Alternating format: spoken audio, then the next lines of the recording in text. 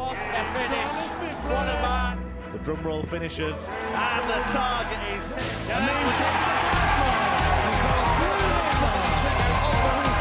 it comes on finals night, and it's another Dirty Harrison! Van Velzen!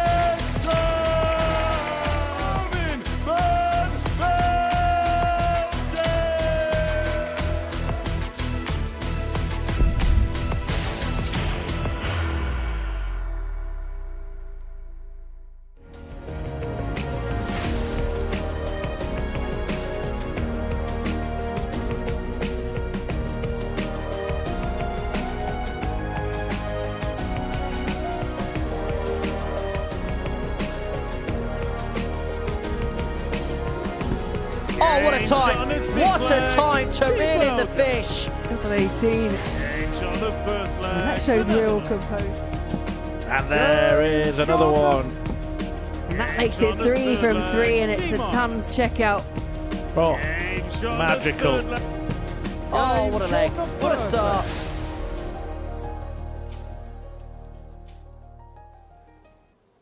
Game on indeed. Good evening. Welcome along to the Modus Super Series Saturday showpiece at this international pairs finals night. It has been twice the drama and twice the fun and twice the quality this week as players have paired up to represent their nations. Current international, England international Laura Turner alongside me. And that aspect really seems to have brought a different kind of vibe this week, doesn't it? Yeah, it really has, hasn't it? It's been a fantastic week. It's a new concept, obviously, here at the Modus Super Series, and one that I think has been really successful. But as you say, we've had fun. We've had some moments here this week, but what we have had is high class and great quality action. We certainly have, and 6 nations have disappeared from this week's field, but 6 have made it through to the finals. Here they are. The Netherlands were the final pair to seal their spot on finals night. Can the towering team of Jimmy van Schie and Danny van Tripe hit the heights this evening? Belgium's team is a duo who played plenty of pairs together. Brian Roman and Zanti Vandenberg got through in dramatic fashion. Are their names on the trophy? England is made up of the experienced pairing of Mervyn King and Steve West. Will they rise to the occasion and take the honours tonight? Team Ireland features a world champion and a world master. Will Shane McGurk and John O'Shea become the Modus Super Series international champions this evening? Wales have had a rollercoaster week, with the inimitable Richie Burnett providing most of the entertainment and Kurt Parry providing most of the maximums. Can the Welsh win the week? Representing Scotland are the former World Cup winner John Henderson and recent Champions Week participant Scott Campbell. They won Group A. Can they take the title? Yeah, stellar lineup, Laura. Is it the 6 nations you expected to be contesting finals night? Yeah, you could possibly also make an argument maybe for Northern Ireland, who just very narrowly missed out. But yeah, based on what I've seen and the way that they've played and this, the calibre of the players coming into it, yeah, it's not a surprise that these 6 have made it through to the final. Yeah, they went out in dramatic fashion in Northern Ireland. We've had drama all week, particularly in Group A, one of the most incredible group campaigns with the most nail-biting finish you have ever seen. It was so dramatic that I could barely get my words out. Take a look at the story of it. International Pairs Week started in style with Team Wales winning all 5 of their matches on Monday. Burnett and Parry registered impressive finishing stats as they had an ideal start to the week. The Netherlands also impressed on Monday, averaging more than any other team, registering 4 wins, including the only ton-plus average of the day. A below-par day for Scotland saw them win only 1 of their games on day 1. Despite some big finishes and tight scorelines, they couldn't find the recipe for success on Monday. Team England walked away from the first day with a solid 6 points in the table and added 6 more to their tally on Tuesday, a steady start for the dream team of Mervyn King and Steve West. A much improved Tuesday for Scotland saw them add 8 points to their tally, only losing out to Team Wales, who themselves were flying through Group A, walking into Wednesday having only lost 1 match and near certainties to automatically qualify for the weekly final. Richie Burnett and Kurt Parry kicked off Wednesday with a 4-0 win, meaning they needed just 1 more in order to secure their spot in Saturday's showdown. However, the screws started to come loose on Wednesday, where Wales lost to Belgium, England and the Netherlands in consecutive matches. Meanwhile, Scotland, who started Wednesday as the 100-1 outsiders to top Group A, were quietly going about their business, registering win after win. And Wales couldn't find a win and ended up in a situation where they had to beat Scotland in their last game of the group in order to qualify. Wales, who started on Wednesday as a 33-1 heavy favourites, miraculously lost their spot at the top of the table by leg difference, with Scotland taking the lead at the death in one of the most remarkable Group A campaigns the Live Lounge has ever seen.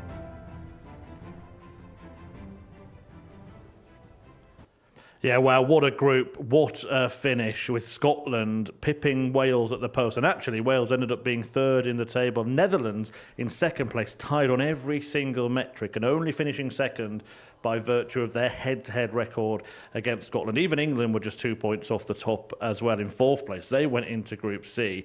Laura, that was one of the most remarkable groups we've ever seen. I mean, have you ever seen a group like that? I cannot recall seeing anything that ended up being quite that tight. But not just that, it was the kind of... Wales went in overnight. They were firm favourites going in. Everyone thought they were going to have their feet up, including Wales, I expect, for a couple of days. But yeah, it really did flip around. We normally say Tuesday was moving day, but in Group A this week, it was all about the Wednesday. Yeah, everybody did seem to think Wales were going to win it, and that Scotland had no chance, including me, as everybody keeps reminding me of. Scotland can still win the group 100-1, and I'll say it again, if you don't understand betting, that means if you put £1 on Scotland, you will lose £1. Double 18. And Scotland have pulled off the most remarkable escape. With 9 consecutive victories, they have gone from near the foot of the table to be crowned the winners of Group A.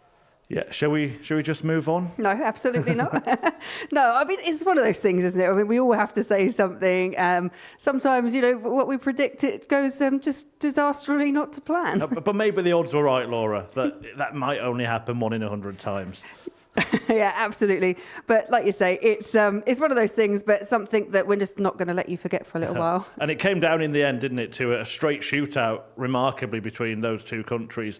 Kurt Parry then missing the opportunity to level that match, and step forward Scott Campbell to complete that fairy tale finale for Scotland. Yeah, and I think fairy tale is the right word, isn't it? Absolutely. And it's the composure and just the levels that Scotland managed to, you know, they had to rely on other results going their way, but they could kind of see it all unfolding in front of them, and up stepped Scott Campbell and just took advantage of the situation, and yet they found themselves top of the group. Yeah, won't be writing anybody off now. What about Team Wales? Because they had that, you have to say, capitulation. They lost the last 4 matches to end up missing out on winning that group when it looked to be a certainty. We saw the odds there, 1-33.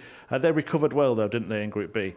Yeah, it was a tentative start, to be fair, in the first evening session, because they lost the first couple of games going into that, and it was ended up, when you look at the whole day, the whole week, it was 6 consecutive wins, but they really did bounce back, and especially that last day, it was all business. It was head down. Yeah, they still had a few laughs, but they were just both on top form, all came together, and they managed to find their way through in the end. Yeah, I'm not sure Richie Bennett really ever had his head down, did he, over the course of the week? Kurt Parry kept his calm, and he scored brilliantly. An inspired choice to make him throw first. What did you make of the team dynamic between the pair? I think they worked really well together. Obviously, we know about the antics of Richie Bennett when he's up on the oche, but it was that balance. I think Kurt just remained very calm, very cool, very collected, but also the firepower that he had, the scoring power, the 180s he was hitting, backing it up with big finishes, and then obviously Richie Bennett, you know, he was there every single time to as he would say, to mop up if Kurt didn't convert. So yeah, I just think they balanced each other out really well. Yeah, and they started their week by winning all of their matches on Monday. They ended it by winning them all on Friday to go top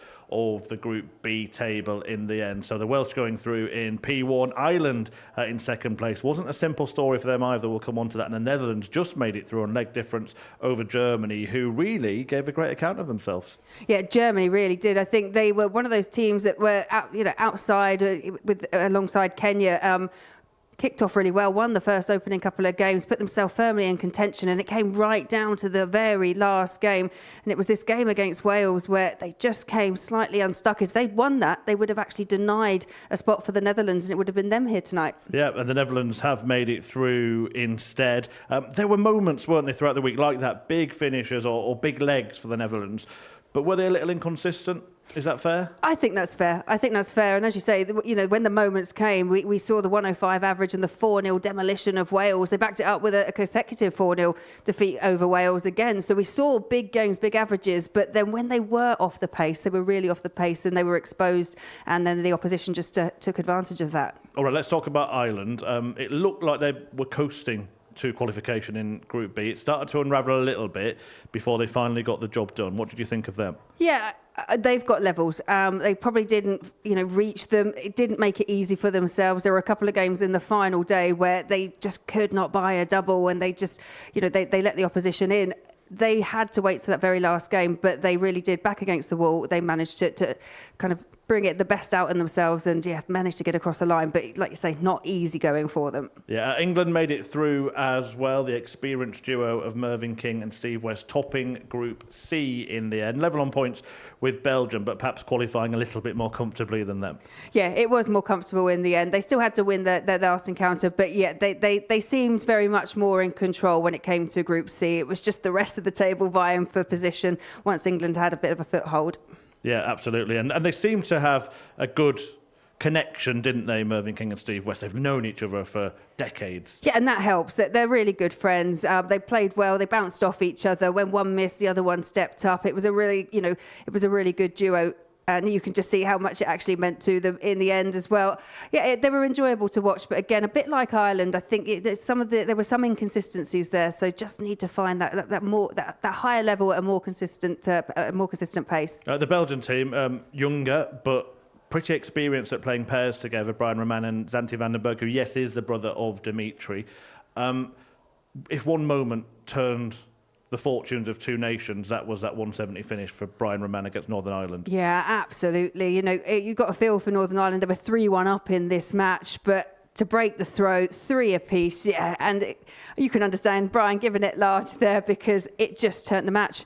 Then they got the opportunity here. I think Duff had just missed a 1-1-8 finish. Brian Roman steps up and it's them in there. And unfortunately for Northern Ireland, it's them going home. Yeah, absolutely. Maybe, like you say, unfortunate for them. Were they the only team really that probably felt they might have deserved to have been here that didn't make it? Yeah, because there'll be a couple of games that they kind of fell by the wayside. A couple of 4-3 results went against them, and I think when they look back at it, there were earlier opportunities in the day to not have found themselves in that situation. It was a straight knockout between the two. It could have been avoided, but hey, that's stars. Well, that's what happened. Now let's talk about what might happen tonight. 6 teams are here, and these are the groups that they're going to be split into this evening. Group 1 features Scotland, Ireland and Belgium. Group 2, we called it last night, the group of death, Wales, England and the Netherlands. Very difficult to try and work out who's going to be the favourites this evening, but the odds compilers have done that, and these are the odds.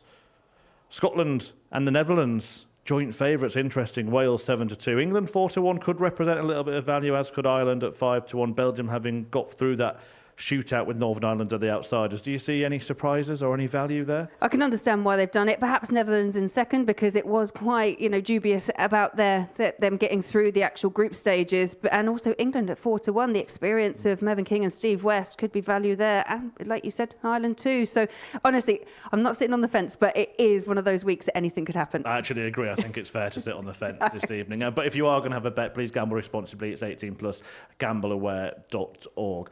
Right, the first match is about to get underway. It's Scotland against Belgium for a full house here at the Modus Super Series, and the international pairs finals are about to get underway. Henry Deacon spoke to both teams earlier tonight. Brian Janty, welcome along to Saturday here at the Super Series. First of all, Brian, it was a dramatic day yesterday. Just tell us from your perspective how you felt it went. It felt all right. It was 5 wins out of 5, so you can't do anything better. Bottom of the group overnight to then finishing second in the group. It all went down to that final game against Northern Ireland, and an inspired comeback from your team as well. Yeah, it's like I told you yesterday. Always keep believing in the game and in ourselves. Me and Brian, always a good pair. Just keep believing in ourselves and in the game, and we will come back. Would you feel like you've been peaking at the right time this week, that you're playing your better darts as the week comes to a close? I've been a better player for the last 2-3 months, but this week I felt a little bit down when we lost to Poland, I think it was on Thursday. Then I had a little pep talk from Xanti. Normally it's the opposite, but he had to give me a little pep talk, and after that we didn't look back. What do you think's been the key behind your teamwork this week? Like I told you, believing. It sounds boring, but it's just the thing. Always believe in each other, and that's what we did. We never were thinking it's over. He told me, he just keep telling me, we have it, keep going. And that's what we did. The main reason that we play so well is because if we didn't make Saturday, he had to go to Hildesheim to play the development tour, but he didn't want to drive 12 hours, so that's why we played better yesterday. Exactly. All sorts of inspiration. Right. Last question then to the pair of you. What would winning tonight mean for yourselves and to win for your country? I don't think it will mean it. No. All jokes aside, it will be amazing. To do it with my best mate, it's amazing. Like I said yesterday as well, it's the first thing. Well, the first pairs week you have to win the first thing of anything is special.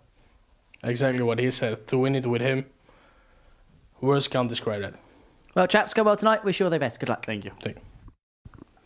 John, Scott, welcome along to Saturday here, International Pairs. First of all, let's go back to Wednesday and how crazy a day was that in the end? It was quite mental, wasn't it? I don't think anybody gave us a chance about getting through, but we just did what Scottish did. We dug deep, we got the wins, and we did what we needed to do, and we scraped through. But no, it was very close. Going into Wednesday, what was the mindset? Again, just make Group B. I was wanting to play at night. Didn't really fancy playing in the morning again, so that was just make sure we won a few games, make sure we're in B. You've been involved in a lot of scenarios here at the Super Series, John. Is that the craziest one you've been involved in yet?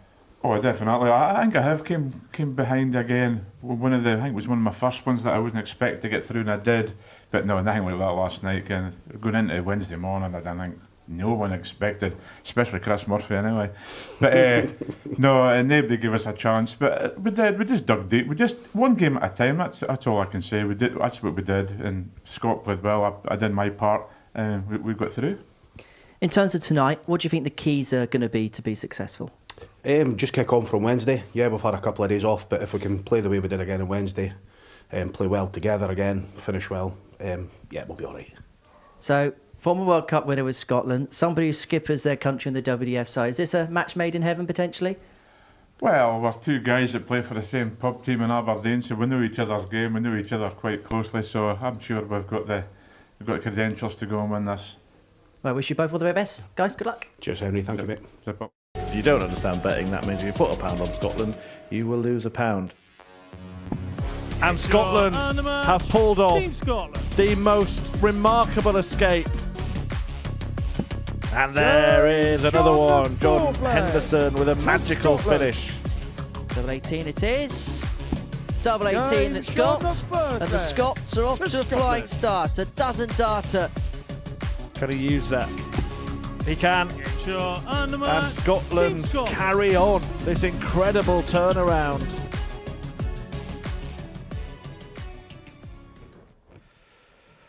Yeah, here we go then. Scotland, who got that against all odds Group A victory on Wednesday, taking on Belgium in the opening match in front of a full house here at the Live Lounge in Portsmouth, UK. Belgium, featuring Brian Roman and Zanti van den Berg, will take on John Henderson and Scott Campbell of Team Scotland. No predictions from me this evening, you'll be pleased to know. Apart from this, stay with us and you are guaranteed a brilliant, dramatic night of sporting entertainment, as told in commentary by Laura Turner and Henry Deacon. Thank you, Chris. Very good evening, everyone. And so it's time to answer the question. Who will be the premier pairing here at the Super Series? Scotland against all odds won Group A, and Belgium against the odds themselves got through Group C. They were bottom of the table going into Friday's action here at the Live Lounge in Porto. But Brian Roman and his partner Zanti van den Berg won all 5 of their matches to progress their way through to this evening's finale. John Henderson, the 52-year-old, of course, a former World Cup winner for his nation, alongside Peter Wright. That was back in 2021. Whereas for Zanti van den Berg, the first time he's really been thrust into the spotlight, the younger brother of former world match player and UK Open champion Dimitri. As for Scott Campbell, he's the captain of the Scotland WDF team and was skipping the side in the British Internationals in Skegness not too long ago. He was here a couple of weeks ago for a big night with Scott. He made it through to the semi-finals of Champions Week, but he is hoping to make it a couple of steps further alongside not just his teammate, but very close friend, John Henderson. Not just are they teammates here tonight, but they also play in local competition alongside one another. Two of the closely acquainted teams go head-to-head in the first game of the evening. Jack Garwood from Nottingham is your referee, a world-level official. And I'm happy to say that alongside me this evening is Laura Turner to watch all of the action in front of a packed house here at the Live Lounge in Portsmouth. Yeah, it really is a packed house, and very much looking forward to seeing how tonight's action unfolds. I think you can guess from the conversation Chris and I were having, it was one of those ones really hard to call. Vandenberg finds the first maximum from the off. Well, usually on a normal Saturday night here at the Super Series, we have a rough idea maybe who's been the standout player or not. But there hasn't really been that sense this week. It feels like the 6 teams that have been pitted into action, they've had their on moments, they've also had their off moments. There's not really too much to split the 6, which is why the bookmakers are having a tough time to make things out. That's why they put Scotland and the Netherlands both as 10-3 joint favourites to win the night. Yeah, it's not easy to separate them. Often when you get to these stages, especially here at the Modus Super Series, you know, you're trying to analyse what one player has done. Now you have to try and work out how both players of a team have done, and you know that they've got to get everything coming together at the right time. There's a lot of variables that can happen in pairs.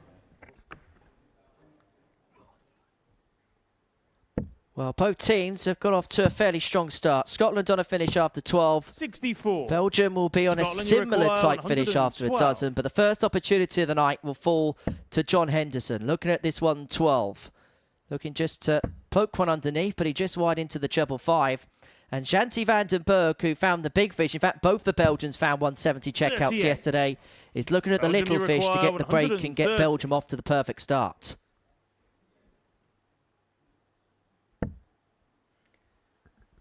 Yeah, just the wrong side of the treble 20 bed will afford Scotland 94. a chance to hold here in this opening leg. And so the responsibility will fall to Scott Campbell, who's going to get a dart at double top to keep a hold of Scotland's throw. If not, Brian O'Man is back for a favoured double 18. 34. And he is going to get a look at it. Belgium, you require 36. The first break opportunity is 18. Not taken. Scotland, you require 40. Yeah, Brian O'Man will be disappointed. One of his favourite doubles on the board.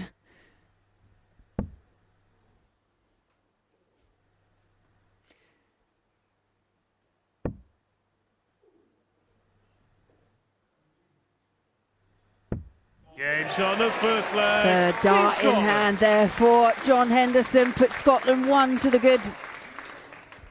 Second leg is it was rather nervy as well, wasn't it, from Hento, but managed to put away the double 5 in front of a packed-out crowd here at the Live Lounge in Portsmouth. A few of the players that played this week are also in attendance tonight.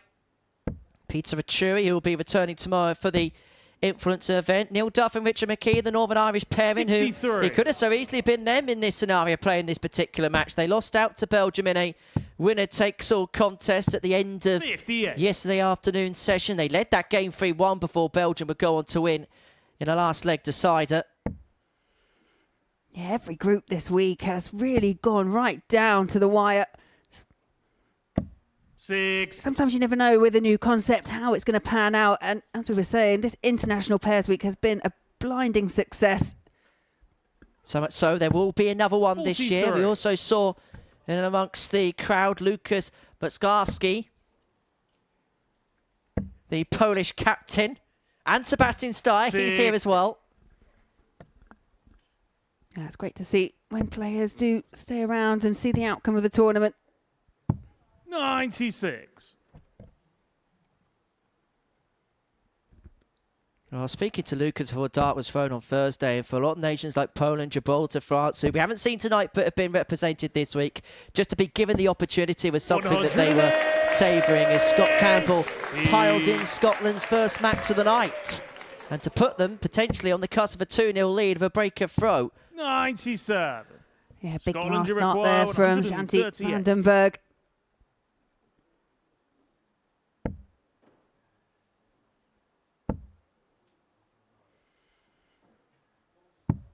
92. Belgium, you require 139. I was going to say, we've seen some show-stopping finishes from the Belgian duo, but won't be adding the 139. Scotland, you require 46. And so this a break chance for Scotland and a great chance to really wrestle the early ascendancy. But Scott Campbell has missed the big number, 35 left. And so we'll look at double 16 to double the lead. No mistake. Scotland 2 up. And are in a very comfortable position in this match. Well, we'll see the King a little bit later on. Him alongside Steve Rest representing Team England. And they are in a group of death, as you and Chris Murphy have described it, alongside Wales and the Netherlands. But Scotland is just beginning to click into gear here. Second 180 of the match. And all of a sudden, Belgium could find themselves in a real spot of bother here. 95. Yeah, they did play in Group A on 3 occasions this week. It was a 2-1 in favour of Team Scotland. And all of that doesn't matter when you make it through to finals night. 42. Well, in fact, this is a meeting between the joint favourites and the outsiders of the six to win tonight. As I mentioned, 59. Scotland alongside the Netherlands 10-3 to win this evening. Belgium, just like they were yesterday, written off 17-2, the sixth favourite of the nations competing tonight to go on and 97. lift this title. And the one thing I did like about the campaign that the Belgians had, especially, they really did look down and out for a while and just managed to pull everything together. They actually, we know they went through the card on the last day, but they actually won the 2 games before that as well. They had to win 7 games to ensure that they found a way of qualifying. 62. Potentially an opening here for Belgium if they can score big here. 60. But only a 60 Scotland doesn't really require apply the pressure 120. on John Henderson, who's looking at this 120 for a 3-0 lead. He's found the treble, but because of the way that first dart was pitched so high on the bed, there was always a possibility of a bounce out with dart 2, and that's exactly what's happened 65. there. And to try and Belgium make up for that require particular area, he went high and then 152. drifted wide into the 5. Vandenberg was looking for a showstopper. 100. Recovers well, and a bit of pressure here. Require 55. So for 3-0.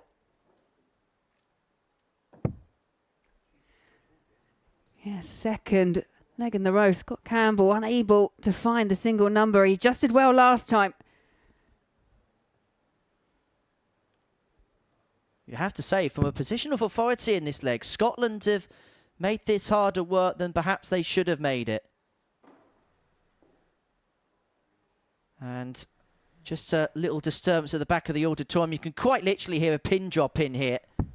And Scott Campbell's done very well to recover there. It was one of those moments where inside a very small auditorium, if something perhaps just drops to the floor, even something as small as a beer mat, it will make a big noise. Game on. But Scott Campbell holds himself together as Scotland have a 3-0 lead. And Janty van den Berg looking to lead the Belgian charge. If they don't win this game, if they can at least pick up some legs, it may help them out later on, because legs difference more often than not comes into play in these small pools. Yeah, I was going to say the same thing. What you don't want to do is go down 4-0, because it becomes very, very difficult then.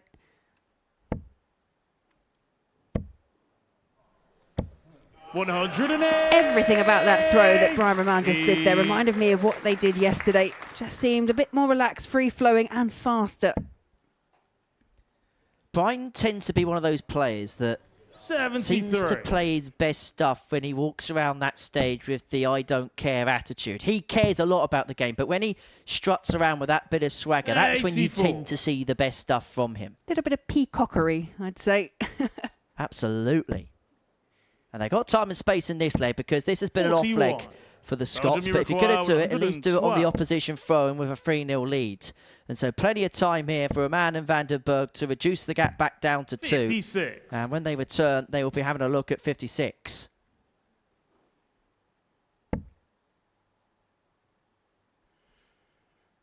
One of the questions we often ask, isn't it, is when someone comes through via Group A is, you know, do they get affected by the fact that they've had a couple of days off and everyone else has been playing? Well, I have to say, from what I've seen from Scotland so far, it hasn't been a problem. 36. Well, 5 missed starts at a double for this Belgian pair, but on that occasion, it's not going to be punished. But is it going to be put under pressure next time round? Henderson needs another treble to ensure that's the case, and Belgium, so you require 20. they'll have a couple of visits to the board if they so want to reduce the gap back down to 2. But Roman only needs 2 darts, back to 3-1, and Scotland forced to serve it out. That the family of Brian, partner and children here tonight, making the trip from Belgium to Portsmouth. 41. And there's Team Kenya, Peter Vachuri and Manpreet Kelsey. I think he's going to be a popular addition to the influencer event tomorrow, isn't he? A thumbs up to all of us in the crowd. Yeah, they were a wonderful addition to this week's International Pairs event. And good to see different continents being represented as well. It wasn't just a sole European affair. Oh, very much so.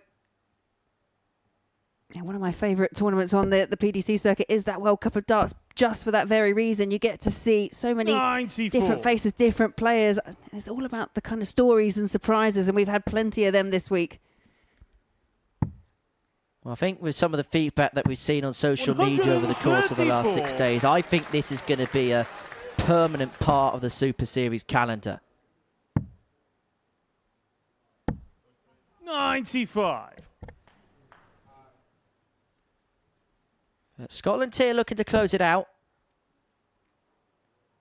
They can get through 219.6/9 darts, and it should be enough to complete a 4-1 victory. 60.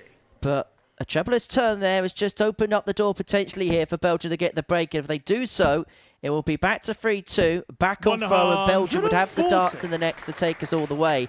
And we do know that Belgium this week have form for mounting comebacks. 85. Belgium, you require 127. Well, they were in this position in that match that they had to win against Northern Ireland. They were 3-1 down.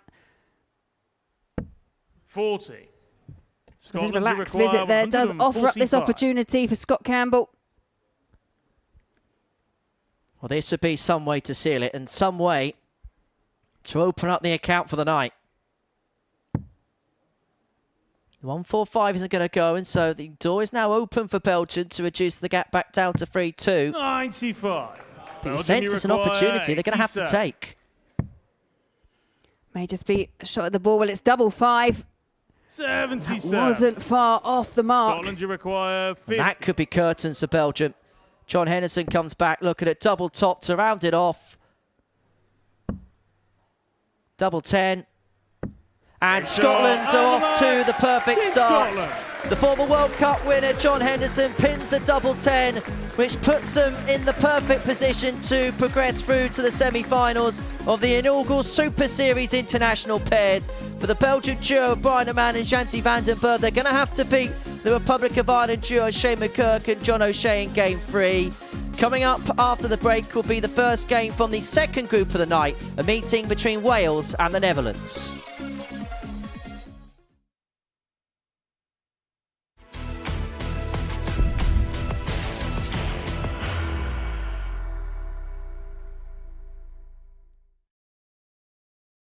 Are you ready to lift that trophy, Darius?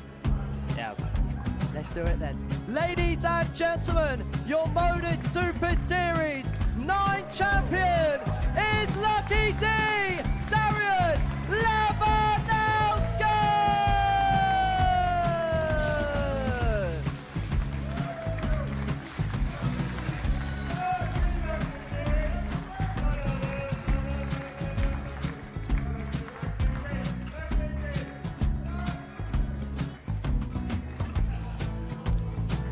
Well, what a wonderful night of darts we have seen, and we are ready. Our champion is ready, and it's trophy. So receive the trophy. £25,000. The new Modus Super Series champion, the Terminator, Marvin Van Velzen.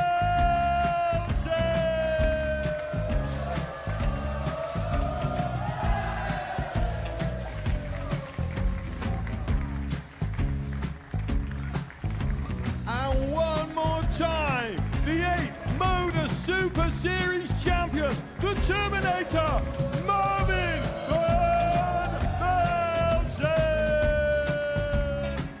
And the new Modus Super Series champion is Andreas Dirty Harrison.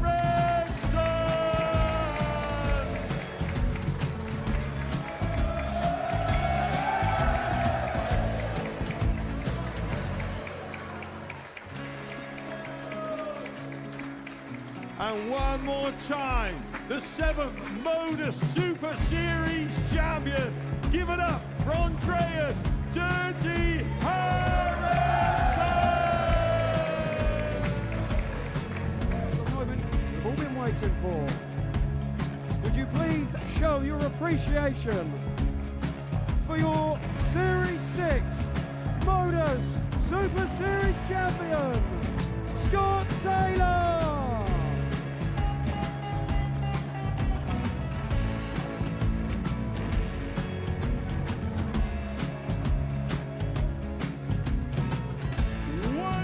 Time, your new Modus Super Series champion.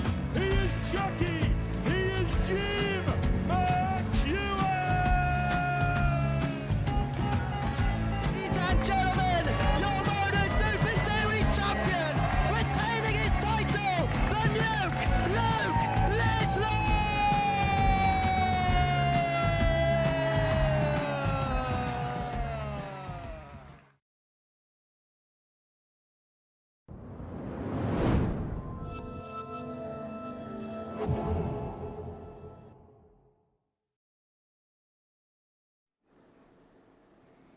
A full house here at the Live Lounge in Portsmouth, and we've already seen the opening match of the evening go the way of Scotland. A comprehensive 4-1 victory over Belgium in Group 1. Attention turns to Group 2 next. We're going to see the Welsh duo of Kurt Parry and Richie Burnett taking on the Dutch pairing of Danny van Tripe and Jimmy van Ski. And these two teams, well, they've been really entertaining all week long. And as ever, Richie Burnett had a few comical words to say in his interview. So stay tuned for that. But first up, let's hear from Team Netherlands.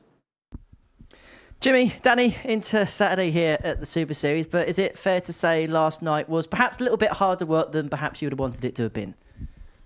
Yes, I think so. I think we played all right, but we can play way better. And we were a bit lucky that we went through because it was not in our hands. And but we are very happy to be here.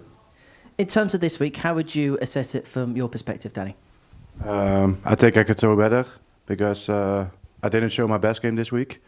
And I'm happy Jimmy started almost each game, because the most of the legs were between 15 and 18 darts, and my finishing was good, but my scoring was terrible.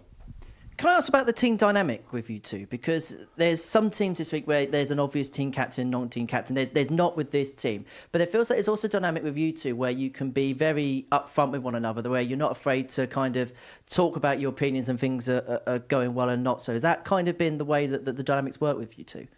Yeah, if you ask me, I think so. We say each other what we think and how we feel. So if he feels better, he can start for me, and the same way. Like for me, if I feel good, he lets me start, and If I have something to tell, I'll tell him. I'm not going to give him on my mind, I'll just tell him.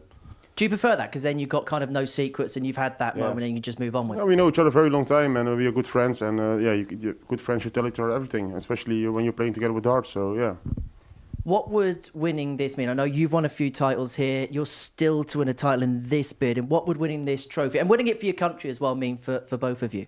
It means a lot, because we are playing for our country. It's not the same as the PDC World Cup, but you still play for your country. And to win this title with this kind of players, it's an incredible achievement. I completely agree with that, yes. Been great watching the pair of you this week. Ever look forward to watching you again tonight. Fellas, good luck. Thank you very much. Richie, Kurt, great to see you here at the international pairs. Richie, begin with you. How would you say the week's gone? Well, like I say, continuing on, like, glad I played a lot better than last time I was here. But like I say, it's wires. But this guy has been amazing. I say, look, loosen the shoulders, I'm behind you for backup. And by Christ, has he done well. I mean, I've been hitting 43s. And I've hit worse 180s in them, you know? If that makes any sense.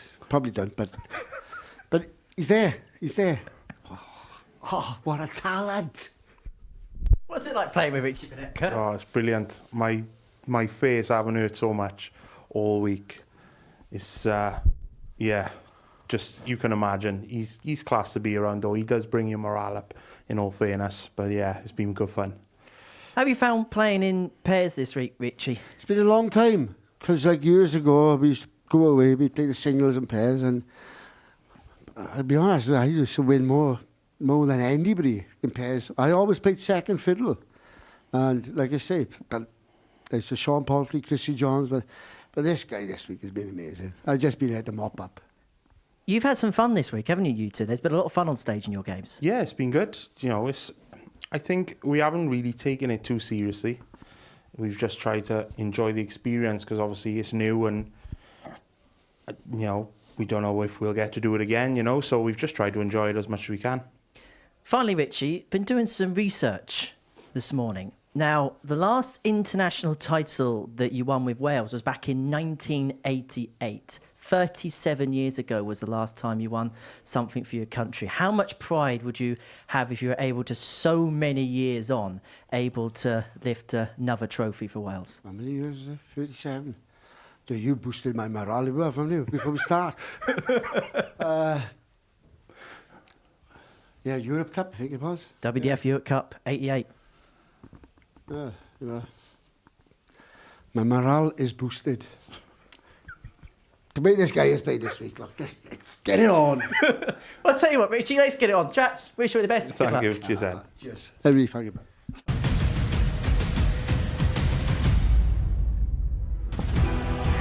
Burnett's back, baby.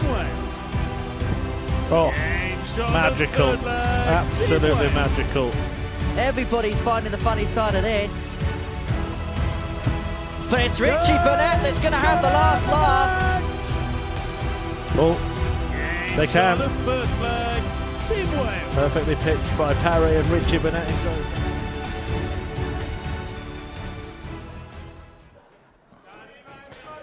Well, here we go then. Wales against the Netherlands in the second match of the evening as Group 2 gets underway. And, well, Richie Burnett had his morale boosted by Henry Deacon in that interview. It's Jimmy Van Schie who's been getting his morale boosted on stage, because as always, Jimmy Van Schie has attracted a group of fans to the Super Series tonight. They always seem to back the towering Dutchman. It's going to be a lot of fun, particularly with Richie Burnett on the stage, 58 years of old. 37 years ago, apparently, he was playing in pairs matches for Wales. He's been reminded of that tonight. Will he be taking a title alongside the brilliant Kurt Parry? Definitely in agreement with Burnett there. Parry has been fantastic this week.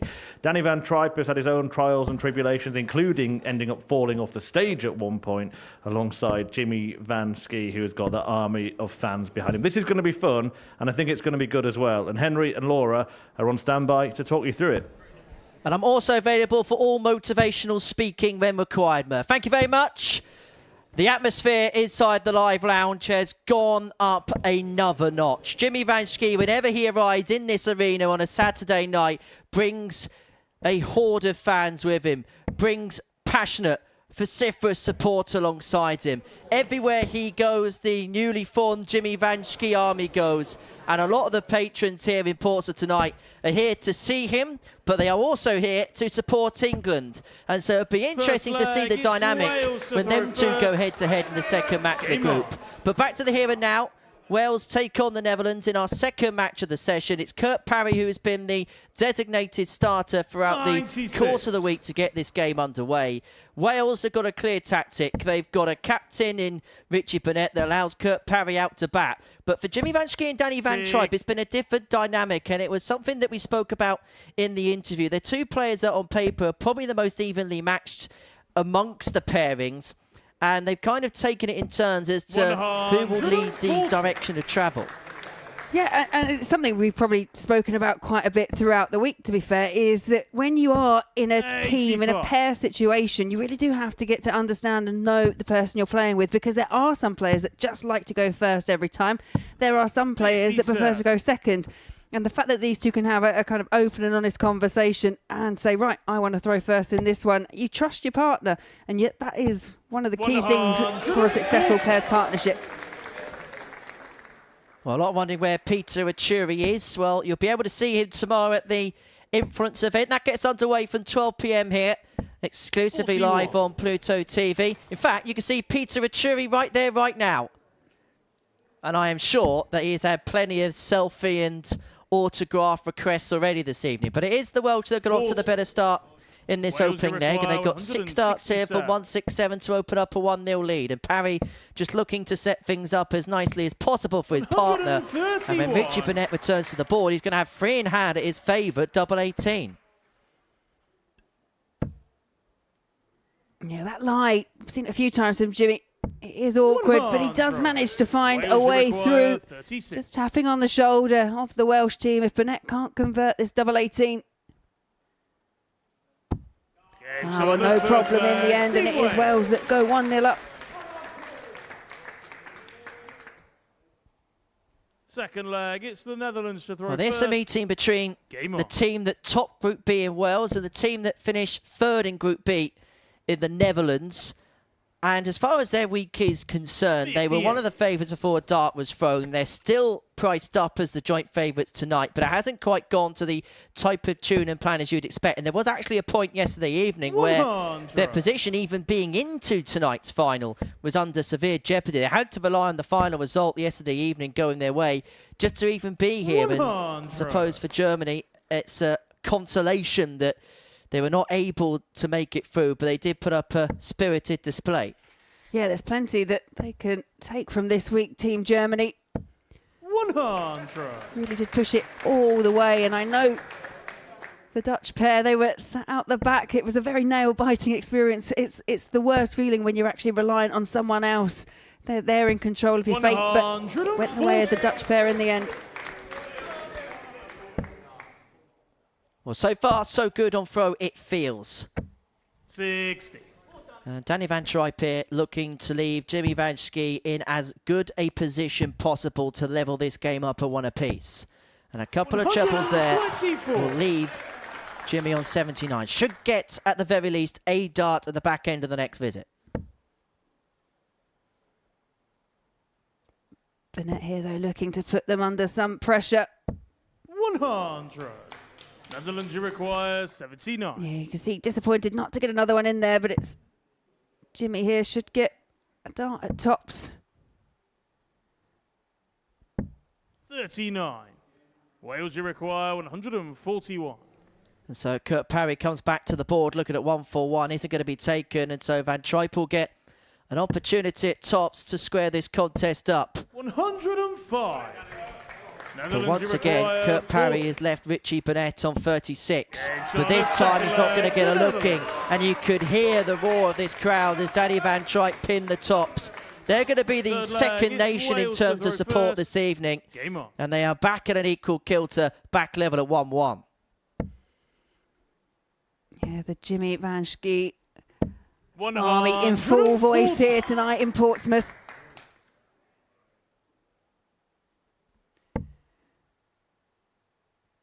And the one thing I will say, I know that we've seen Kurt Parry here on an individual level, and we know that he is a really solid player, but this pairs partnership really seems to have brought out the best in him this week. Oh, certainly.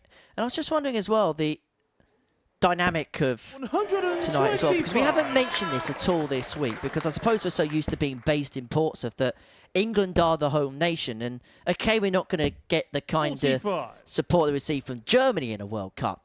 But if push comes to shove, a lot of people would want to see England win tonight because of the nationality of a lot of people in the building tonight. Yeah, quite possibly. Yeah, you have that additional dynamic, whereas normally you get players that come down, you have your firm favourites, as we've probably just touched upon. You know, Jimmy van Schie over from Holland, but has just won the hearts of a lot of the local people in the Portsmouth area. That's David Williams. aka Darts for Fun, heading in to Portsmouth a day early. He's going to be playing tomorrow as well. As is that man in your picture, Richie Burnett. I'll be honest, I don't think he has a clue who any of those people on the other side of the bracket in the influencer draw are. 140. He'll just go up there, be himself. 123. Treble 18, the target. Just slightly low. 55. Netherlands, you require. Well, so far, it's felt like a game that's gone very comfortably with Fro, but Jimmy Van Schie can change that fact if he finds the 161, if he finds the bullseye. Well, you would have heard it before you saw it.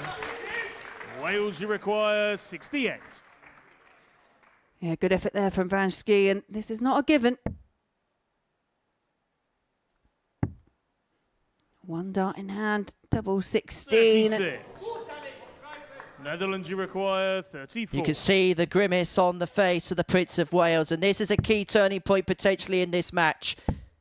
If Danny Van Tripe can find double 8, but it goes too high, and he has presented another opportunity for Kurt Parry 32. to cling on to the Welsh throw.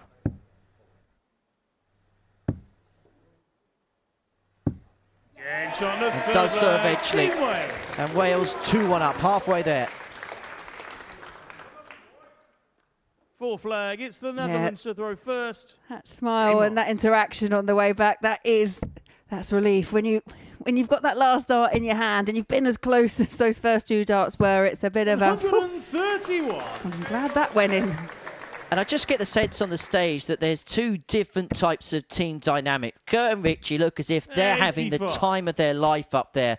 But for Danny and Jimmy, and as we mentioned again in the interview, this is pure business, pure poker face. And maybe in a normal Super Series week, the Danny Van Trippe incident, as we called it, may have been something laughed off. Everybody else was finding the funny side of it, but Danny, with that laser-like focus, wanted to move on as quickly as possible. If anything, 32. It looked like he had a little bit of a grievance of his team over the fact he was chuckling over it. Yeah, it was a rather unique moment in terms of things that have happened here at the Super Series, but yeah, you're right. I do think this is very a business-like approach from the Dutch duo, but Wales, I think they've just stayed true to their character and their form throughout the week. 100. Yes, as soon as they toe that oki, they want to win, but they're just keeping themselves kind of calm, relaxed. Well, there's no point changing anything because Richie Burnett isn't going to change. Big fine with that last start there, though, for Danny Van Tripe, leaving a 1-2-1. If he went trebleless with that turn, he may have been left just a little bit susceptible. Only a Maxim really would have applied real pressure. 140 does leave Wales on a finish. 100. But unable to find 2 trebles, and so the Netherlands have 6 starts here from 1-2-1 to level up at 2 apiece, which is why Van Schie goes 25 first. Was looking for the treble 20 to leave double 18, but Van Tripe should get 2 darts in his hand when he comes back to the board. 135. Netherlands, you require 56. Wales just reminding them they're just behind. If Danny Van Tripe cannot find double 10, 46. And he can't, and it is a break Wales opportunity here 49. for Richie Burnett and for Wales. Is this the turning point in the contest?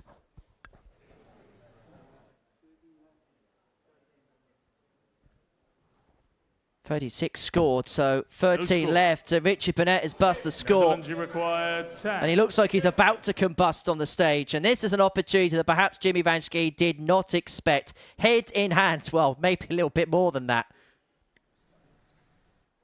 He can't believe it. It was a golden opportunity. No score. But, well, I don't think anyone was expecting that in response from Jimmy Van Schie. Well, it feels like one of those legs as to who's going to keep themselves together. And after all that, Kurt Parry only had a dart at double 16. Well, 6 darts effectively. 2 turns Wales have had effectively to break the throw. And they only got 1 dart at a double as a result of it. And Danny Van Tripe picks the pieces up eventually by pinning double 2 to make it 2-2. A leg that both teams will want to very quickly put to the back of their minds. Yeah, strange ending to the leg, but it was The Dutch duo that got over the line in the end. 85. I mean, these two pairs have played each other every single day this week so far, and we've had some real battles, including actually the best average of the week, which came via the Dutch pair. 105 average and a 4-0 demolition of Wales. Well, on paper, you would say that on current form, this is the strongest pair in the competition.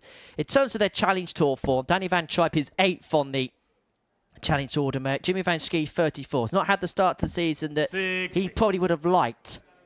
Van Trijp won a Challenge Tour last weekend in Milton Keynes, beat Graham Hall 5-2 in the final of that particular competition. And it's been a good response to losing his tour card at the end of 2024. It could have been a real crossroads year for him, but it looks like he's rebounded from that setback well. And in a different environment, a pairs environment, he has provided the goods once again for his country.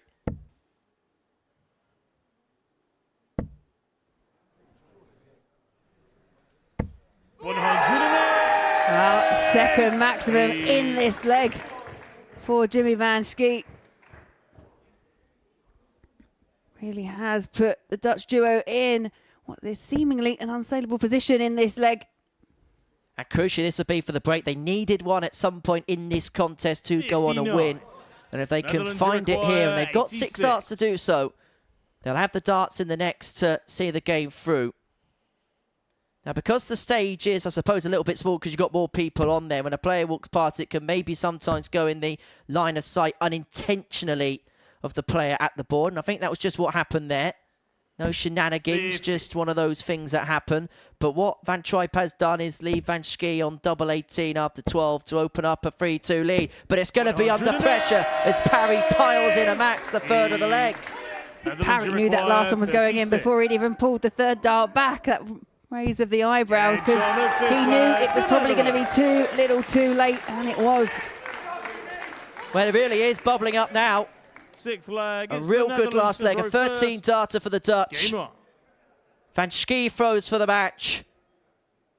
And his army of supporters are willing him on. The decibel levels just begin to go up a little bit here at the Live Lounge in Portsmouth. There they are, the Van Schie army. They come here every single time he plays.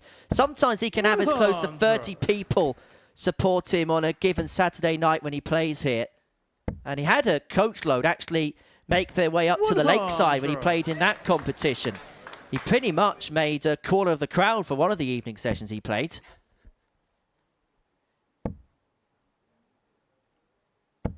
Yeah, Jimmy van Schie actually did have an exceptional 2024 when it came to the WDF circuit. Picked up 8 ranking titles, was up to WDF #1 as well, but just didn't quite happen for him in the Worlds. Lost out to Jarno Bottenberg in the end. 84. I feel Jimmy's at that particular stage of his career now where everything was a free roll last year, but this is the first time where there's been pressure on his shoulders, and sometimes it can be difficult to adjust to that. As for Kurt Parry, that's his 2nd max of the match. And for the 2nd time, he hits the maximum to apply pressure on his Dutch opponents. And for the 2nd time, Danny van Trijp responds in kind. Yeah, the 161 now not able to go, but good recovery with the 2nd, because the first dart was awkward. 95. Netherlands require. And so this 92. For the match.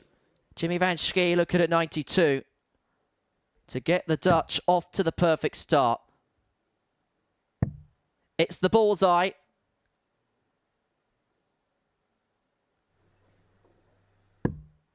It's not there. It clips the 25 wire. Requires 66. Is this a match-saving chance here now?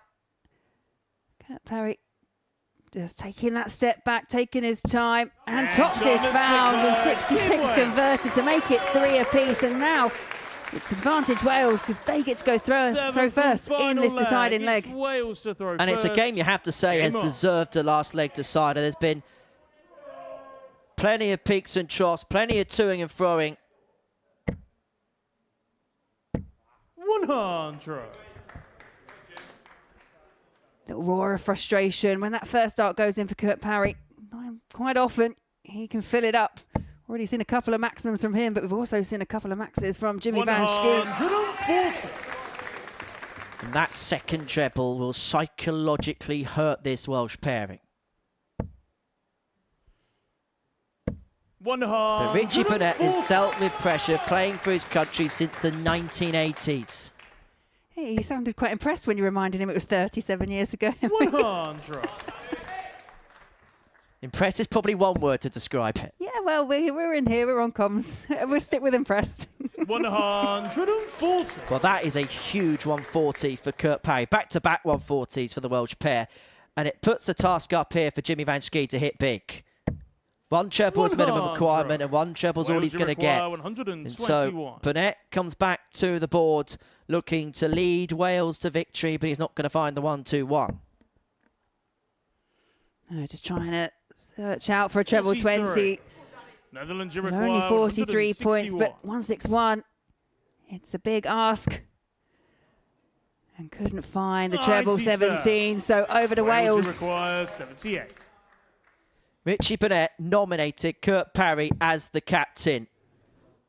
Can Captain Kurt deliver?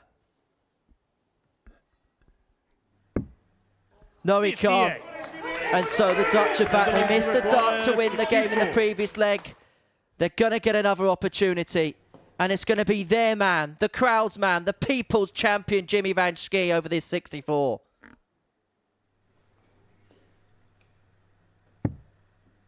It's going to be one dart in his hand. And that dart's at double 16. 48. He cannot take it. And so Wales are back for victory once again. 20. Well, both have had match-winning chances. Shake of the head there for Jimmy Van Schie as Richie Burnett steps up. And Richie Burnett does find double 10. And it is a 4-3 victory for the Welsh pairing of Richie Burnett and Kurt Parry. And what a celebration in the end. It was an epic battle between the duo. I think it was one of those ones you could have carried on watching it for quite a while, but here's the stats. It's 4-3, as we say. Averages both around the mid-80s mark. 4 from 10 for Burnett and Parry, and that's what got them over the line in the end. Well, we'll take a very short break, and then we'll be heading back to Group 1 to see Belgium take on Ireland.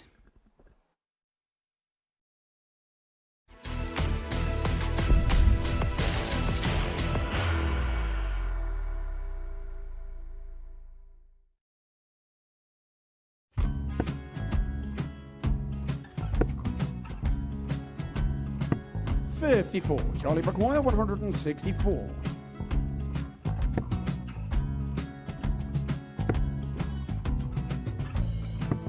44.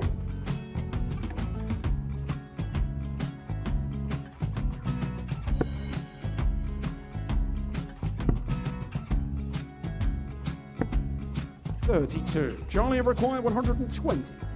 Well, 120. He's got a fair, at least 2 handfuls at this. Just needs to stay 60. there. That's a good shot. Halves his score. Leaves himself on a 2-darter.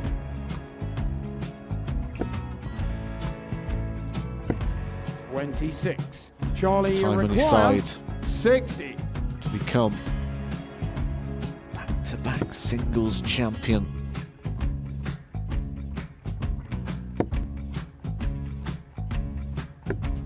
$40. Definitely a couple of nerves in those last 2 darts, but he'll be coming back. It's a moment he's been in before this situation. Standing at the back of the stage, Charlie approaching the required jockey with a 20. chance to win the title.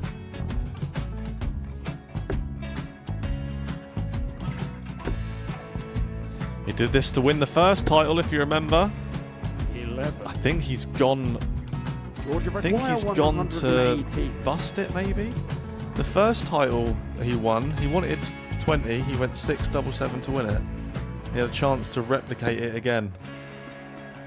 Yeah, I get the feeling that was for a bust, and 39. on that situation there, George Scaife wasn't even 9. able to take it out going to the 18s on that switch. Yeah, I think he just panicked a bit, but he's done well to get that big one.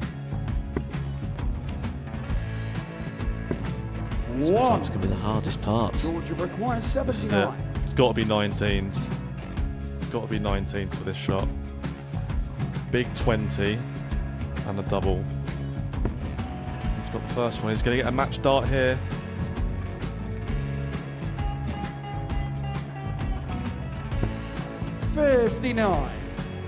Charlie Threw the entire body into that one. Just didn't want to let go of the dart.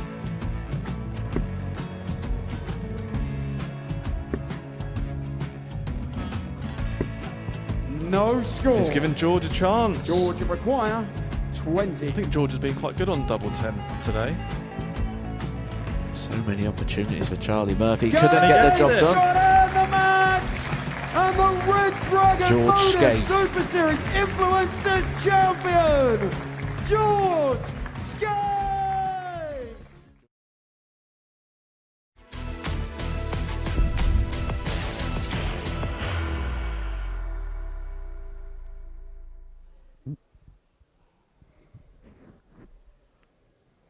Yeah, we promised you drama here at the Super Series on this International Pairs Finals night, and we have got some already. A last leg shootout between Netherlands and Wales. Jimmy Van Schie, they're missing double 16 to get the match won for his team, and step forward Richie Burnett to take out double 10 to get a victory for Wales. That could be pivotal in their group. Enormous win for them. They're going to take on Team England as well in the group stages tonight. Before that, Scotland got a 4-1 win over Belgium in Group 1. So Belgium are in need of victory against Ireland in the game that's about to take place to keep their hopes alive. Shane McGurk and John O'Shea appearing for the first time this evening, and the Irish pair spoke to Henry Deacon earlier on. Shane, John, welcome along to Saturday night here in International Pairs. Shane, we'll begin with you. What's been the overall assessment of the week from your perspective? Yeah, it's so far so good. We come in here at Group B to do a job, to get into the top three, to get into the finals tonight. We're now pushing for where we were finishing, whatever it was, but after the first night we were sitting top, 3 wins out of 4. You can't, when you come here, like, this is the games you need to win, and to get 3 games out of 4 is incredible. Like, so we haven't clicked fully yet. We can play way better than we have. The fact that we're actually winning games here, and we have clicked, but we could definitely have more in the tank, and we're going to show it tonight, hopefully. What do you think are the key components behind the teamwork of both of yourselves? I suppose the best way to describe it really would be that if one guy is playing not to his standard, the other guy kind of compliments him and helps him along, like, you know what I mean? Like, so there were times there where we were both playing well, but there was also times when I wasn't scoring, but I was finishing, and Shane was scoring, and vice versa. And I think you just give each other encouragement. Really, that's the bottom line, really. It's been a great year for yourself winning the WDF World Championship. It's been obviously great times for yourself in your career winning the BDO World Masters, the last BDO World Masters. The fact that you've both won major tournaments on your own, and I know you've both been very proud of representing your country doing it. How nice has it been for the pair of you to share the nation's flag, playing for Ireland together?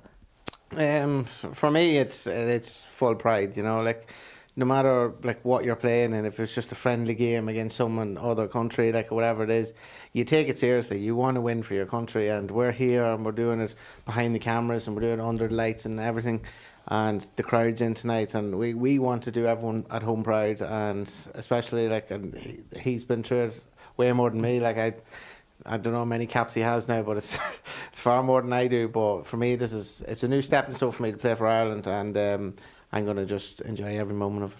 Be an emotional one for you tonight if you win, John? Of course. Look, you can achieve a lot of things in a lifetime, but playing for your country, no matter what sport you play in, is an achievement in itself. So to wear the colours of my country with Shane, like you said, the WDF World Champion now, like a few years back when I won the World Masters, but the bottom line is when you put your colours countries on, it's completely different, and yeah, it's brilliant. Well, chaps, first of all, happy birthday from yesterday, Shane. And secondly, all the very best tonight. Go well, chaps. Cheers, bud.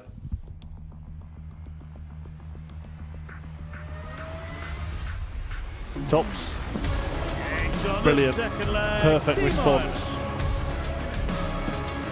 And that's exactly what occurs. And that makes it 3 from 3, and it's a Tom checkout. So, the full flag, Team Ireland.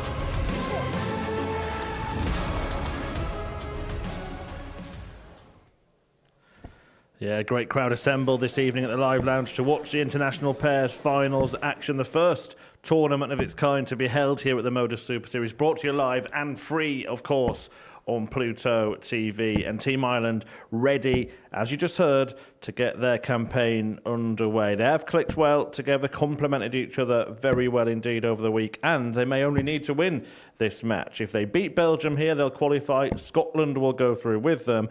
For Brian Roman and Zanti Vandenberg of Belgium, a 4-0 win would actually qualify them at this point. If this goes 4-1 the way of Belgium, then we do, of course, have the prospect of a potential 9-dart shootout. But maybe we'll think about that a little later on. We've got enough drama already this week, and already tonight, haven't we? Zanti Vandenberg, 21 years of age, from Antwerp, brother of Dimitri, carving out a career in his own right. And as mentioned, the WDF World Champion Shane McGurk, winner of Week 4 in the previous series, paired up with John O'Shea and looking to win this match and send Ireland through to the semi-finals. Back to Laura and Henry to talk you through it.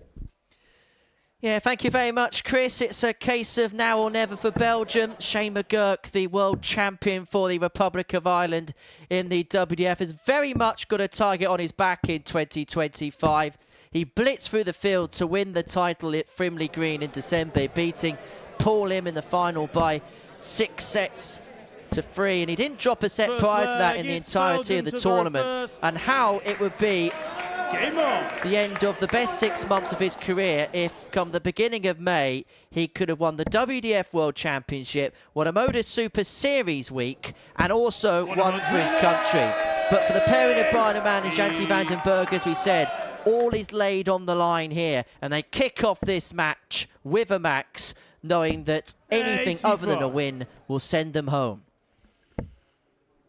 Yeah, and they were solid in their opening performance, but 140. I thought Brian Roman, I think he thought it too. That third one was going in, but what a start. 180, 140. Already just piling on the pressure on this Irish pair. 85. Well, we saw yesterday when they were in the doldrums in Group C, they were able to find their best stuff, winning all 5 games, going 96. from bottom to second in the group. 25-1 with the bookies at the beginning of yesterday's play. And this is a pair with pedigree. Roman, a 5-time winner of WDF titles in his career. And he's looking to get his country off to the perfect start. Misses tops below there, but Zanti will get free at double 10 upon his return. Yeah, Ireland won't be panicking as of yet. 20. This is on the Belgian throw, but they can take this cleanly. What a confidence boost it would be for Belgium. 12. Well, I saw that his opponents were on 205, and so sensibly allowed Brian Roman to come back for double 4, which is between his 2 favourite targets on the board, double 18 and double 13. 8. Down for double 2. And if this doesn't go, there would have been trouble. But Roman will not find himself in the madhouse because he finds the madhouse. 1-0 Belgium. It's Ireland to throw first. That was a bit oxymoronic, I know.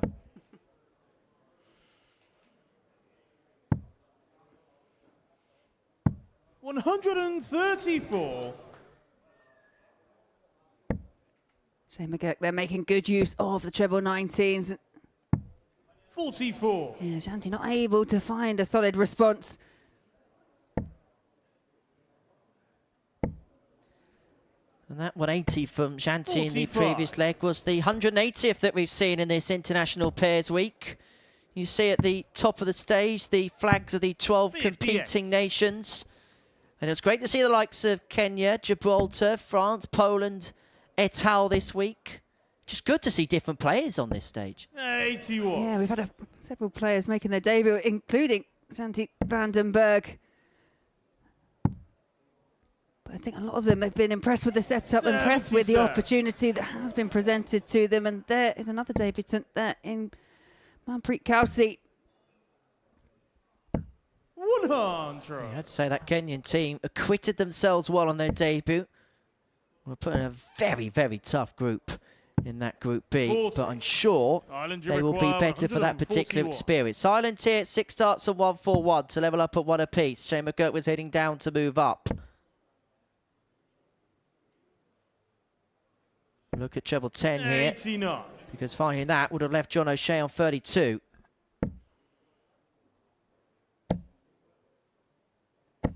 100. Well, so far, Ireland, you require it's felt like a 52. game where both legs have comfortably gone with throw.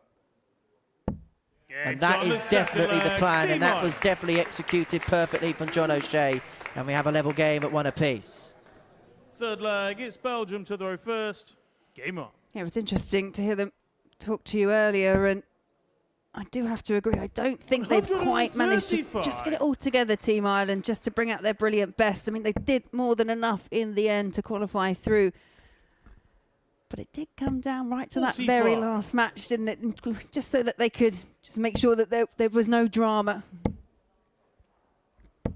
But I think both John and Shane will know if they both click at the right time, it's going to take a very inspired performance to stop them. I agree, and yeah, just clattered into one of those other two darts, took the power out, and didn't have enough force to stay in the board there for John O'Shea. That dropped like one of those 46. 2p coins on the penny arcade, like on Tipping Point. Yeah, it did. 58. Well, luckily, the only question we'll be asking is who is going to be the premier pair here at the Super Series? 140. 140 there for Roman, leads Vandenberg on 120 upon his return. The only way Ireland could have left themselves on a finish there was with a max. And so Janti 100. will have first Belgium, look at the require board. In 6 here, 120. Belgium want it to move 2-1 to the good. Could be done in 3. 100. But just below the double top.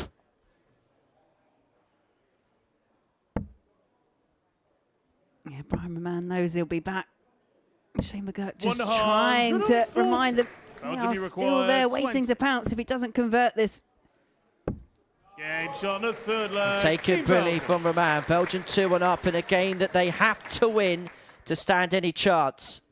Fourth leg, it's Ireland to throw first. Has a little glance over Game to on. his family. Is that the inspiration tonight for the Riddler from Belgium? 60. Yeah, already an early opening here. Shane McGurk not able to find a treble. And 82. Santi Vandenberg there finding it last start of asking.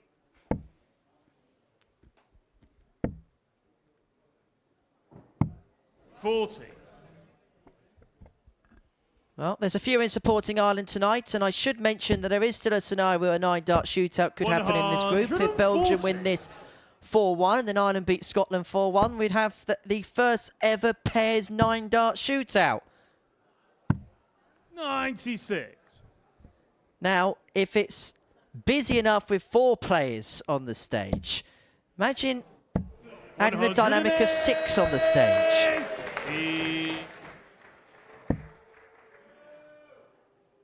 A rather interesting thought. We've got a while to go 98. before we get Belgium, to that point. 99. Treble 16 would have left the double. 51. And Belgium in a very good position here to get the break of throw. You have to say, though, the Belgian pair 57. playing with Belgium, real you require sense of urgency, 48. good pace.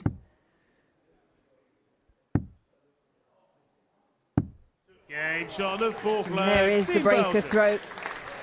And now they have the chance here to serve it out. Fifth leg, it's Belgium to throw first. Well, for Game on. Belgium, the biggest improvement has been by way of their doubling. Their scoring in their match against Scotland wasn't too bad. They averaged 84.5, but missed 7 darts 45. at a double in comparison to the 50% strike rate of the Scottish duo Scott Campbell and John Henderson.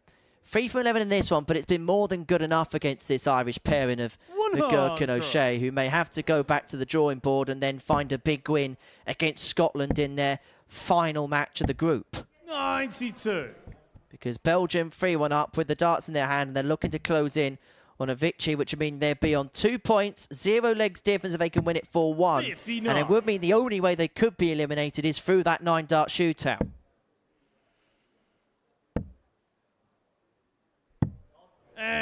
You would have to say, in the Group C campaign, Belgium, they went through that patch. They could not buy a double. They were 0 from 12 in one of their matches. Then something just clicked. And then they ran off with those 7 consecutive matches to secure second spot in the end. 119. Not left themselves on a finish, but really beginning to rally. But they got plenty of time. They've got 6 darts for 165 to complete a 4-1 victory and to effectively cancel out the opening defeat to their evening. 85. Yeah, now the Irish pair in that unenviable position where they're just trying to put on a bit of pressure, but 80. just afforded 6 darts from here for Roman. Which is why he headed down to the 16s. 48. He's going to leave Janty van den Berg on 32 upon his return for the Republic of Ireland duo, Shane McGurk and John O'Shea. It looks like it's going to be a one-game 45. shootout Belgium against you Scotland to require come 32. because Janty van den Berg will return to the board looking at double 16 to complete a 4-1 success. And it means now the only way that Belgium can go out is through a 9-dart shootout.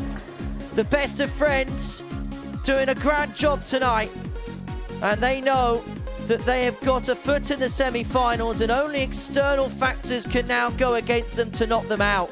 That the tail of the tape. Belgium 4, the Republic of Ireland 1, and it was that scoring prowess that was the key difference for Belgium in that one. Coming up after the break, Netherlands up against England. It's going to get loud in here.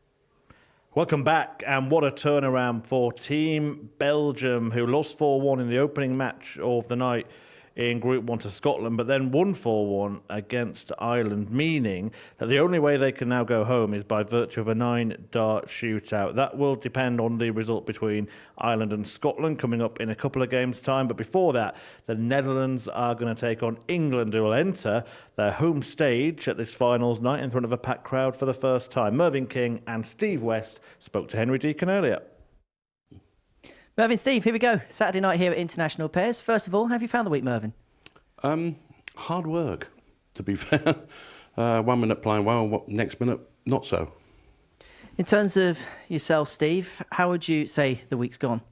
Pretty much the same. Like you said, we've struggled a little bit all week, and now we've got here somehow, and we've just got to try and make the most of it. Has the key to this week in terms of the success been the timing? When it's mattered, you've been able to pull something out of the hat? I thought we gelled well, even though we didn't play well.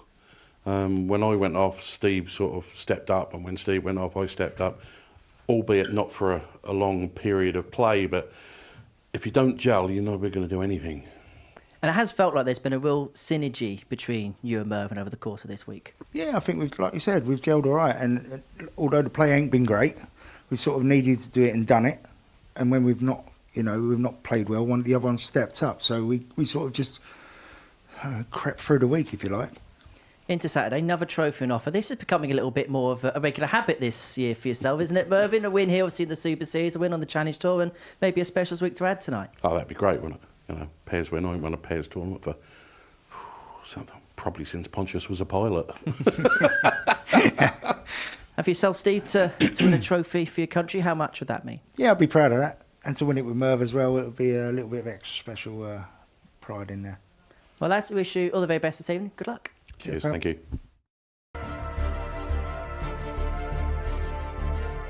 It's tops. Superb. But they're not behind any longer. Oh, what a leg. What a start. But it's executed expertly.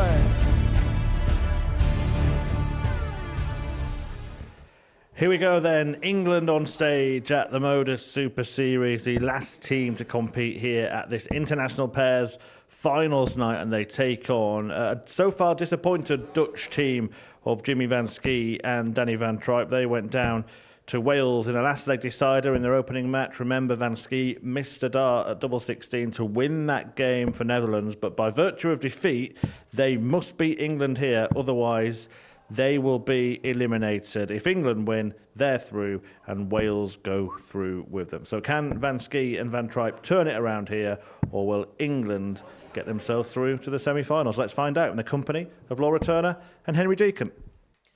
Thank you very much, Chris. And this is the game that the crowd really have turned up to see. England against the Netherlands. The home crowd here in Portsmouth looking to support their home nation.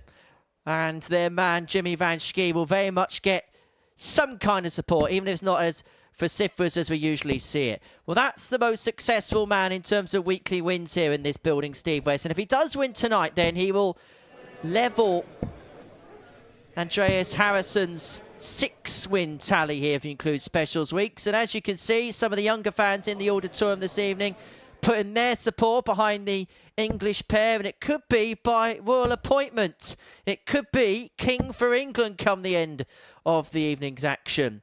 But Jimmy and Daniel will be hoping that they're the Van men come the end of the evening's play.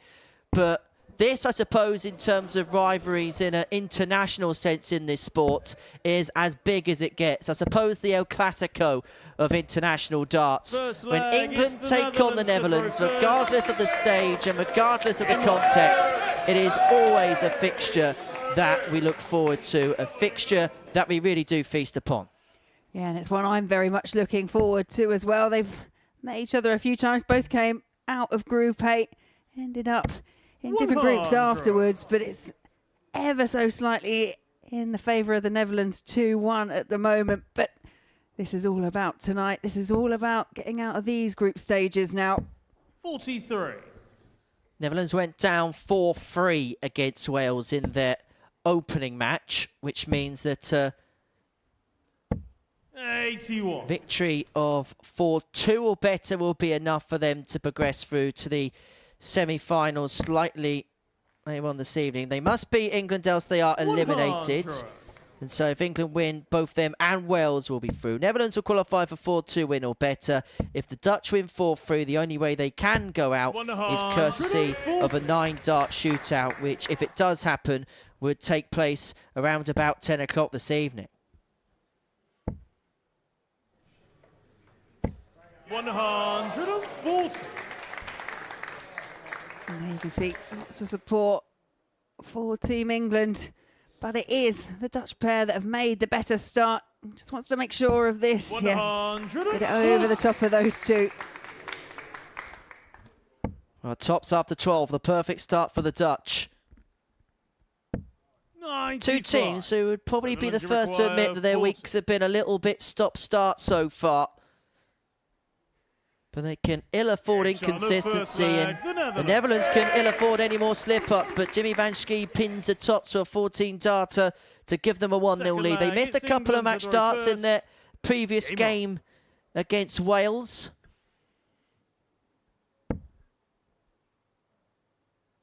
But I suppose the truth is we don't quite know what to expect from this England pair this evening. No, and I think they hit the nail on the head when they were speaking that, yeah, they've gelled well together and they bounced off each other. But the big thing for me is they just haven't been able to kind of find that consistent level.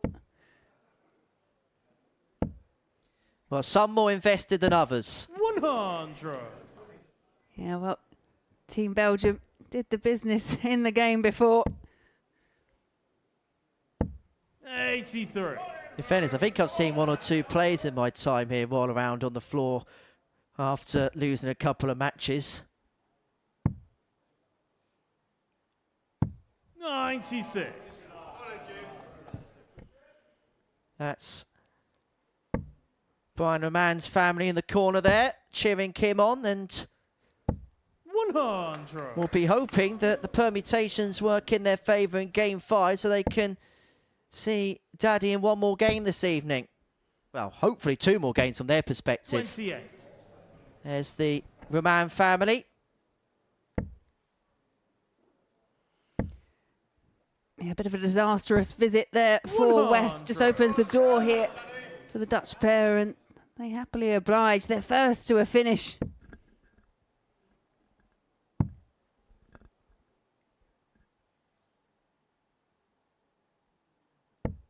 $84.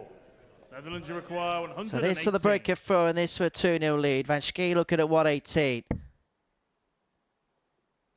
Tries to find a way through, was unable to do so, and England will have a look at 112, but if they don't find it, Van Tripe is back for double 12.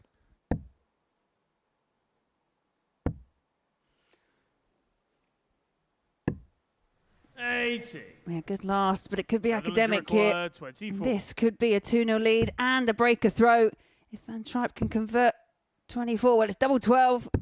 Now double 6, and double 6 is found. 2-0 to the Netherlands. And England here could potentially be in a world of trouble. And there's a frustrated look on the face of Steve West there. Anything that could have gone wrong so far for England has done so. 100.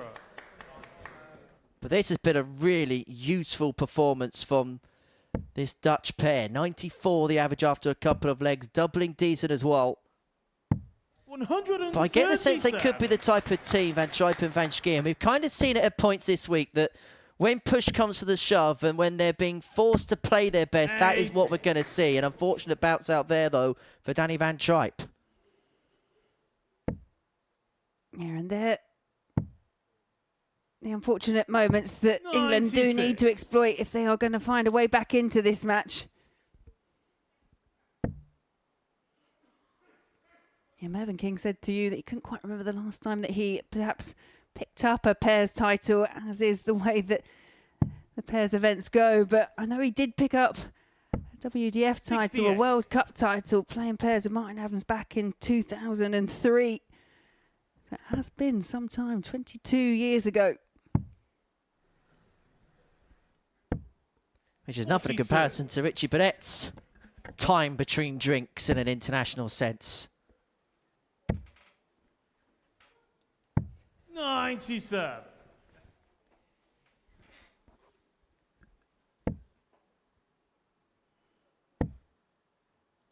Well, the Dutch are going to have a chance here to 92. open up a 3-0 lead. And Steve West knows all too well that Jimmy Van Schie could take out these big finishes under pressure. He hit 2 of them against him in a Champions League semi-final once upon a time. But he's not going to find the 1-5-6 there. 8. And so England will be back for 1-3-4. And it's going to be Mervyn King to the hockey to try and get a leg back and to return the game to throw. Yeah, well, it's going to have to wait if England can get back into this match. And as for set-up play, 38. another bit of a disaster there for England. 76. Yeah, 8-8 for 3-0, and 3-0 it is. The Netherlands. The Dutch duo extending their lead. One more now. And they will whitewash the England pair, and that is the absolute worst outcome for them. The perfect storm for the Netherlands, but as you mentioned, the worst possible start for England too. Will not just have to beat Wales in the next game, but they're going to have to beat them by a score. Yeah, well, they've got the throat. They need to make the most of it. We know all too well how important just chalking up a few legs can be, even if you don't win the encounter. Well, Jimmy Van Schie will know better than anybody in this building, because when he won his first week, he was 3-0 down to Daryl Pilgrim in his first game of the evening. Rattled off a couple of legs, but it was those couple of legs that he won in that defeat, which ensured that his group went to a 9-dart shootout. He won that 9-dart shootout at the expense of Daryl Pilgrim, but hang on a second, Danny, that was almost another Van Trip there.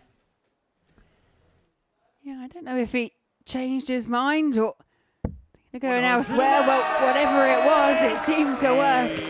It's a maximum for the Dutch. He might get the tag of clumsiest play we've ever seen here at the Super Series. Yeah, we've mentioned the trip off the stage, but he has also managed to whack his head on one of the TVs as well.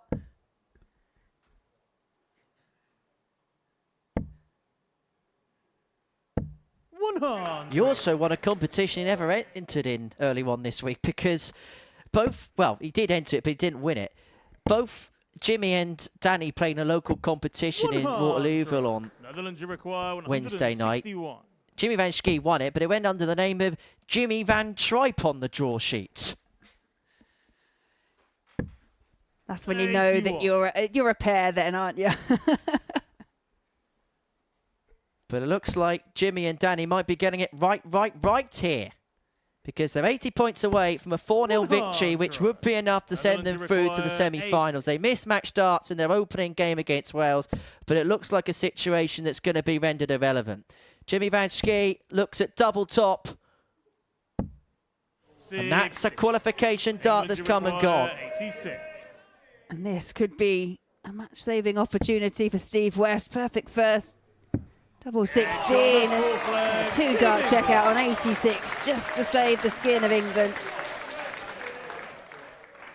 Fifth leg, it's the Netherlands to throw Well, first. Van Schie and Van Tripe have the insurance policy of the fact that they have the darts in this leg to get it wrapped up, and it's an opportunity if they can win it 4-1, would send them automatically through. If we get back to 3-2, then things do get a little bit more interesting, and then the guarantees begin to fall out of play. They have to win 4-2 or better, they're going to automatically qualify.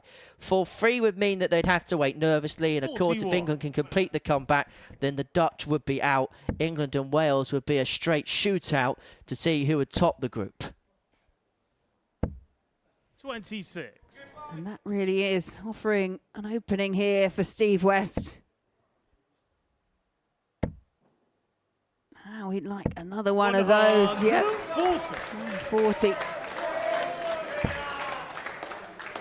That first dart was sat perfectly for Jimmy, and I think he'll be disappointed if he 100. couldn't find a second, and he doesn't find a second there. And it's just opened up this leg for interpretation a little bit here for England. There's a door that's ajar for Mervyn King. Shake of the head from Steve West, because he knows there was a chance there and it wasn't seized upon. And so Danny Van Tripe looking to lead the Dutch charge towards glory in this El Clasico contest. And that 140 leaves them first to a finish.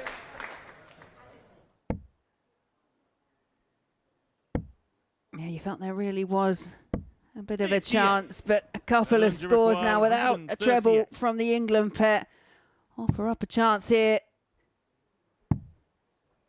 for Jimmy Van Schie and Danny Van Tripe.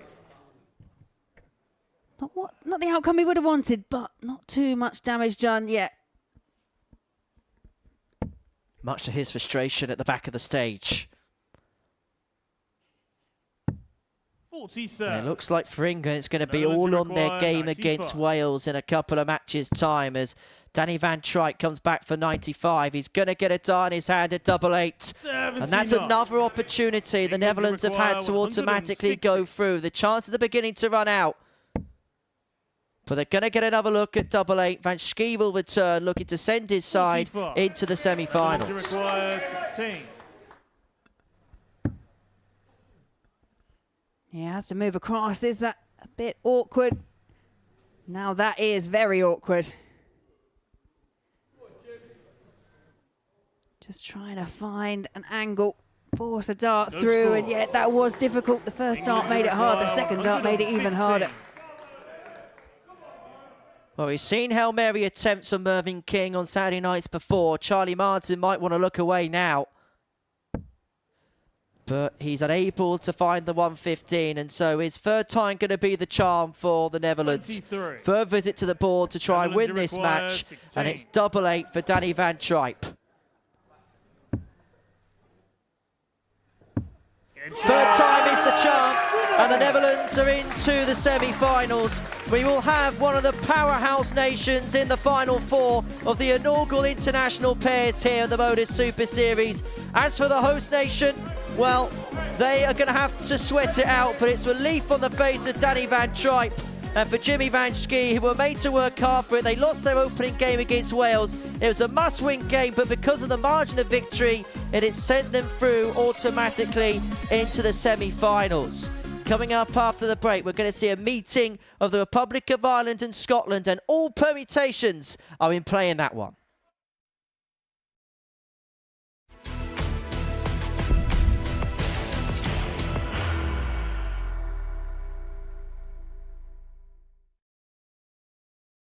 Are you ready to lift that trophy, Darius? Yes. Let's do it then. Ladies and gentlemen, your Modus Super Series 9 champion is Lucky D, Darius Lewandowski!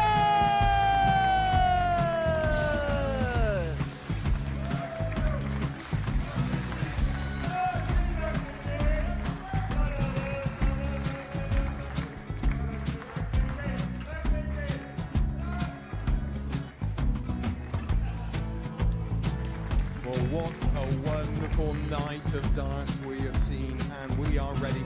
Our champion is ready, and it's trophy time. So receive the trophy.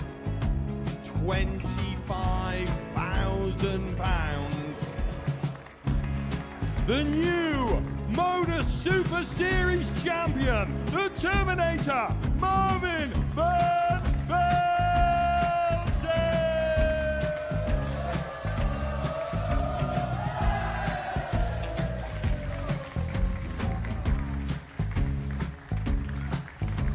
And one more time, the 8th Modus Super Series champion, the Terminator, Marvin Van Velzen. And the new Modus Super Series champion is Andreas Dirty Harrison.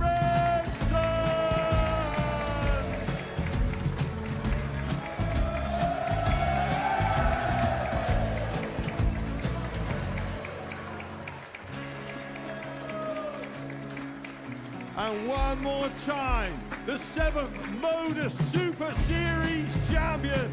Give it up for Andreas Dirty Harrison! The moment we've all been waiting for. Would you please show your appreciation for your Series 6 Modus Super Series champion, Scott Taylor.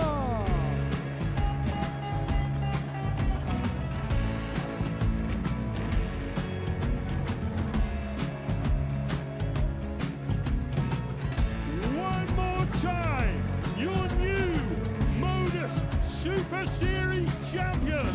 He is Chucky. He is Jim McEwen. Ladies and gentlemen, your Modus Super Series champion, retaining his title, the Nuke, Luke Lidlow!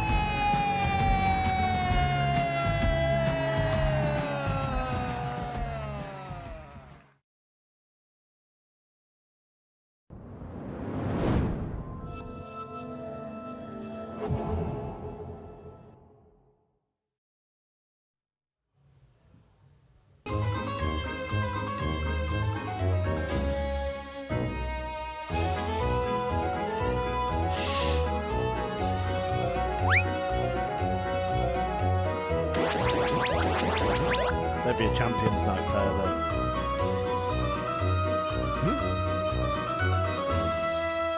Well, I'm not sure that's allowed. But I don't know what you're saying, to be fair. Could be saying what you fancy afterwards, kebab or pizza.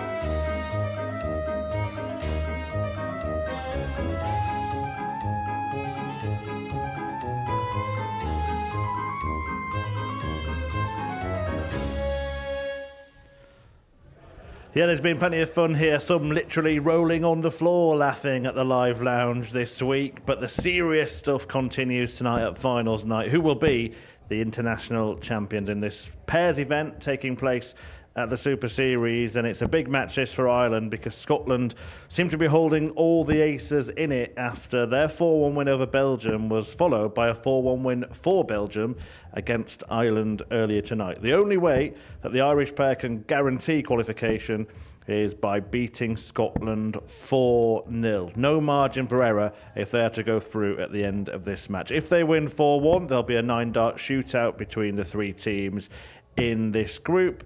If Scotland get to two legs, then they will be through and Belgium will go with them. Ireland will be out. Henry Deacon and Laura Turner will describe the action as it unfolds. Well, they're playing fats and small on the PA in the auditorium, and the Republic of Ireland do need a turnaround here. Having lost their opening match by a 4-1 scoreline, they need the lot, realistically, to get themselves through. The margin for error has waned to a point of none as they take on a Scottish pair that won their opening match by a 4-1 scoreline, which is the reason why there is still a 9-dart shootout scenario on display here in the opening group of the night. The Republic of Ireland, represented by the former World Master John O'Shea and the reigning Lakeside World Champion Shane McGurk, up against the Scottish duo, which features the WDS Scotland captain Scott Campbell and the former World Cup winner John Henderson. Scotland, if you look at the numbers, weren't at their best, but what they were able to do was be efficient enough that when opportunities came their way at the doubles, they were better suited to take it. The scene is set here at the Live Lounge in Portsmouth. The Republic of Ireland up against Scotland. And come the end of this game, we will see potentially the first team eliminated from proceedings. Yeah, and the only thing that maybe Ireland can hold out a little bit of hope for is that every single match tonight has gone with throw. It's Ireland throwing first here. However, 60. The caveat to that is they have to win by that scoreline that you mentioned in order to give themselves any chance. Anything less than 4-1 and they are going home. 85. And I will say, I think that's a tough task against any of the teams that are present tonight, but especially this Scottish pair who, as you say, statistically, I was actually surprised at the average. I thought the way the game played out, it was a lot higher, but yeah, it was a comprehensive win over a Belgian pair that have been playing some great stuff. 41. Well, they'll be watching on. And in fact, Shanti van den Berg has made his way into the arena to watch on. He wants a bird's eye view of the action. Oh, no. In fact, I think he was just on babysitting duties. Right on cue, out he goes. 60.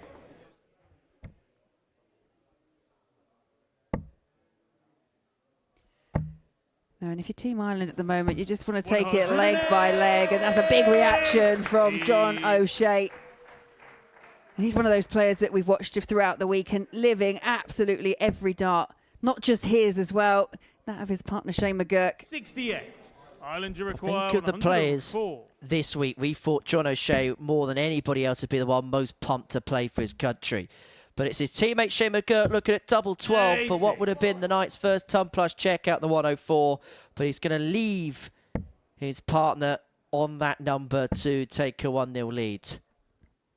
It's a long journey, but it needs a first step. And that could be completed here. Trying to work his way in and overcooks the last one. And yeah, that's a bit of a disastrous outcome.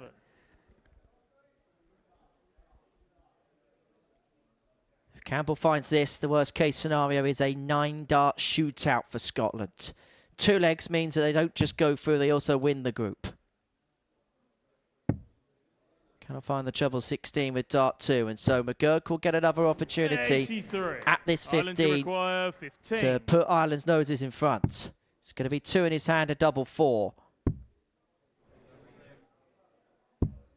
Finds it, and that's the first of 4 that Ireland need in succession to make it through. Second leg, it's Scotland to throw first. Game on. Yeah, Shane McGurk there, cutting the figure of 4 concentration, but looking pumped as well. This is where the real task comes in. Yeah, and there is Mrs. Henderson watching on. I know she came down midweek, a bit of a surprise for John Henderson. Certainly a long journey for a surprise. But that might be extra motivation for John Henderson this evening, if he needed any more motivation than playing for his country. You know, I actually met them walking in yesterday morning, actually, and they were heading off to Gunwharf Quays, and just saying she just arrived. So just making it the most. It's been a beautiful week weather-wise, so they've had a really nice couple of days off, Team Scotland. Yeah, they've picked the weather perfectly, haven't they, for this week? Leave themselves on the big fish, and they're going to get time on their side. But time is running out for this Irish pair. Scotland, you require 170. If this goes, they have to win 3 on the spin, and that's only to ensure a 9-dart shootout. Another one of those. He's thinking about it. He's looking over. Is he going to be sensible? Is he going to go for it? Well, we know what the crowd want, and I know what I want. Got to go for it. Come on, Scott. Does he give in to temptation? Yes, he does, and he wasn't too far away. When you've got that little bit of a buffer that they've got in terms of the scoreline in this, you can afford to take the chance. Because you've got John Henderson there to back you up if you don't quite find the target. 2 8s. Doesn't go, and the Republic of Ireland have been given another lifeline. But Shane McGurk has to find this 1-3-1. He's not going to. And so Scott Campbell can put them towards the point of no return. 91. Scotland, you require 8. It's double 4.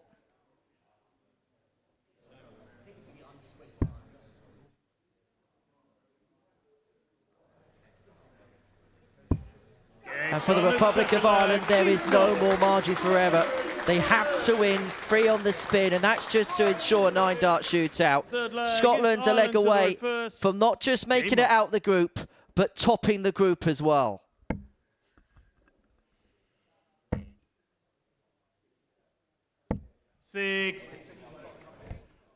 And just see John O'Shea and Scott Campbell just having a little smile between themselves at the back of the station. That's the other element of this that I've really enjoyed this week, is watching everyone else in the background and how they react and how they're acting. Certainly been our fair share of theatrics over the course of the last 6 days. They're enjoying their night, and it looks like they've got a fair few signatures as well. Hey, we never got asked to sign that placard. Yep, we don't want to devalue it, do we? 43.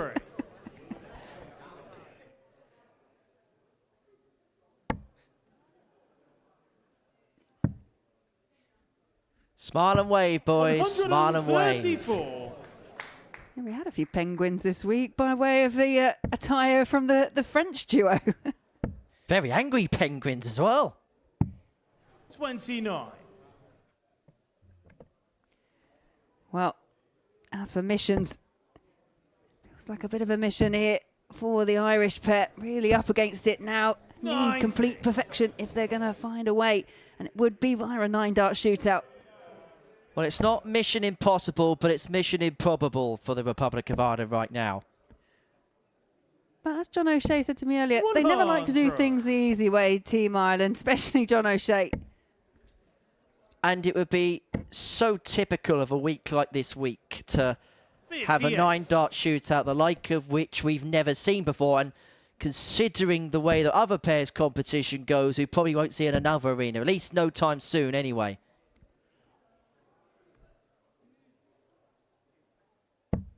30. Ireland, you require 114. Not the setup play that John Henderson was looking for. So Ireland have got 6 darts from here, and they're going to need all 6 after the first dart there. 44.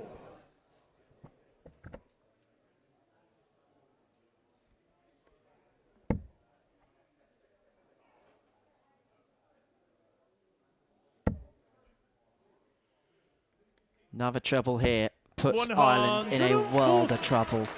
Henderson's left on tops. And so this, for McGurk, is must hit. He's going to get 2 of that target. He only needs the 1. The Republic of Ireland is still in it. But by their fingernails. 2-1 up. It's Scotland to the row first. And still Game on. fighting against fire. But they're still in with a glimmer of hope. 81.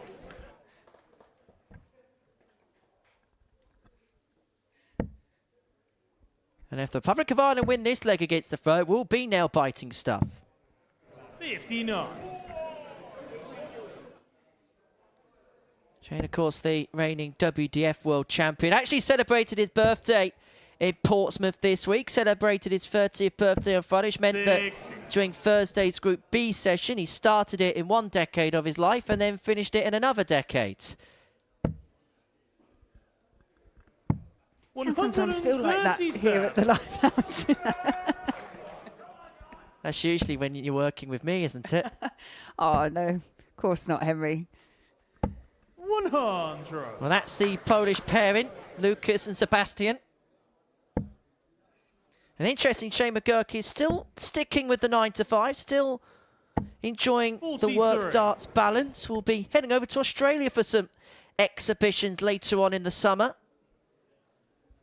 Very much bearing the fruits of his labour, having picked up that title at the Lakeside.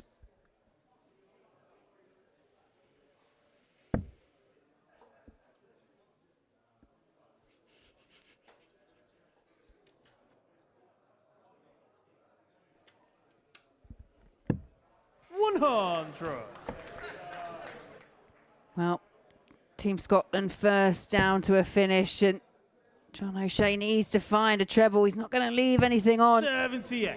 Scotland, you require Now hoping for the good 160. grace of the Scottish pair. Hoping they can't find anything big here. And relying on John Henderson and Scott Campbell to miss is a very dangerous game. But that's only a 60 from Hendo. And so it gives McGurk the opportunity to set things up nicely for O'Shea. But he has to find a treble with this dart, you feel. Does so. Leaves his partner on a 2-darter unless Scott Campbell could take out this ton to send the Republic of Ireland pairing tumbling out. And it would also mean Scotland would head through as the winners of the group. Treble 19, double 19. Double 19 is not there. The Republic of Ireland have one last chance to save their skins.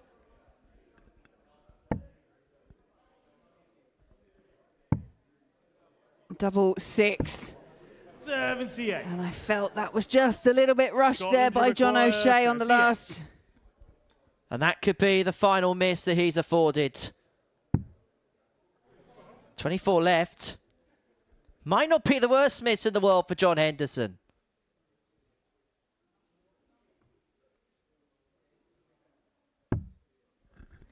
The other one might not have been, but that most certainly was. It's a reprieve for Ireland. 30. Ireland, you But require as we 6. all know, double 3, this can be awkward. You've got to attack with the first. John O'Shea can't look, but he can look now. 3-1 for Ireland, and what was looking improbable is now looking very possible. And what we should also mention as well is the Republic of Ireland have the darts in this leg. They have the throw to enforce a 9-dart shootout. And it is the WDF World Champion, Shane McGurk, that gets his country off to the perfect start. I think John O'Shea's enjoying the fact that there's a crowd here and he can really shout and celebrate the maximum. Well, imagine 25. if the first ever pairs 9-dart shootout is achieved with the first ever pairs 9-dart. It was just a floating fort. 134.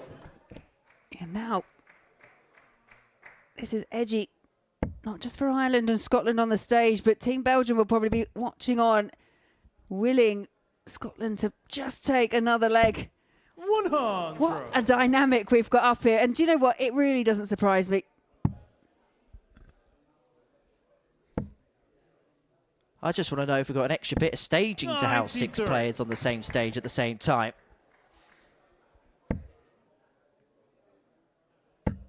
Well, this is absolutely incredible. It's been an incredible week. And maybe Ireland, you the best require moment is 94. still to come. John O'Shea comes back for 94. Treble 19 is not going to go, but McGurk will be left-handed upon his return. 34. Yeah, just a 2-dart pop finish for Ireland when they return. Scott Campbell just trying to pile on a little bit of pressure here. 108. Well, he's piled on max pressure. Ireland, you And so, require 60. the WDF World Champion, Shane McGurk, looks at double top. History is in the making, because for the first time ever, there will be a pairs 9-dart shootout. Group 1 involving the Republic of Ireland, Scotland and Belgium cannot be separated after 3 games. And so the 3 nations will head back for a 9-dart shootout in around about half an hour's time to see which 2 will make it through to the semi-finals. This is how the Republic of Ireland got the better of Scotland 4-1. 81.26 the average, 4th and 12 on the doubles, and the seemingly impossible has been achieved from the Republic of Ireland. Next up, it's England against Wales.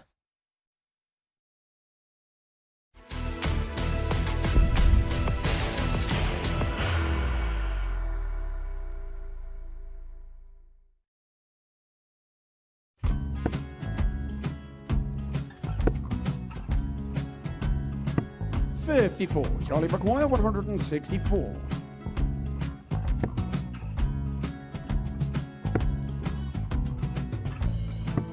$44.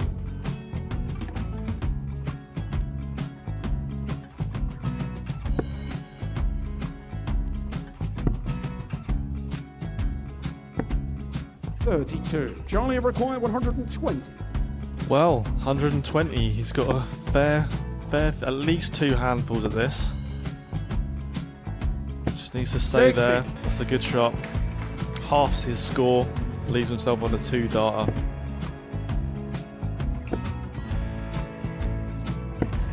$26. Charlie Time on his required side 60. to become back-to-back singles champion.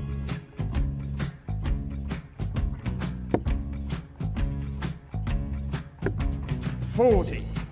Definitely a couple of nerves in those last 2 darts. But he'll be coming back. It's a moment he's been in before this situation. Standing at the back of the stage, Charlie approaching the required oche with a 20. chance to win the title.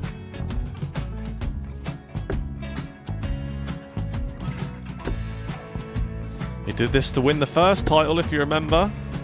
11. I think he's gone. I think he's gone to bust it, maybe. The first title he won, he wanted 20. He went 6-7-7 to win it. He had a chance to replicate it again.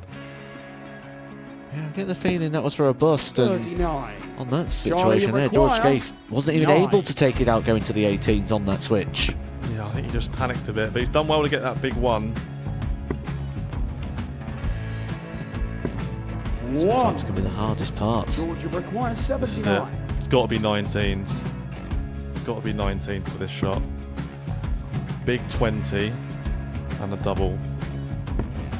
He's got the first one. He's going to get a match dart here.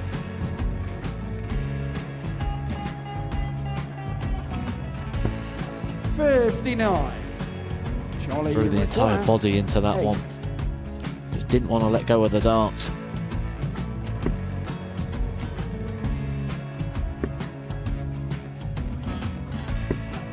No score. He's given George a chance. Georgia require 20. I think George has been quite good on double 10 today.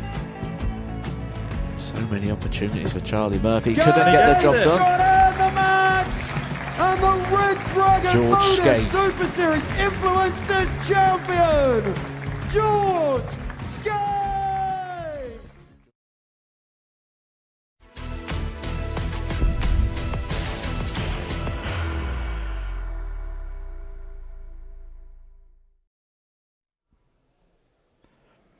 Well, history coming your way tonight. The first ever pairs 9-dart shootout is going to be held at the Live Lounge here in Portsmouth, and plenty more coming up on the Modus Super Series channel on Pluto TV as well. After the live action finishes this evening, the GOAT Phil Taylor talks about his life and career with Henry Deacon in a Tungsten talk.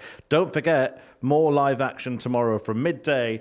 The next edition of the Influencer Dart Showdown featuring some superstars, some of them in action here tonight, the likes of Mervyn King and Richie Burnett. Peter Wachuri from Kenya is there, as is the 12-year-old sensation, Jaden Walker. Monday morning, Mervyn King is going to be back on that stage, 9:30 a.m. as Series 11 gets underway. And join us again for finals night to see if the King can be crowned the champion, as he hopes to make it to finals night next week. Same time, same place, 7:30, Pluto TV, live and free. But King and his partner West have got their work cut out here. England, having suffered a large defeat to the Netherlands, they need to win this match 4-0 or 4-1 to qualify. If Wales get to 2 legs, they go through alongside the Dutch duo. And our duo in commentary on this historic and rather dramatic evening are Laura Turner and Henry Deacon. Still okay in there? Yep, just about calmed down following the drama of the previous game. The Republic of Ireland beating Scotland 4-1, meaning that history would be made if you fought 4 as a crowd on that stage. In a few moments' time, we'll see what it's like when there's 6 players all at the same time trying to throw darts. Well, I suppose the only saving grace of that 9-dart shootout is Richie Burnett isn't going to be in it, because I don't think there would have been any space for him to have hopped, skipped and jumped. But Wales, having won their first game against the Netherlands, looking to double up and send themselves through to the semi-finals. For England, the task is a tall one. A 4-1 defeat in their opening match against the Netherlands means they've got it all to do in this final game of the group. It, at times, felt just a little bit disjointed from the England team, but Wales are very much a unit that are together. Burnett and Parry, they've kind of worked their way attack, and it has worked throughout the course of the week so far. But is it going to be enough to send them into the semi-finals? And for England, well, the host nation, they're in a spot above it here, Laura. They are, but I'm going to repeat exactly what I said at the start of that last match. Their only saving grace may be the fact that everyone that has thrown first in the matches tonight has won. The caveat once again being they have to win by a certain scoreline. Well, Ireland managed to do that. Can they do the same?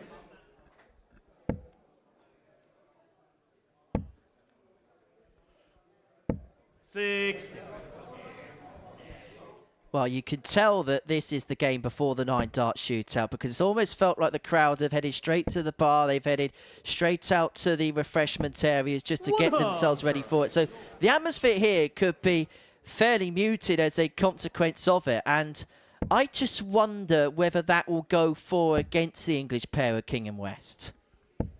6. I think as long as there's not too much kind of bustling around in the background, because as we've mentioned before, it is a really unique environment in that it's quite intimate and you can pick up on certain sounds. I don't think it would bother the likes of Burnett and Parry, but it may just be a bit of an annoyance to West Dorking. 60. I suppose Mervyn and Steve might be used to it to an extent of if you're second on in a session at the World Championship and you've got a big name on the game after, a lot of the crowd will filter out, get what they need to get, and then they all cram in for that big match. They may be used to that dynamic, but they haven't been in a scenario where it's not just win and win by big margin in those types of situations. And the Welsh have got off to a better start, looking to take the opening leg against Fro. Wales, you require 110. Yeah, grimace there from Mervyn King. Treble 20. 54. England, you require 156.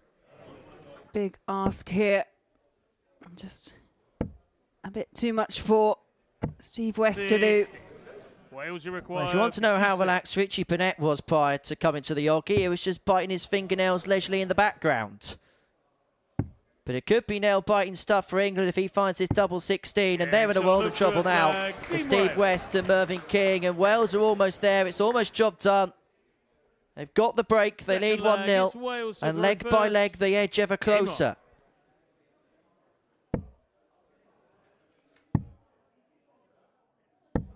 $57.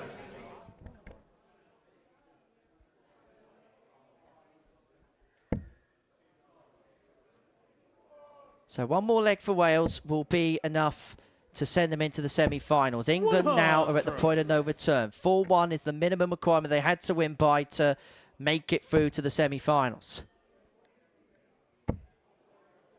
And if you think the drama of the group stage is over, well, the drama for the night has only just begun, because following this game, we're going to see a 9-dart shootout involving 6 players, which means that one player will be nominated to throw 6 darts, and the player in the middle will only be able to throw 3.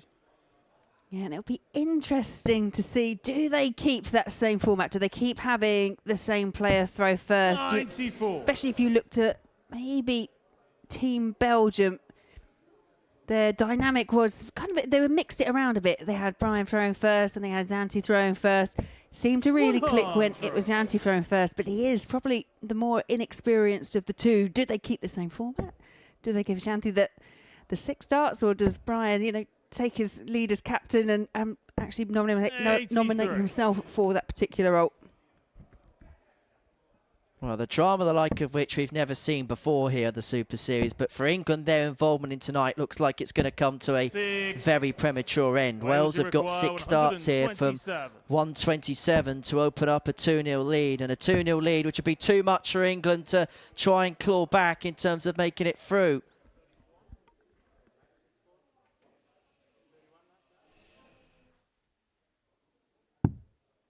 And when Burnett is back, he's back for double 12.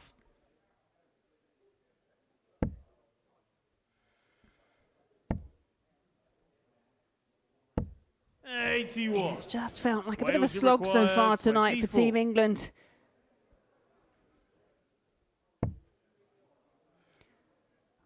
Over for double 6, and yeah, great adjustment there from Richie Burnett.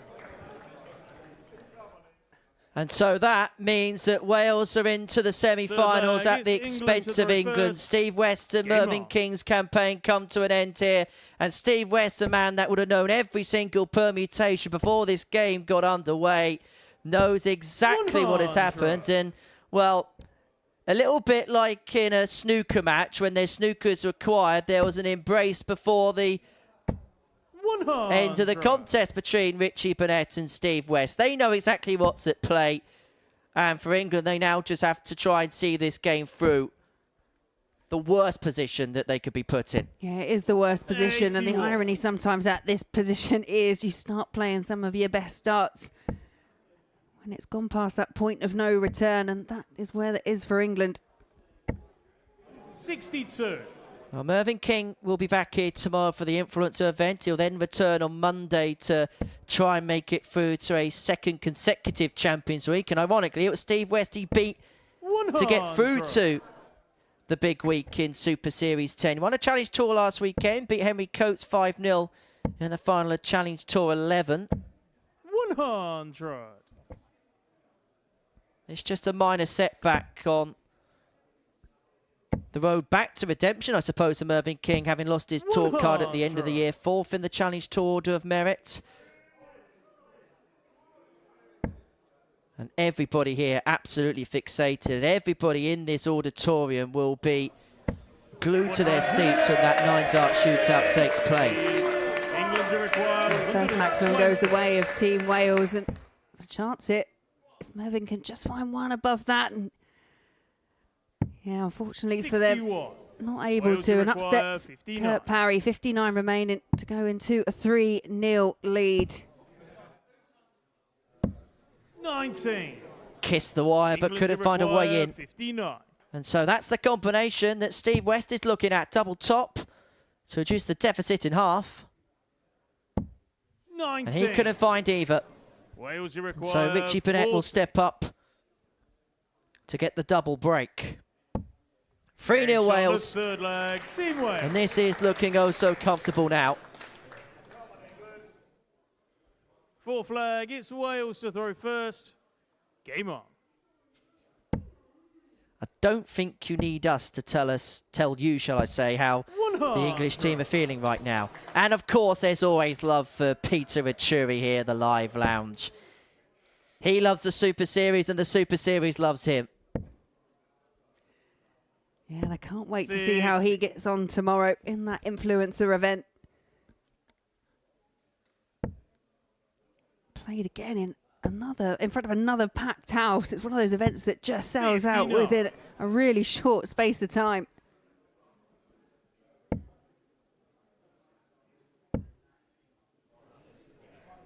Oh, Richie Burnett's going to be playing in that event tomorrow as well. Steve West has played in them in the past, and he's provided a 180 there, an exhibition celebration, a lovely embrace with his Welsh rival Richie Burnett there. Well, they both know what's at stake. They both know they're out, and so they're just going to enjoy the final few moments of which they're on stage tonight. 60. Just hasn't really got the level right. You get kind of that weight of dart right Mervyn King tonight. You can see how much it's frustrating him.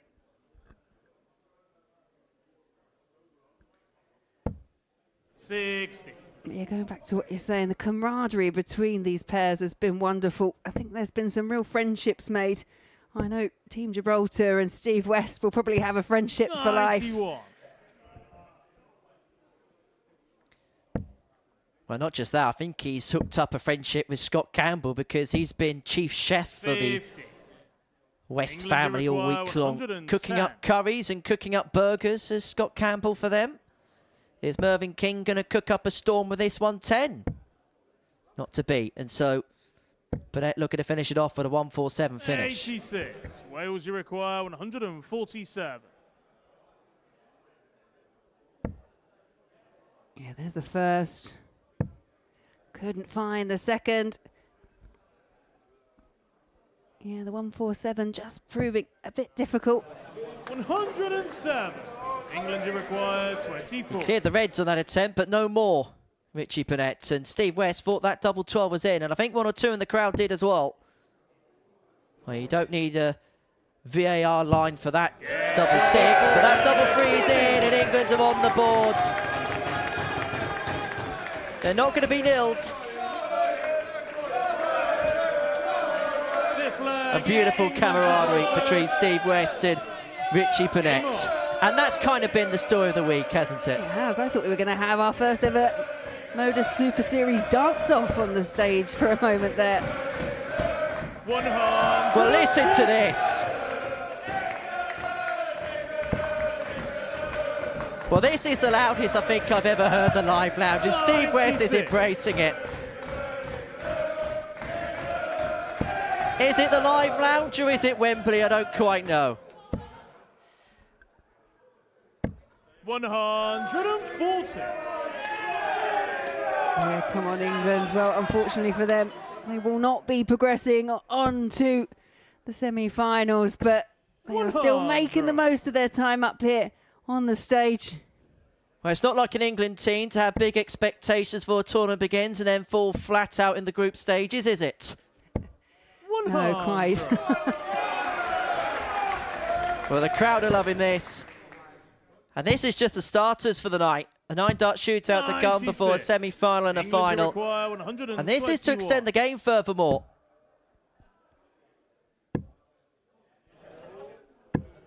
Oh! 106. Love that from Steve. He's having a bit of fun. Yeah, overtrained, almost an exhibition shot, but something for Merv. Just has to spurn a dart when he comes back. 140. England do require 15. They want a longer match, don't they? Oh, this is awkward. It's not fouled, and that could be that. Wales do require 69. Yeah, the writing was already on the wall for England, but is this now game over? All right, Kurt Parry's missed the single number. I like it. It's a bit of a theatre down there tonight. 29. It's like a pantomime in there. But Steve West is the pantomime villain. Wales do require 40. Well, is the pageantry over? Double 10. The show goes on. England do require 6. Amazing atmosphere downstairs and played in great spirits. That's got to be single 1 for double 1. No score. Wales do require Well, we've 10. had all the fun of the fair.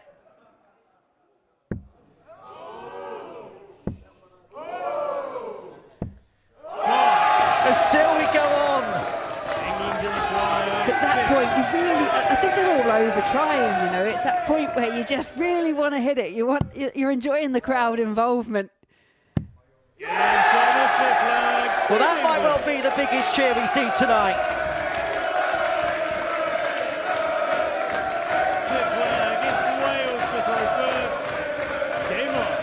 Steve West up there conducting the crowd.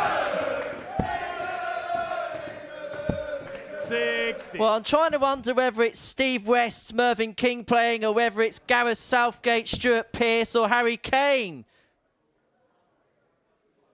That's definitely Mervyn King and Steve West. 100. I was going to say, we shouldn't really mention the words Gareth Southgate, considering we've got a shootout coming up next.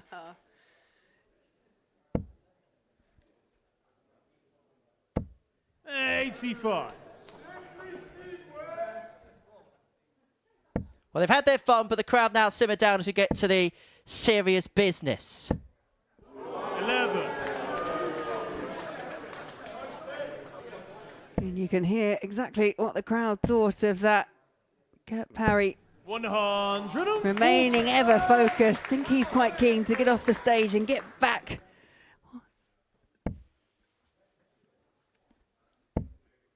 I think this is one of the best atmospheres we've seen on Saturday night here for any given week. I think the crowd is kind of emulating exactly what we've seen when it's come to the international pairs this week. You know, there's the serious side, but there's also this kind of fun side as well, and quality darts. 180 to leave 36 from Richie Burnett for a match-winning opportunity. Well, this game's been a dead rubber for a while, so both teams have been playing it in good spirit, but it could be coming to a close here. Kurt Parry looking at double 18 to seal a 4-2 success to quiet down the English crowd. And for Wales, it's 2 wins out of 2, and they breeze through to the semi-finals. It was a little bit of an exhibition at times. Wales got the couple of legs required early on, England mounted a bit of a comeback. The crowd very much went on side. At times it felt like a football atmosphere rather than a night at the darts. And still they chant the name of Steve Ware to Mervyn King. They chant for England, but they will be eliminated at this turn. But the drama for the group stages, even after match 6, hasn't come to a close, because we have a history-making 9-dart shootout, 6 players to the stage, and it will feature Scotland, Belgium and the Republic of Ireland, and that's coming up in a few moments' time.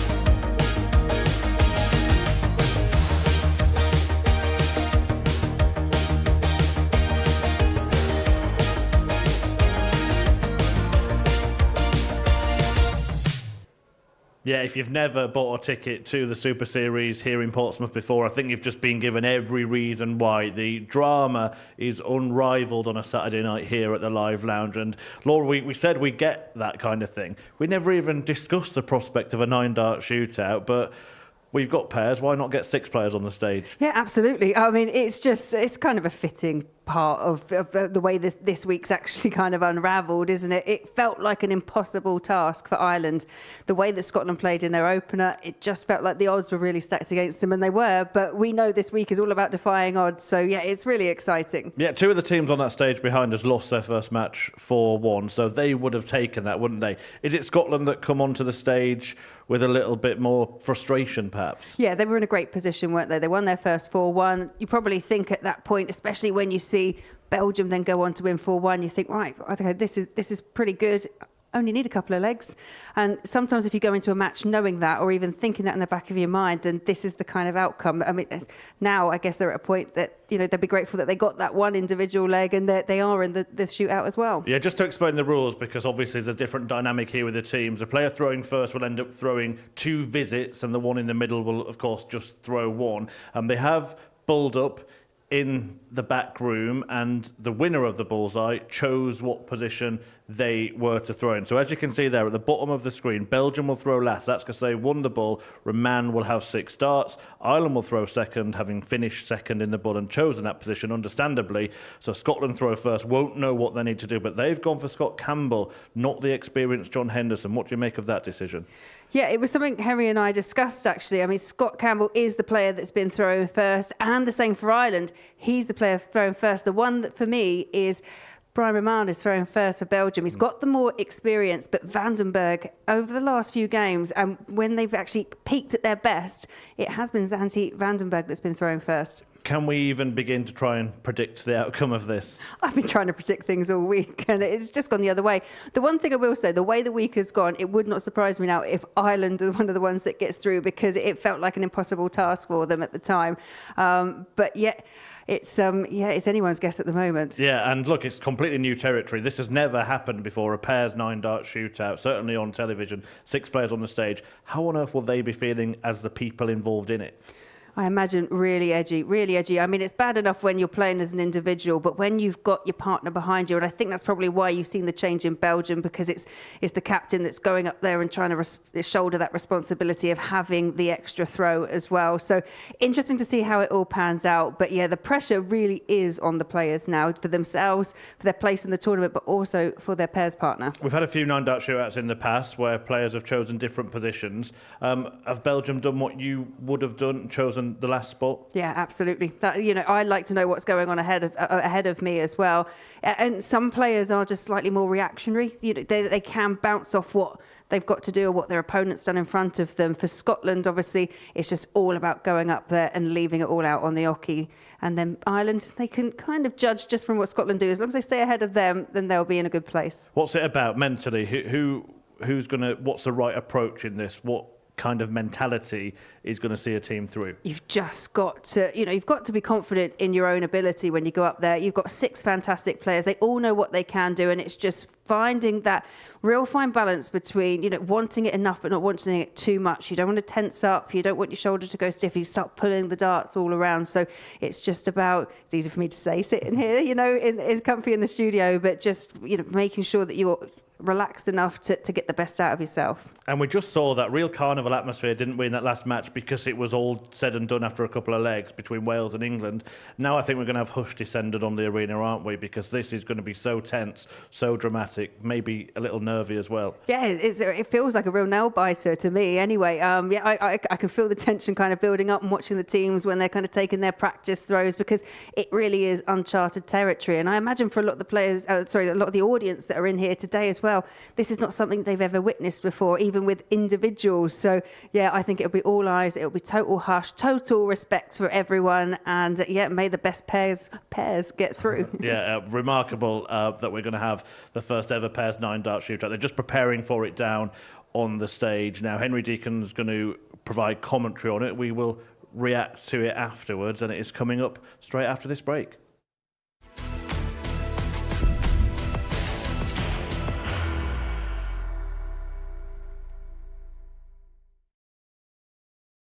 Are you ready to lift that trophy, Darius? Yes.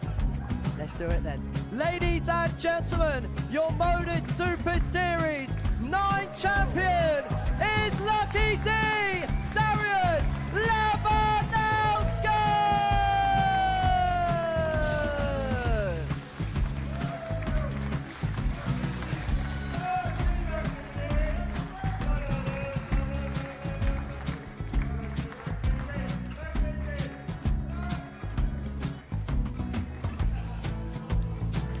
Well, what a wonderful night of darts we have seen, and we are ready. Our champion is ready, and it's trophy time. So receive the trophy. £25,000. The new Modus Super Series champion, the Terminator, Marvin Van Velzen.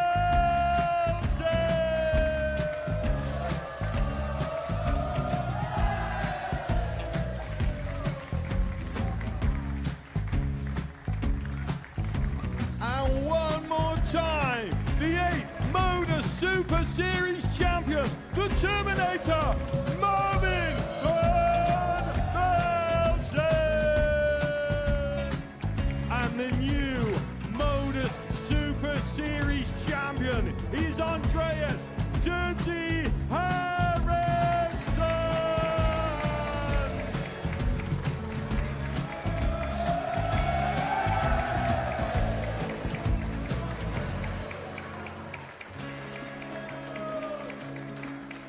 And one more time, the 7th Modus Super Series champion. Give it up for Andreas Dirty Harrison! The moment we've all been waiting for. Would you please show your appreciation for your Series 6 Modus Super Series champion, Scott Taylor!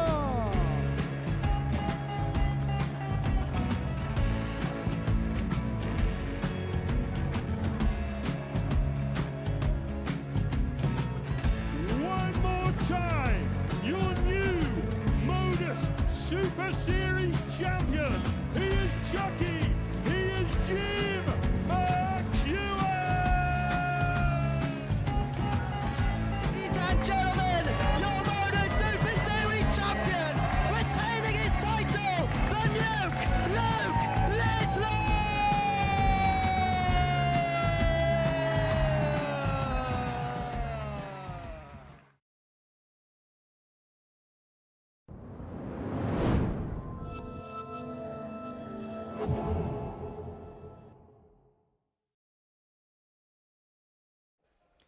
Welcome back to the Modus Super Series here on Pluto TV.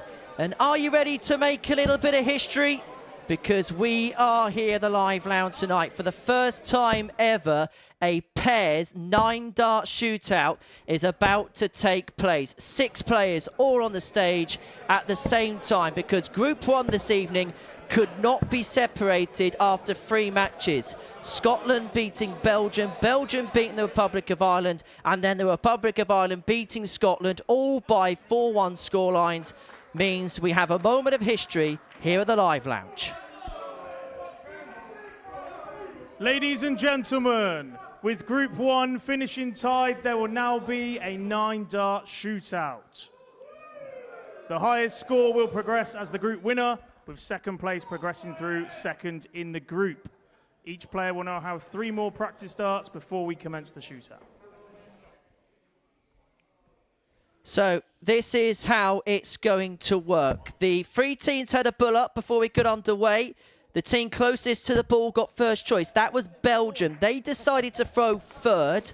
Ireland then had second dibs and decided to throw second. And so Scotland had no choice other than to throw first. They had to nominate a player to throw 6 darts. So the first 3 and the last 3, and the player in the middle would throw the middle 3. So Scotland have nominated Scott Campbell to throw first and last. Ireland, Shane McGirt, that goes with their order. However, Belgium have shifted their plan. Shanti Vandenberg has usually thrown first this evening, but they have decided to put that honour upon their captain, Brian Raman. So, what is going to happen here? Whatever happens, Ladies we're going to see history. Best of order in the live lounge, please. The 9-dart shootout starts now. Jack Garwood lays out the rules. And this place, which was a pantheon not long ago, has descended into silence. They know they are watching history unfold here. Scott Campbell first to the hockey. And kicks off with a maximum.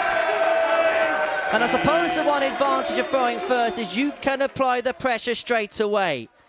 Now, usually, position 2 is the most fortuitous one because you haven't got the nerves of throwing last, yet you have information from the throw before. Solitary treble there for Shane McGurk. What can Belgium do? Switching the order, putting Brian Roman into bat. And they find a priceless 140. And so the players in the middle here only have one throw, only one opportunity to affect the outcome.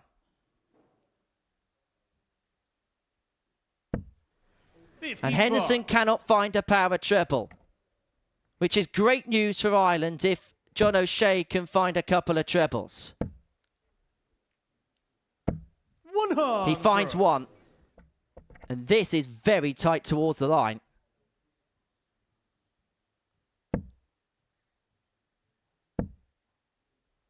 Big treble from Janty. So 240 for Belgium.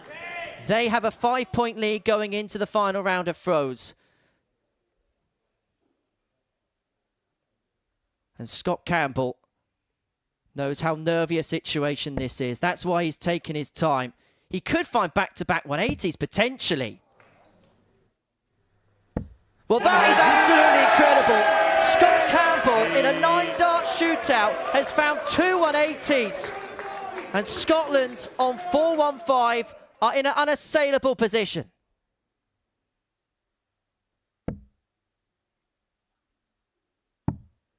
Shane McGurk finds a treble. 96. He finds one. That means that Ireland finish up with a total of 292. So effectively here, Brian and Man just need to keep these straight. And Belgium will be through. 55. But it's 55 for the Belgian pair, which means they are through by just 3 points. Scotland. Also progressing are Team Belgium.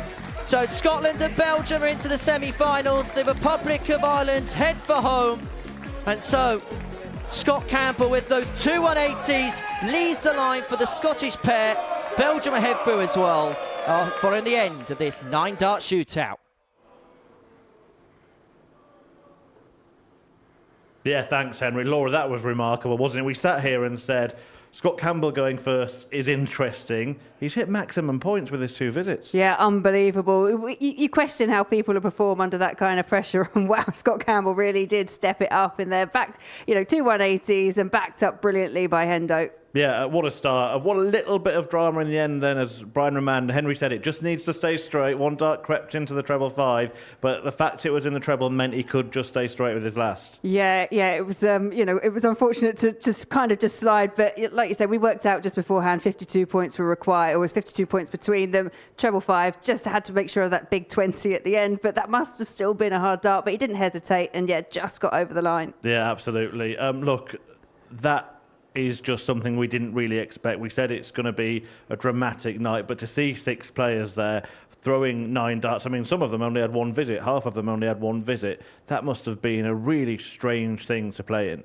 Yeah, and when you think it's kind of the culmination of, for some of them, a whole week's worth of playing, and it comes down to just who can score the most in 9 darts, and you potentially, as you mentioned, just have the 1 throw.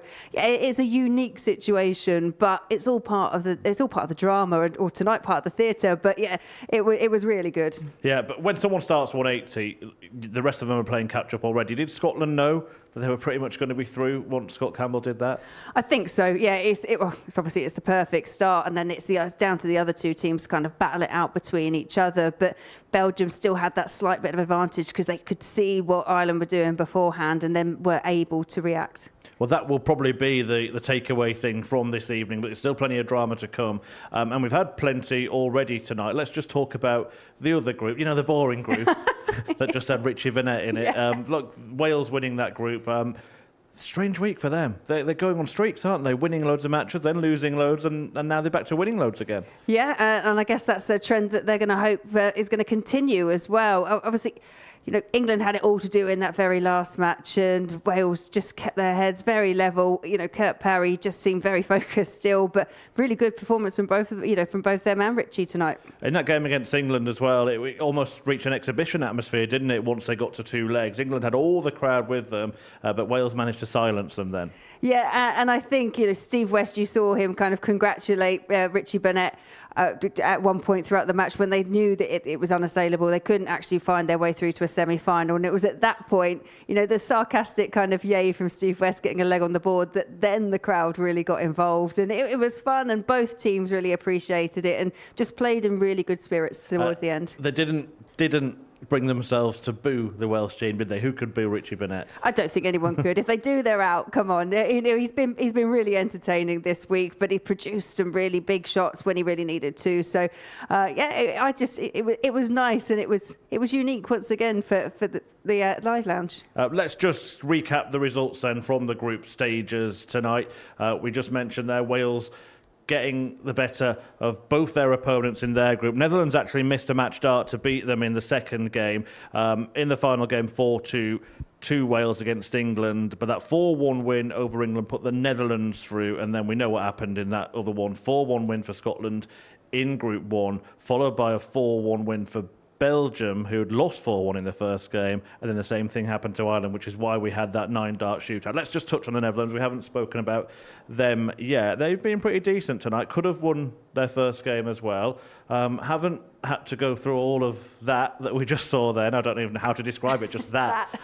But they look like a pretty solid pair, don't they? Yeah, they really did. I was impressed with how they came out. And I will say, for a player like Jimmy especially, he absolutely thrives here on a Saturday night. We all talk about how he's got his fans in the area. They all come down and support him as well. So, yeah, he can just kind of feed off the fact that the audience is behind him, and then he's obviously got them to start cheering on Danny as well. So yeah, two very solid performances. Unfortunate not to have got the win in the first, but did more than enough against England. And Netherlands are going to take on Scotland in the first semi-final. Look, Scotland are going to be feeling $1 million, particularly Scott Campbell after just hitting 2 180s there. He might have to go up and throw a 1-4-1 with his first 3 darts when he gets back on the stage. But that might have taken something out of them mentally. Is that playing into the Netherlands' hands? Yeah, it's just another element that you probably wouldn't have considered, when you came here for finals night tonight, is that potential of a 9-dart shootout. But I think, for Scotland, as you mentioned, they're going to be, they were comfortably across the line in the end. Maybe for Belgium, it was a bit touch and go, so it could be a bit more edgy for them. So it will get my words out tonight. It will remain to be seen, obviously, how it does affect them. But I do think we're in for a real belter of a couple of semi-finals. Yeah, second one, Wales against Belgium. Again, Belgium kind of free-rolling a little bit, is that fair? Yeah, absolutely. They did well to bounce back after the disappointment of the 4-1 defeat in the first match. Managed to get the 4-1 of their own. I will say Brian Roman walking around on that stage looking mightily comfortable, mightily comfy and confident when he's up there as well, and backed up really well by Zanti. Yeah, really, really good stuff from Wales, really good stuff from Belgium. Everyone's had their moments tonight, haven't they? Scotland's perhaps coming in the 9-dart shootout. So at the start of the night, I said, look, can you pick anyone, Laura? I'm going to ask you the question again. Are you any wiser yet? I'm still none the wiser. I think in the back of my mind, as things started off, I mentioned Wales yesterday. I'm still going to stick maybe with Wales against, Scotland in the final. I think that could be likely based on what we've seen. But if it goes the other way and it's Netherlands, Belgium, also wouldn't be surprised. And what would it take to go and get it done tonight? In amongst everything that's gone on this week, all the characters we've had on stage, the crowd actually adding a different dynamic this evening, plenty of them supporting Netherlands because of Jimmy Van Ski and his association with Portsmouth nowadays. What would it take to go and become international champions this evening? I think it's just how they're playing collectively. I think what we've got now are the teams left that they really feel like they've gelled. They know each other inside and out. They're working really well together. That decision that Belgium made to put Brian in first as opposed to Zanti, that really did pay off in the 9-dart shootout. So they all know each other really well and they all understand each other. I think that's really key to, a good pairs partnership. Now it's just all about who can get across the line, who can hold it all together long enough to lift that trophy. Right, go and make yourselves a nice cup of tea, or maybe you want something a little bit stronger after this evening, but there is plenty still to come. The semi-finals are coming up after the break.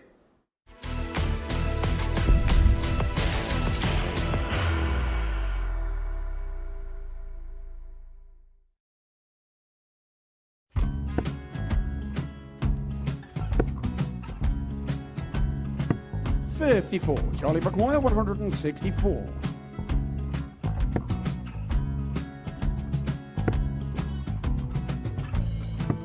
$44.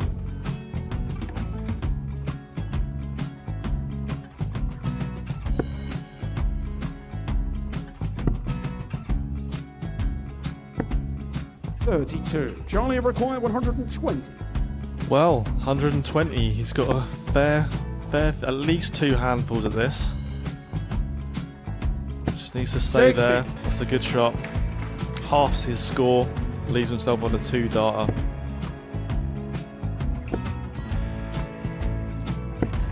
$26. Charlie Time on his required side 60.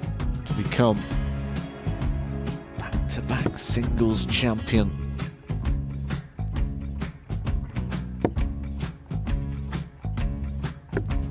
$40.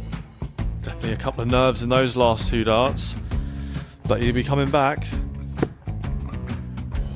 The moment he's been in before this situation.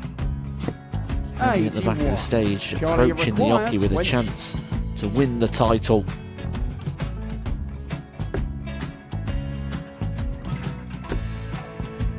He did this to win the first title, if you remember. 11. I think he's gone. Georgia I think he's gone to bust it, maybe. The first title he won, he wanted 20. He went 6-7-7 to win it. He had a chance to replicate it again. Yeah, I get the feeling that was for a bust. And 39. on that situation there, George Gave wasn't even able to take it out going to the 18s on that switch. Yeah, I think he just panicked a bit, but he's done well to get that big one. Sometimes can be the hardest part. Georgia requires This is it. 79. It's got to be 19s. It's got to be 19s for this shot. Big 20 and a double. He's got the first one. He's going to get a match dart here.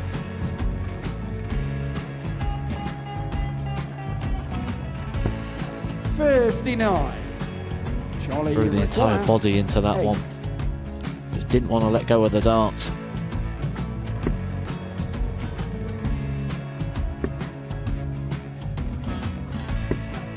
No score. He's given George a chance. Georgia require 20. I think George has been quite good on double 10 today. So many opportunities for Charlie Murphy. Go Couldn't get the job done. Got in the match! And the Red Dragon George Modus Skate. Super Series Influencers Champion, George Skate!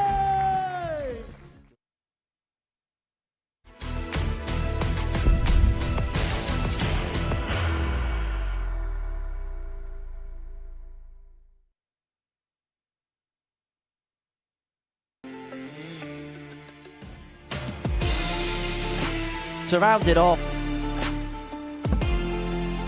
double 10, and Scotland are off to the perfect start.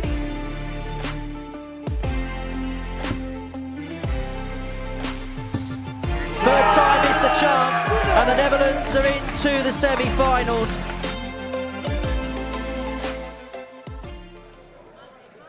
Ladies and gentlemen, it is time now for the semi-finals of the first ever International Pairs Week here at the Modus Live Lab. Introducing first, representing Scotland, it's Scott Campbell and John Henderson. Green light, let's get it. I'm the future, I'm in it. Check score, I'm winning. Green light, let's get it. I just win. I'm on 10. Hello, I'm Himothy. I got the recipe. I got the flow. I got the remedy. I know they do. I know they envy me. came along from last place.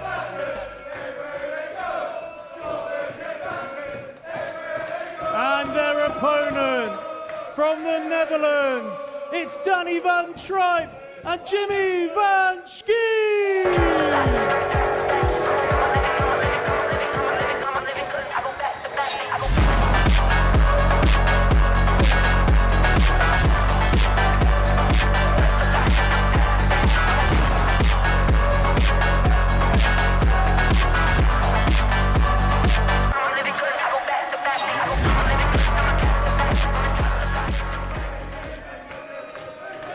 Yeah, well, I was going to say that it looks like the English fans have adopted Team Netherlands as the ones they're going to support now, but to be honest, they were supporting the Dutch anyway, weren't they? Jimmy van Schie is a bit of a cult hero here at the Live Lounge in Portsmouth, and they were singing his name on the walk-on, ready for a battle with Scotland here. But Scott Campbell must be feeling, well, as tall as Jimmy van Schie after how he performed in that 9-dart shootout. 2 180s for Team Scotland with his 2 throws to help them come through. Him and John Henderson, good friends, played for the same pub darts team up in Aberdeen. Now on stage, hoping to take the next step towards being the first international champions at the Live Lounge. Danny van Tripe and van Schie stand in their way, and Henry Deacon and Laura Turner will talk you through what surely will provide even more twists and turns tonight. Well, it's fair to say that the punters inside the Live Lounge in Portsmouth tonight have got their money's worth. 6 incredible group games, and they had the added bonus of a 9-dart shootout. And now we get through to the serious business.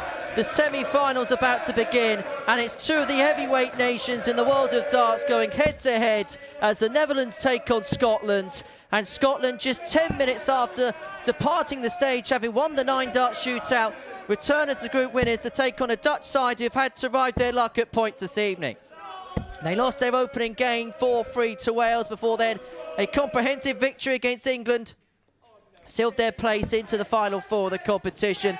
Scott Campbell hit 2 180s in the 9-dart shootout. That's never happened before, and adding the fact that the only 6 darts that he threw in that particular shootout just adds to the achievement of what he's just done. Well, that's the Jimmy van Schie army, and they will be fully orange from this point onwards. With England's departure, they're all neutrals, but there is always going to be a smirk and a remark about the Scottish pairing of John Henderson and Scott Campbell as they made their way to the stage. All in good nature, and Scott Campbell embracing the bear pit atmosphere here. But I just wonder whether the adrenaline will still be coursing through the bodies of Scott Campbell and John Henderson just 10 minutes on for that 9-dart shootout.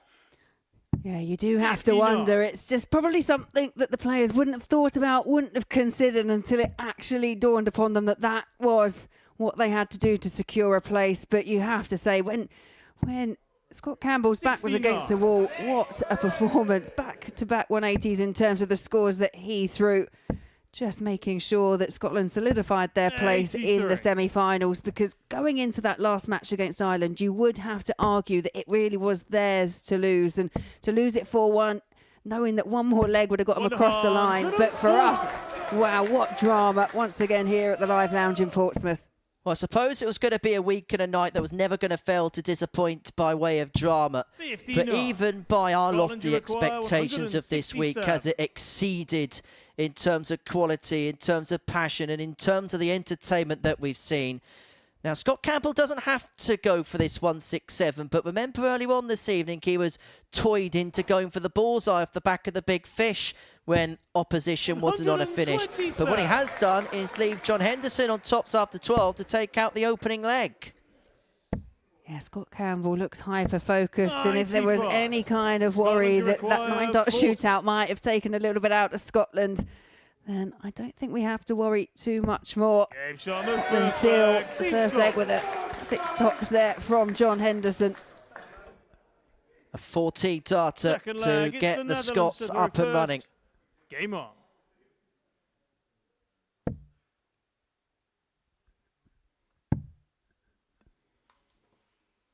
.58.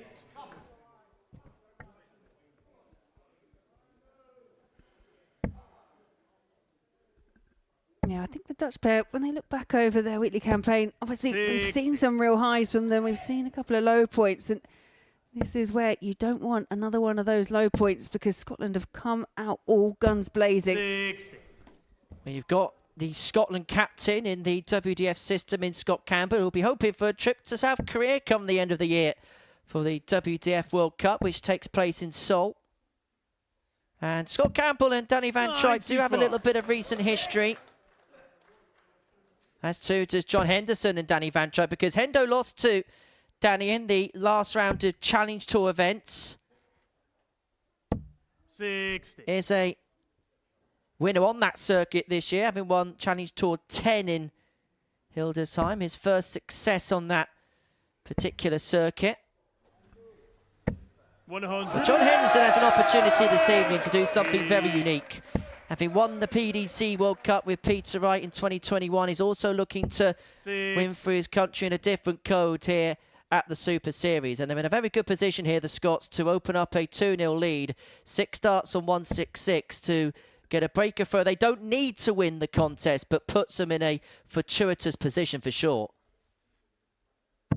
134. Yeah, wonderful setup play there from Scott Campbell.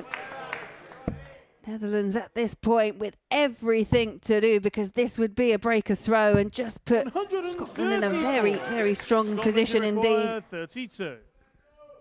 And so double 16 for Henderson.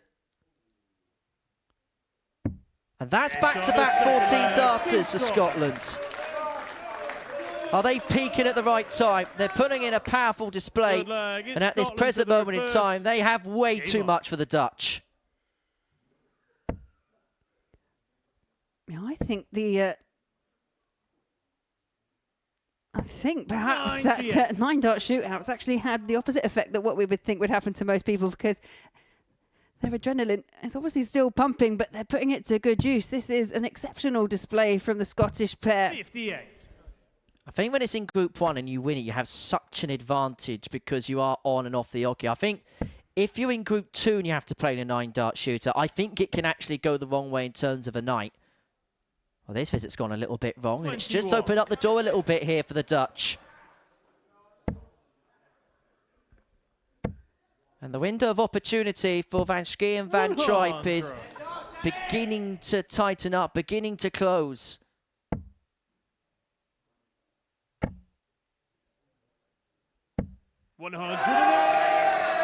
Second maximum for John Henderson. He's just seen his teammate Scott Campbell hit 2 in the 9-dart shootout. Now he's hit 2 of his own. 100. Well, that's the Northern Ireland pair with Richard McKee and Neil Duff. What's it to be for them this week? We will see the pair on shore in the Super Series format before too long. But what a performance this is from Scotland. 64. 102.38 the average. Are they just beginning to peak at the perfect time this week? You're going to go on a run. Now is the time to do exactly that. And it just looks like the Dutch are beginning to fall flat a bit. Treble 18 would have left double 12, but just wants to tidy it up. And 68. Yeah, after a great first start, just went awry a bit for John Henderson.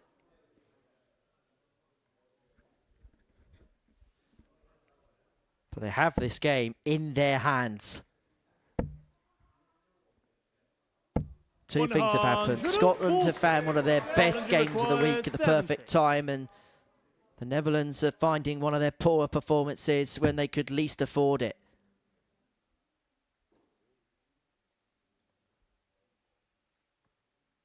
Scott Campbell just takes a step back. And now will step up for tops. But it drags just underneath the wire. And so there is an opportunity here for the Netherlands to bring it back to 2-1. And crucially as well, it would be a break. If Van Tryp can find the target that Campbell's just missed. It's game back on. The Dutch get a break back. It's 2-1. Full flag. It's the Netherlands to throw first. Game on.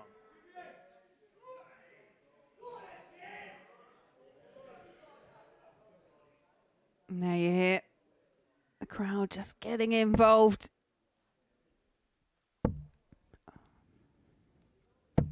100. Yeah, the Dutch pair still with a bit of work to do.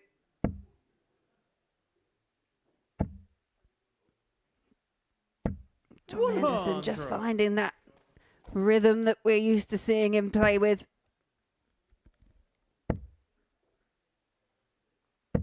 We say it so many times in these best of 7 matches, how one moment can just change the trajectory of a contest.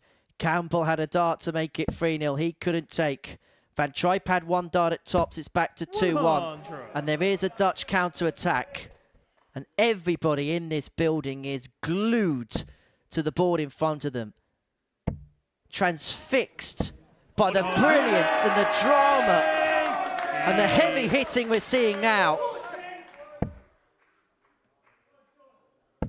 Yeah, the Dutch pair really have upped it. 81. And sometimes when you're on the back foot, you only just need that one moment just to change things around, change your fortunes.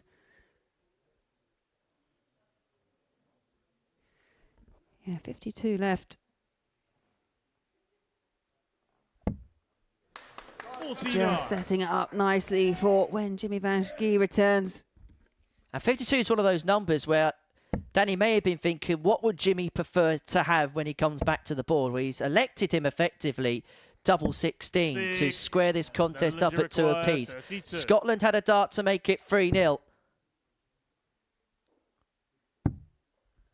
But if Van Schie can find this double 8, they are dragged back level. 2-2 is the best of 3 for the first place and the first ever international pairs here at the Super Series. Game on. Thank you. The crowd are getting involved. The crowd are always involved when Jimmy Van Schie's here. Yeah, you see Scott Campbell just shaking his head in the background. 45. The one thing I do find with someone like John Henderson, that when he takes that approach, it's all one movement. It's stepping up to the oche, that kind of rocking motion that you're used to seeing, then the release. That is all part of the one movement for John. If he is disrupted, then he has to kind of stop, reset, and start the whole process once again.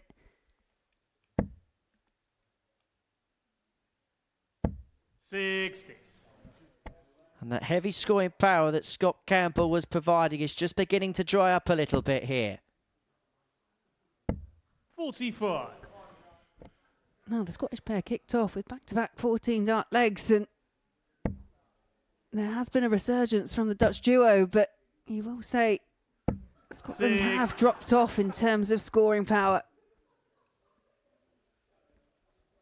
Well, I don't think it's going to be one of those games where we're going to be looking at the numbers for much longer. It's going to be one of those contests, you feel, which is going to be won by the team that's able to hold their nerve. But that is a big score from Van Schie. It's piled the pressure on Campbell. It's forcing Scotland now to find a big turn. But that first dart sat perfectly.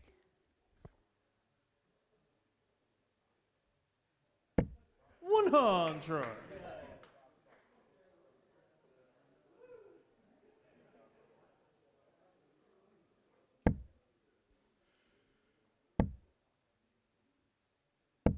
$41. Yeah, a few loose starts there from Danny Van Trijp. Wasn't enough to ensure that Jimmy Van Schie will be on a finish when he comes back to the oche. John Henderson looking to make sure that Scott Campbell will be. 96. Huge, huge last start there from John Henderson. It leaves his partner on a finish.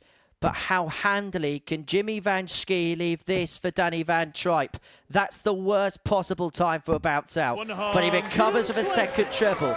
They'll be left on 68 unless Scott Campbell can conjure up a monster of a finish.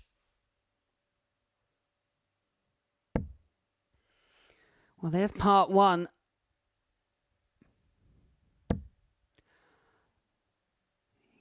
Yeah, frustration and a really loosely thrown last start.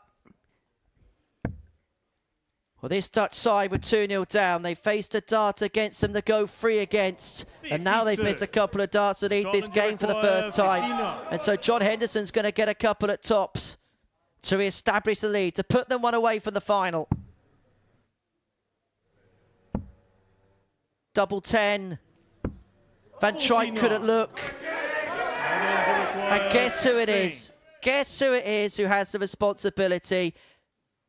Danny Van Truyck can't look, but luckily when Jimmy Van Schie's at the board, you'll hear it if it goes in.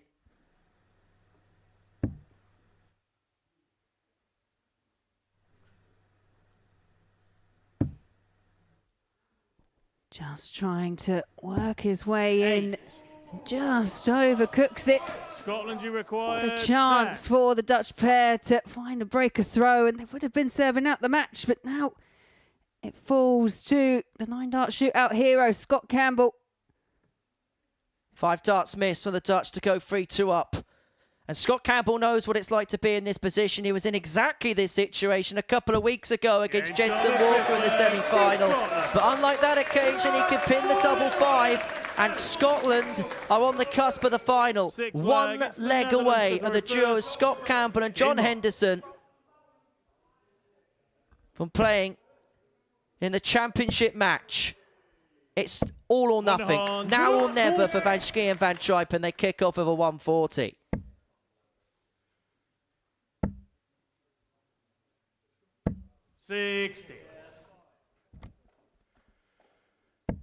Yeah, Scotland in this match missed darts to go 3-0 up and have had to battle to get it 3-2, but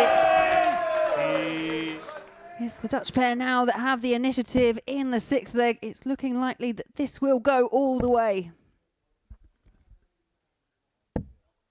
38.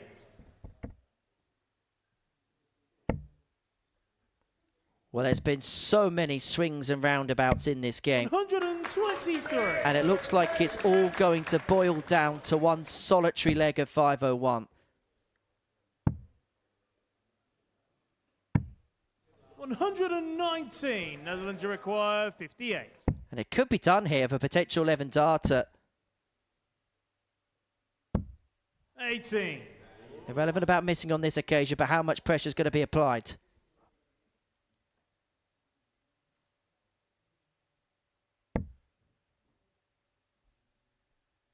Needs a couple of trebles, and 42. Yeah, that score there just affords all the time in the world here for Jimmy Van Schie and Danny Van Truyck.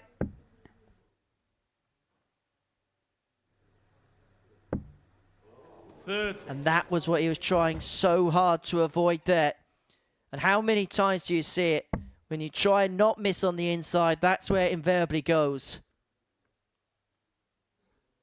And it looks like Scotland will probably now have to settle for a last leg decider. Van Truyck goes straight for the double 5. He clips the wire. He can't find it, but Scotland are nowhere to be seen.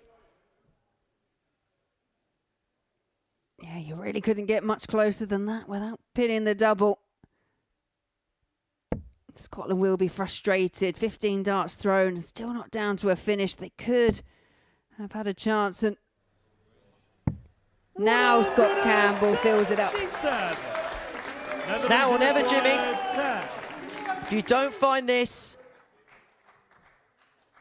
you may be heading for home. Huge dart, huge pressure. And it's going to come down to one dart. But Van Schie's up to the task. And we go all the way. There's another twist in this incredible tale. 7th and final leg. It's Scotland. Chapter 7 will be the final chapter of this encapsulating contest. Scotland have the throw. Henderson with the responsibility. Goodness gracious me. 55. Well, it felt inevitable that it was going to go all the way. However, the one element of the match, which has been a bit of a tripping point for the Dutch pair, they're 3 out of 19 on the outer ring. If Campbell and Henderson could have just kept up with them, they would have had chances to a 1-4-2. Whoever loses this game will wonder what if. Yeah, and they are sometimes the most painful ones to lose. Obviously, no one goes up there. Everyone goes up there looking to win, and inevitably one person has to come down and 130 not be victorious. But when you've got those chances, that's when it's frustrating. Every loose dart like 41. that is going to cost your team or cost your team dearly. This is the worst time for a visit like this, but he recovers with the last. Yeah, whilst he would have been disappointed with the throw, it would have been pure relief when that last dart found the treble 20 bed. 96. So it's advantage Scotland. They get the opportunity to set up first. And it could be one of those last leg deciders where you only get one chance. Yeah, well, that is what you're hoping for. You're hoping 85. just to get the chance, get the opportunity, make sure fate is in your own hands. What he'd give for another, finds another. Just about advantage Netherlands, but Scotland get first go.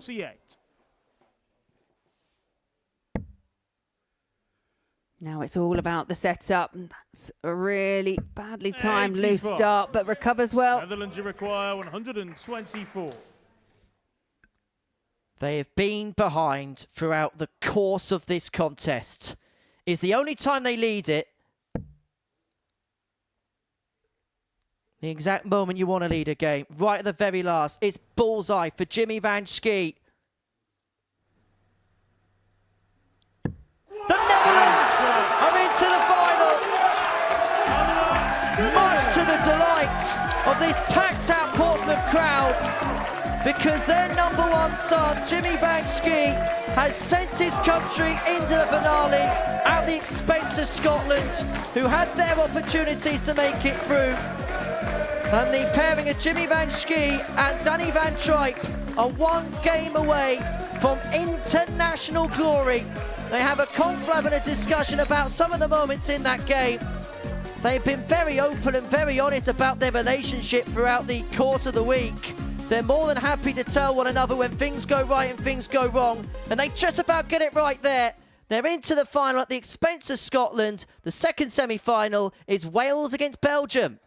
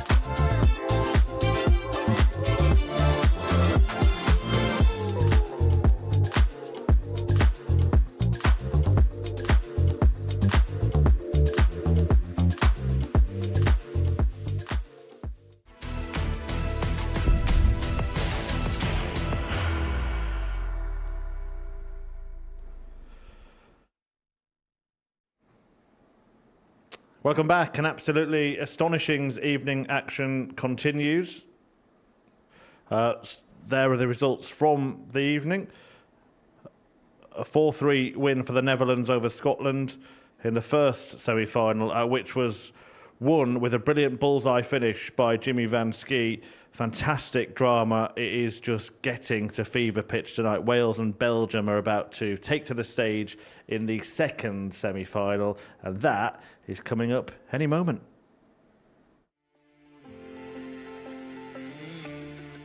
To success to quiet down the English crowd, and for Wales it's 2 wins out of 2. Turn to the board, looking at double 16 to complete a 4-1 success.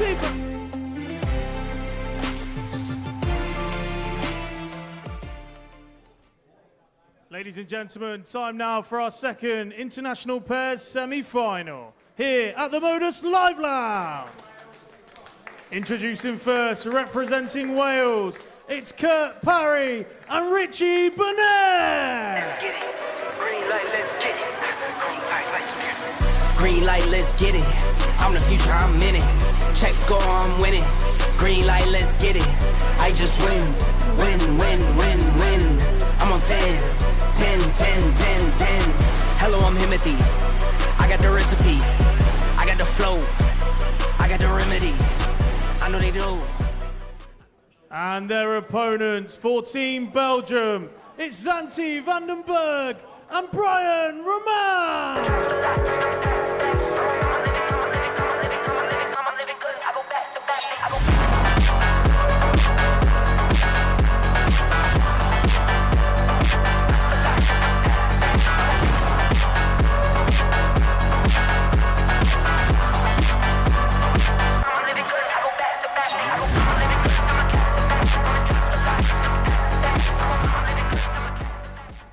And so Netherlands through to the final. Now we're going to find out who they will take on in the showpiece match on this incredible Saturday night here at the Modus Super Series. Brian Roman and Zanti Vandenberg of Belgium taking on Richie Burnett and Kurt Parry of Wales for the right to contest the decider tonight against the Dutch duo.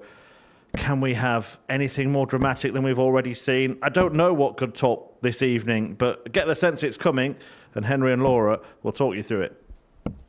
Well, these are words I never thought I'd ever say. Richie Burnett is quietly going under the radar. Because amidst all of the drama and the madness this evening, Team Wales haven't really been involved in any of that. It's been quite comfortable progression through to the semi-finals. A couple of wins against the Dutch and the English has seen Richie Burnett and Kurt Parry to have been a couple of wins of the title. And it is the Dutch that are awaiting in the final, following that 4-3 win against Scotland a few moments ago.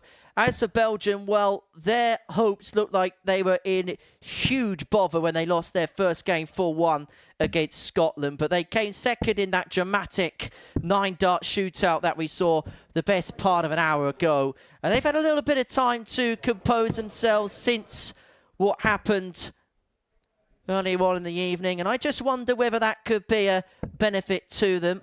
Brian certainly seems in the mood. He looks like he's having a bop to himself. I don't quite know what the tune is he's mumbling to himself as the final practice darts are thrown, but he certainly has a relaxed nature about him ahead of one of the biggest games he has played in this building.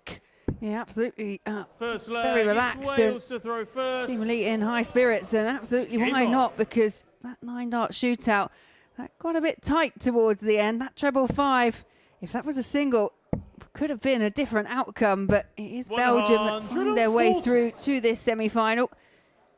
I think a lot of people coming into this, they really did fancy Wales for the title, but Belgium for me have been one of those players they've had, one of those pairs, sorry, they've had a really kind of up and down week. Up to Thursday, they'd only won 2 matches a day.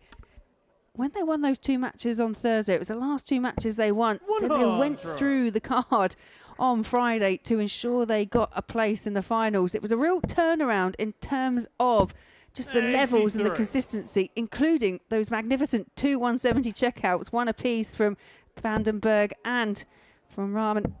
55. Well, this is where the Super Series turns into a different tournament on Saturday, because We talk all week about being consistent, and that gets you through. But this is the point of the week now where you've got 2 more short course games to get to your end goal. This is the point of the week where you can have just that little bit of X factor. If you can find that Premier performance now, that could be the difference between you winning and losing. 60.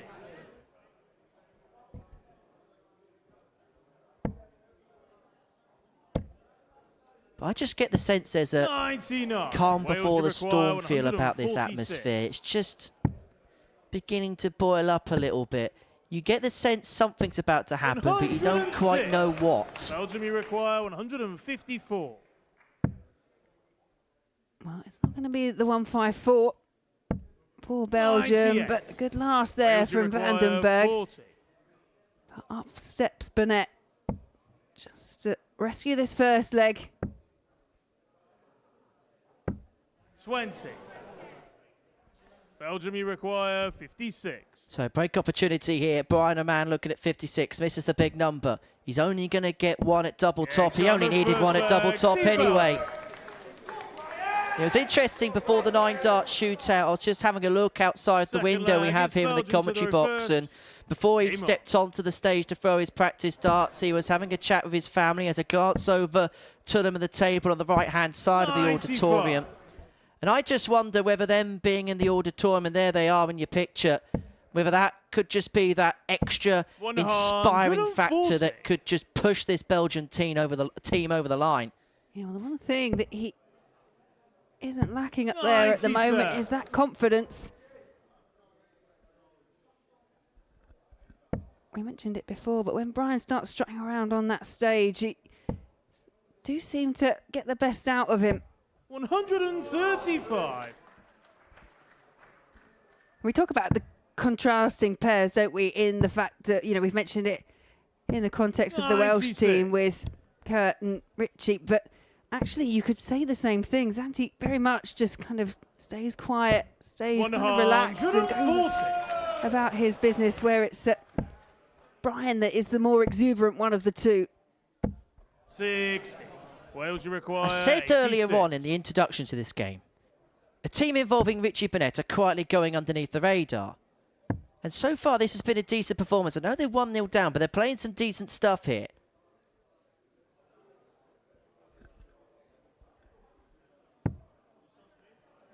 $34.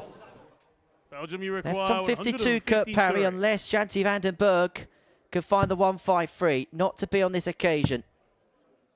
Wales missed 3 darts to win the first leg. They're going to get a couple more to level up. Wales, you require 52.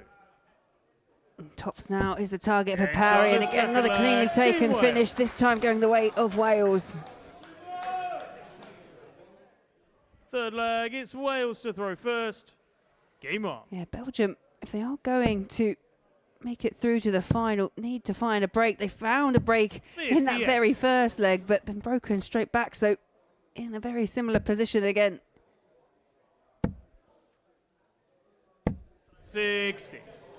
Well, a couple of old friends having a chat about their experiences this week. John Henderson and Neil Duff in conversation with one another. 100. It's one of the things you get here at the Super Series, the camaraderie between the players, both on the hockey and off the hockey, and they would have spent a lot of time with one another, particularly at the World Seniors events as well. Yeah, whilst the Dart network is one of those ever-expanding ones, you do strike up some really strong friendships along the way, that kind of traverse the globe, to be fair. 58.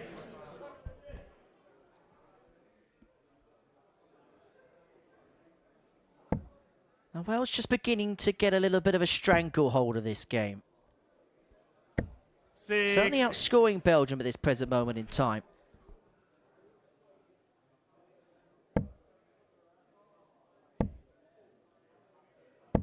$43. He couldn't find a way to adjust there, and it's Parry, and that is inviting for a third. And there is a maximum, first maximum of the match, and there is no surprise that it goes to Kurt Parry. 60. Well, if Chris Mason was sat in this seat, he would say timing. And are Wells beginning to stretch away with this semi-final? Because Richie Burnett flies double 10 to put them halfway there. Full flag, it's Belgium. And I've got to say, the atmosphere in here this evening is a lot like the type of atmosphere that you would akin to the likes of a lakeside or a circus tavern when it's at full capacity. You haven't got the stand-up if you love the dart type atmosphere, but you could just hear the rhubarb of noise across the auditorium. They are absolutely transfixed by the action that we're watching this evening, and it must be a beautiful atmosphere to play in. Yeah, it's been a really exciting night, and you can understand why everyone is totally transfixed with everything that's happening up on the stage. And that is a good first start for Burnett. Just couldn't find the line once again. 68. And you see that kind of overstretch and the back foot come out. Well, he did see it. 84. But what are we going to see next in this semi-final? The first went all the way to a last leg decider. Are we potentially going to see the second 96. tread a similar path? Because Belgium have 6 on 186, and just when it looked like they were in a spot above, are they about to conjure away back level?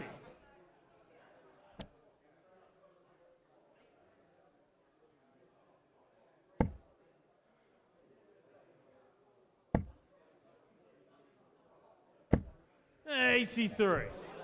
Belgium, you require 126. Yeah, Richie just wondering why it didn't go in the direction he wanted it to.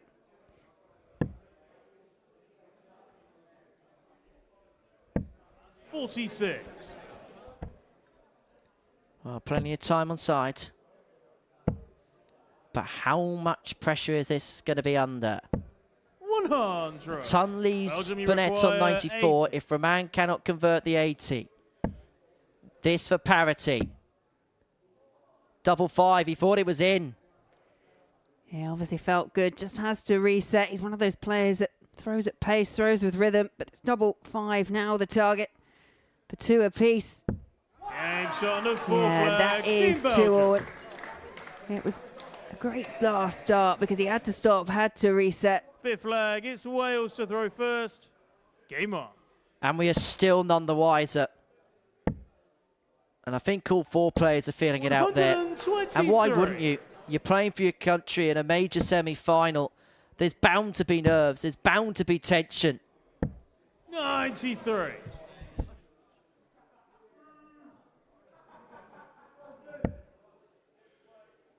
Here today, gone tomorrow.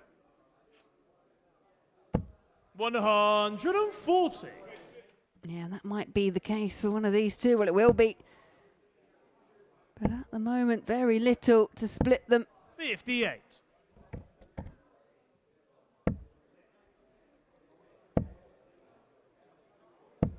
$95.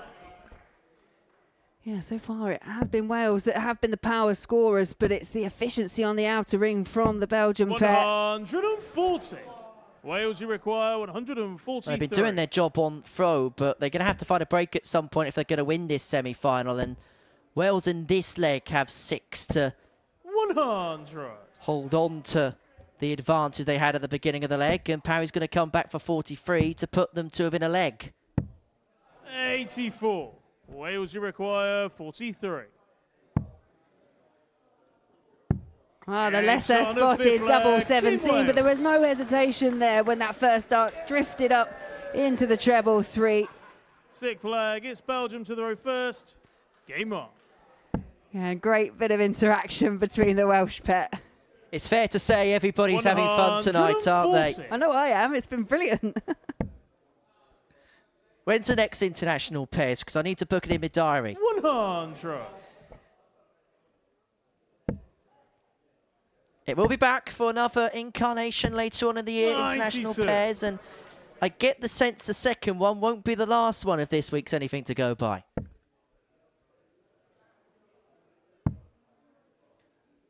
These have been such a great addition to the 96. Super Series calendar, these specials weeks we've seen.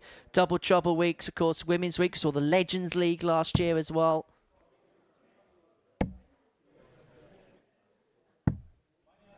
$29. And is that the opportunity Wales were waiting for to wrestle away the advantage of throw from Belgium? And that is exactly what Kurt Parry has just done. Needs to find a treble, does find a treble. Because it was a 140, it meant that Burnett was left on a bogey. So Belgium will get first poke to take us all the way, but the 146 may have to be taken out because Richie Burnett here is putting a huge indent into this 165. 95. And so for Belgium, their hopes relies potentially on taking out this 146.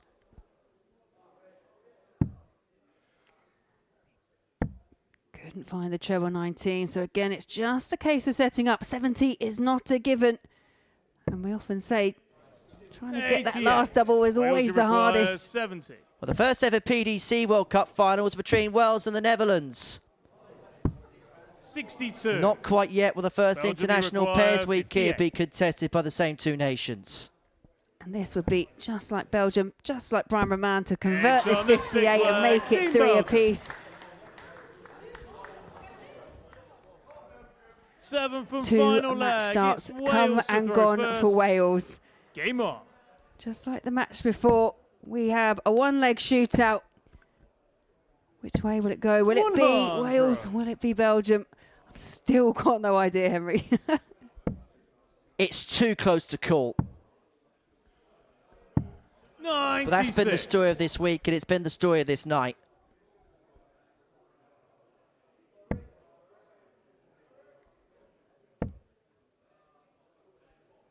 But every single mistake multiplies. Every single trebleless visit multiplies. And it just gives the opposition a real G up. 96. Just that one treble there could be seismic. The family can't watch. And they won't want to watch what Kurt Parry's doing here. Because the MO of this Welsh team was Kurt Parry score and Richie Burnett mop up. Well, he's put in a big score here. Burnett's looking to pick the pieces up. 122. Yeah, but an almost perfect response there from Santi van den Berg. Not quite enough to leave a finish with the last dart. And back comes Richie Burnett. Yeah, bit of noise in the crowd. Richie just wanted to check out what was going on. 138. However, it hasn't put him off his stride. Roman's got a set-up turn. And now it's down to Kurt Parry to send Wales 96. into the final. Wales, you Yeah, require Kurt did have 68. a couple of match opportunities in the last.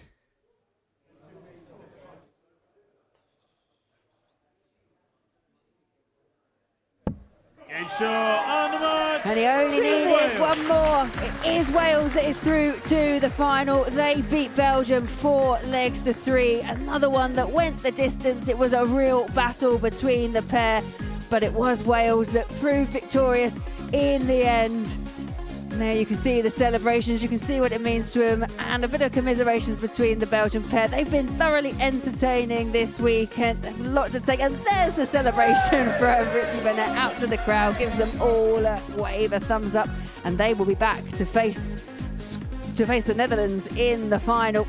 Quick look at the averages: 93-17 for Burnett and Parry, 4 out of 10 on the outer ring. It was good finishing from Roman and van den Berg, but wasn't enough in the end.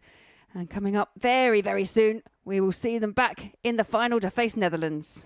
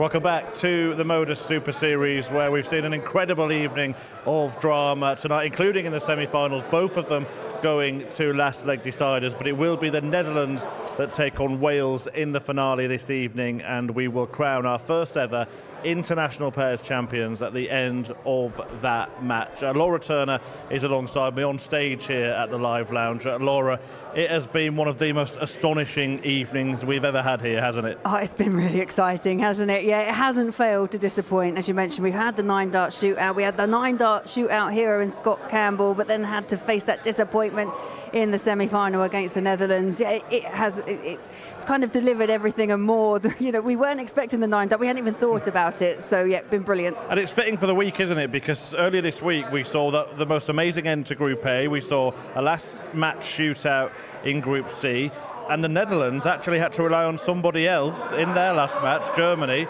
to lose to get through, and now they're here in the final. Yeah, honestly, the stories that have come out of this week are absolutely astonishing. You can't write a script like this, can you? This is what is so exciting about darts, about live sport, and yet we've still got one more big match to come. Yeah, the big moment, of course, for the Netherlands, that brilliant bullseye finish earlier on tonight there. Fantastic check out from Jimmy Van Schie to deny Scotland, but there'd been drama earlier on, hadn't they? Missed doubles. It took them that last double too when Scotland had caught them up in the leg before this. What's going through your head? One dart at the bullseye to send your nation through.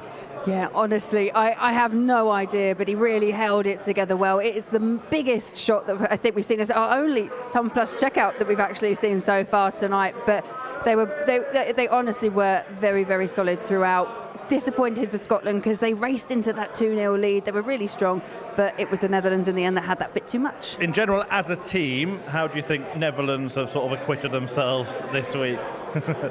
Belgium have done well as well. He's been in a great mood all night, let's be honest. Yeah, as a team, yeah, acquitted themselves really well. They have a different dynamic to some of the other teams. Some of the other teams, you see that kind of really strong leader. These two just work off each other. They're really honest. If things aren't going right, then they will address that. Then it's kind of that frank talking that they do between each other. But it's really worked. It has been up and down for them, but tonight it's all come together. Yeah, and look, they've been close. They were close in Group A. Managed to sort of sneak through in Group B.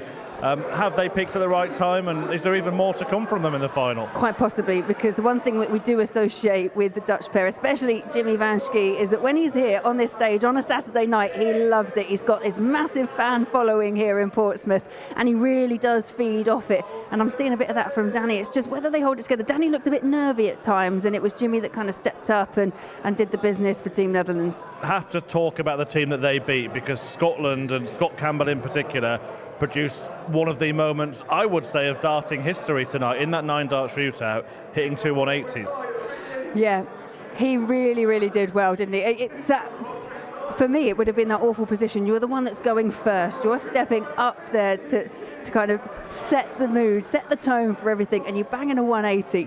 You've just put your team in such a strong position, but then to follow it up with another 180 just to make sure, yeah, it was absolutely fantastic. It's a bit of history written, but they will be disappointed because it just didn't quite go their way in the semi-final. Yeah, it's kind of heartbreaking, isn't it? And I think Henry said it in commentary that either team would have thought, how have we lost that, really, that semi-final? I think so, because they were obviously buzzing, all the adrenaline was pumping, and then we're using it to good effect as well. They came out 2 14-darters in the first, 2-0 lead, missed darts to go 3-0 up as well, and then it just felt like a bit of a slog, a bit of a struggle. It's like they just had the wind knocked out of them slightly, and then just couldn't quite recover. That bounce seems to be back in Team Wales, doesn't it? They're on another winning streak this week. Get the better of Belgium in the semi-finals there. Another really tight contest, but Wales come out on top. Yeah, they did. Yeah, and they've been entertaining. And I will say, and I said it in commentary as well, Kurt Parry, when that first start goes in, he really is following it up time and time again, but he was also really efficient on the outer ring. He was pushed all the way from Belgium, and that's not to be unexpected, because whilst Belgium have had, the first 4 days, I'd say Belgium were pretty inconsistent, but the last 2, they've just not looked back, and yeah, it could have easily been Belgium-Netherlands in the final. Yeah, it's 7 straight wins for Wales now, isn't it? After 6 straight defeats that put them in a predicament of perhaps not even getting through to finals night. They've done it in streaks, one more, and that roller coaster has the perfect ending, doesn't it? Yeah, and it almost feels kind of fitting, doesn't it? Richie Burnett back up here, back in a Wales shirt. Henry mentioned, 37 years since he picked up a title representing his country. But, if they are going to pick up that title, then they've got a really hard task ahead of them. Them and the Netherlands have faced each other probably more times than any other team have this week. They'll know each other's game inside and out, and the results have gone each way. So, it's just who can produce the goods on the very last match. A very honourable mention to Belgium as well. Came very close after a slow start to the week, but they really grew into it, didn't they? They did, yeah, they really did. And I think Brian stepped into that captaincy role. He made the decision at one point to put Santi in to throw first, and that setup seemed to really work for them. And then the 9-dart challenge shootout came up, and he then took the captaincy role, took it on his own shoulders, got them in the semi-final. Just didn't quite have enough right at the end, but they look like they've enjoyed it, and it's been great to see Santi van den Berg here as well, making his debut. Absolutely. Look, this week as a whole has really delivered, hasn't it? We have seen some dramatic finishes, climaxes in groups, some big checkouts as well, 3 170 checkouts this week. Yeah, and they all came on the same day as well, so it was a really jam-packed day. The only thing we're missing, and I'm not going to be greedy, but it would be wonderful, is a 9-dart finish. Yeah, well, we had a 9-dart shootout. I think you are getting a little bit greedy, to be fair, Laura. But yeah, another brilliant one there from the Belgian team who we just mentioned, Santi van den Berg. And the one that really changed the direction of their week was this one from Brian Roman, wasn't it? That was sensational. It was. I mean, they were throwing against the darts. They were playing in a match that they were losing 3-1 at one point. They had to hit that 170. Not just leveled it up at 3 apiece, but I think it really took the wind out of the sails of the Northern Ireland pair. And yet Belgium just knocked him up, and it was a match where if they'd lost, it would have been Northern Ireland that went through. Yeah, well, it's not just been about the 6 teams that are here tonight. We had another 6 in action, including African representation in Team Kenya. Peter Wachuri, who really stole the hearts of this crowd when he was last here, but himself and Manpreet Kelsey, they put up some good fights, didn't they? They really did. They acquitted themselves well. It took them a couple of games kind of just to get settled into it, but the win that they got against the Netherlands, that actually ended up putting Netherlands in a bit of trouble in that group later on. They were unfortunate not to get a couple of others, but they were in a very, very tough group, and they pushed, few 4-3 results that just didn't quite go their way, and they pushed the entire time. And it's great to see some real international representation, and great to see Team Kenya here. And we've spoken about it, there will be another International Pairs Week later in the year, and I can actually reveal that there will be some different teams in action as well. We're not going to tell you who yet, but it will be great to see teams from other countries, other continents even, come and grace this stage. Honestly, when you look at the list of the people that we could actually have here, it's probably quite hard to pick 12. You could probably pick a completely different 12 coming into it next time, and it would still be just as entertaining. So yeah, I'm intrigued to know. You've dipped a little teaser there. It's nice to know who will be coming along, but yeah, there is a lot to pick from. What is it that's made this week so special, other than the drama and the quality of the darts? What is it that's just made it so watchable? I think with all the specials weeks, I think what is really good is the fact that you're seeing a different format, or you're seeing different people, different players, but yeah, it's also the fact that you're watching 2 people interact with each other. I've spent as much time probably watching the partner of the person that's actually throwing than the person throwing themselves, because their reactions, they tell you everything that you need to know about how the team works, the dynamic works. So it's just given a different perspective in the world of darts. It's something a lot of us know about, but something we don't really see that often. Yeah, I hate to say it, but we're going back to the ordinary next week. Series 11 is getting underway, and these are the players that are going to be in action in it. Mervyn King's actually going to be back. Jeff Smith from Canada, maybe a shout for international pairs in future.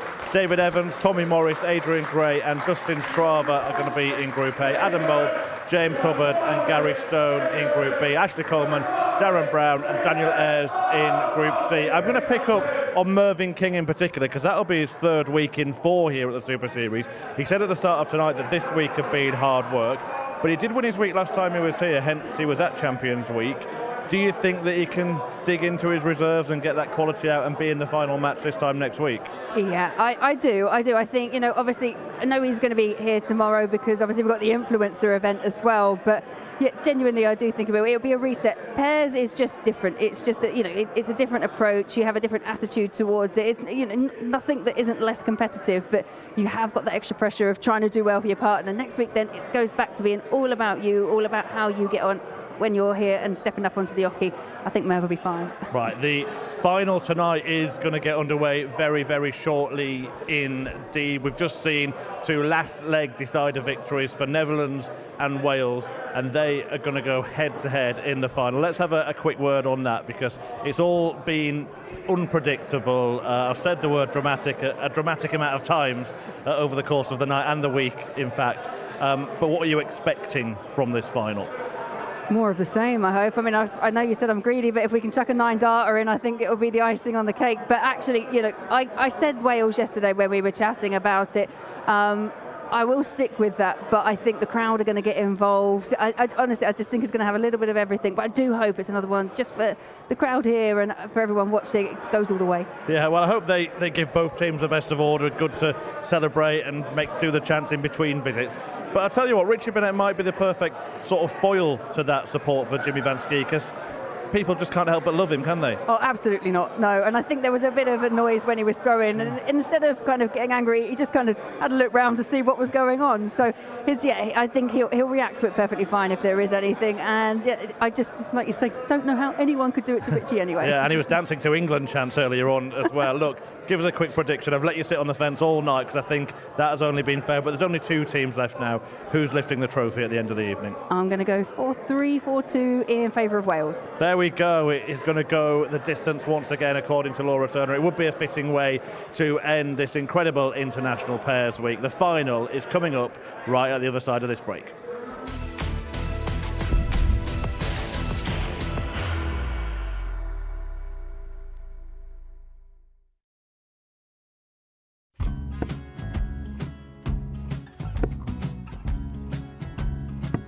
.54, Charlie McGuire 164.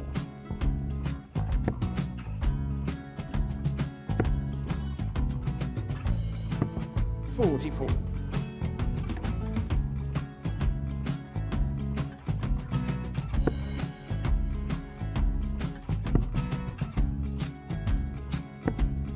.32, Charlie required 120. Well, 120. He's got a fair, at least 2 handfuls at this. Just needs to stay 60. there. That's a good shot. Halves his score, leaves himself on a 2-darter.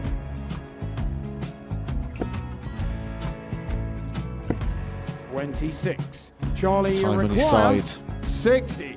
to become back-to-back singles champion.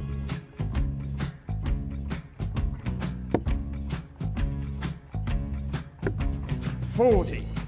Definitely a couple of nerves in those last 2 darts, but he'll be coming back.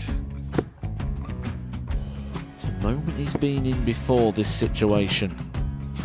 Standing at the back of the stage, Charlie approaching the required oche with a 20. chance to win the title.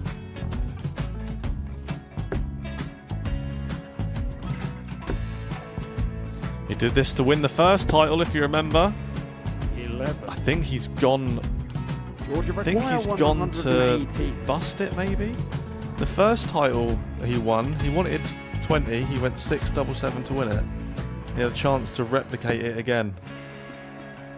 Yeah, I get the feeling that was for a bust, and 39. on that situation there, George Scaife wasn't even 9. able to take it out going to the 18s on that switch.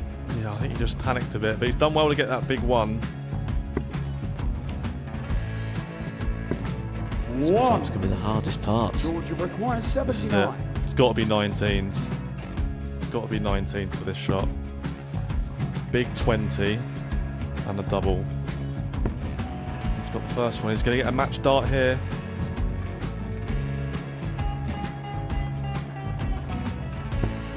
.59. Charlie Threw the entire required body into that 8. one. Just didn't want to let go of the dart.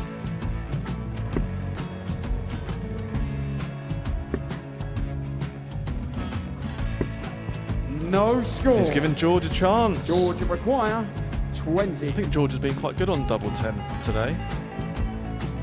So many opportunities for Charlie Murphy. Go Couldn't get the job it. done. Got in the match. And the Red Dragon George Modus Scaife. Super Series Influencers Champion, George Scaife.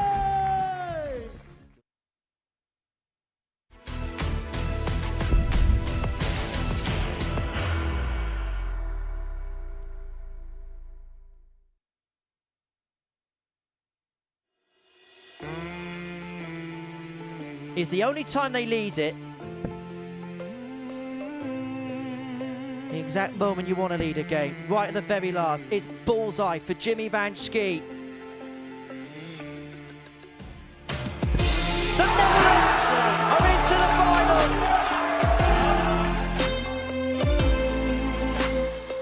The match opportunities in the last.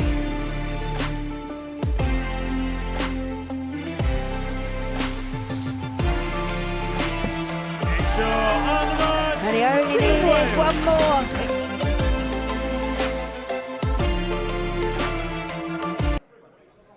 Ladies and gentlemen, it is time now for the final of the international pairs here at the Modus Live Lounge.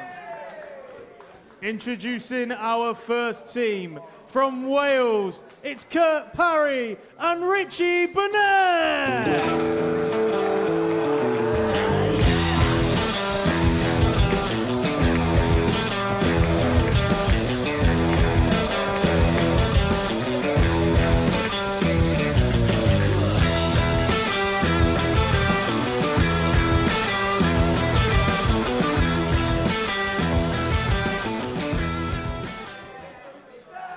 And their opponents from the Netherlands, it's Danny van Tripe and Jimmy Van Schie.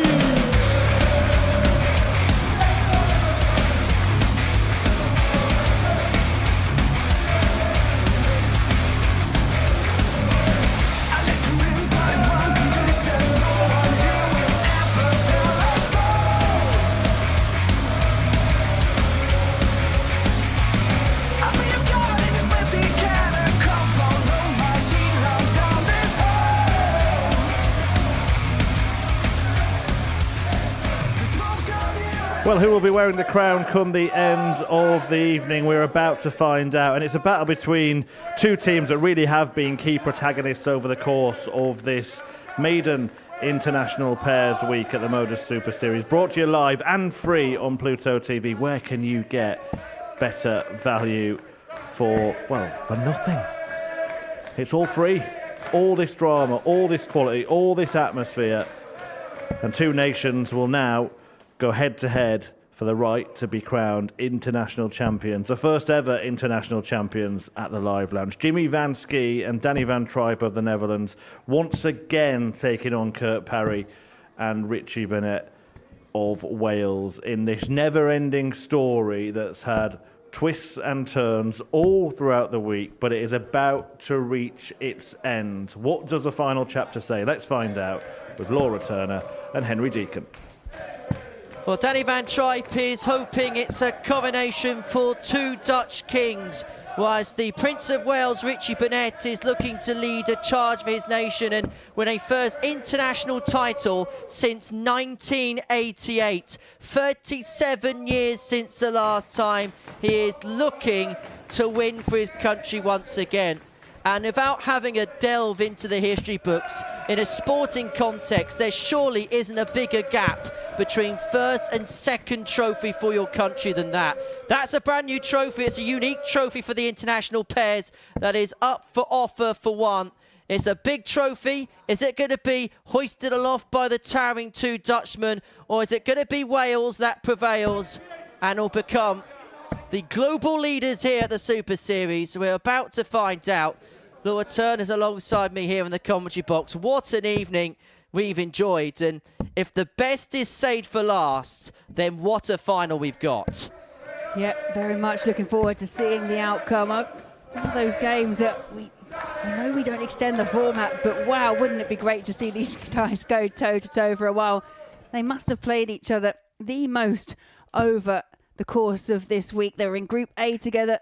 They came through Group B together, and they met each other earlier on this evening, and it was Wales that just took the edge, winning 4-3. But the one thing that they've always had is high quality when these two toe the hockey. It's the 7th meeting between these two nations this week. But who is going to take the bragging rights at the initial Modus Super Series international pairs? Now, this is the only game of the week where there is a bull-off to determine who throws first. Wales won that particular exercise How key that could be, we'll find out in due course. And on paper, you have to say, you can't really split these two. No, you really can't. You really can't. And 85. it is just about who can produce the goods in the very last moments. Jimmy Van Schie, who got the Netherlands over the line against Scotland in dramatic fashion, finishing off that 1-2-4 finish on the ball. And a 1-2-4 that he had to take out because the Scottish pair of Scott Campen and John Henderson were handily poised to try and snatch that semi-final from their grasp. But it is the Welsh that get off to a more positive start in this one. 6 starts on 2-1-6 to take the opening leg. But we did see a sluggish start from the Dutch against the Scots. But will they be afforded 140. that kind of time to work their way into the contest like they did in the semi-final? Parry's going to come back for 76 to draw first blood for Wales. 125. Yeah, that Wales visit require there means 76. Netherlands are on their coattails, but it's a good first. It's 8 required. 60. Netherlands require. Now, the only ton plus finish of the night was the 1-2-4 for the Netherlands to win the last leg of that semi-final against Scotland. That was found by Jimmy Van Schie. Can he back that effort up with a 120 to get the break of throw at the very beginning of this final? Double top to do exactly that.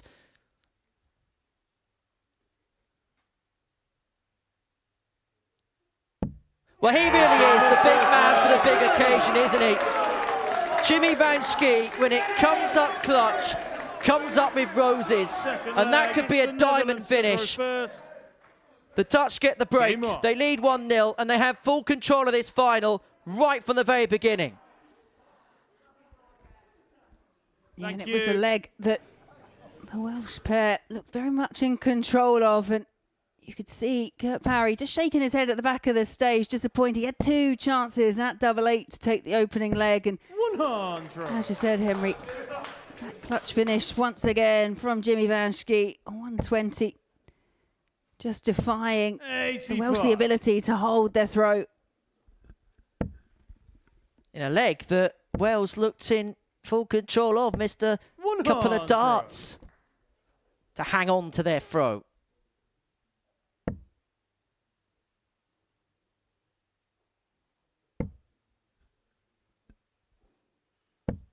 The other thing we should mention as well is, apart from Kurt Parry, the other 3 players on this stage will be back here in around about 12 hours' time to play in the Influencer event. So it's going to be a very busy weekend, no matter what happens for Messrs. Van Schie, Van Tripe and Burnett.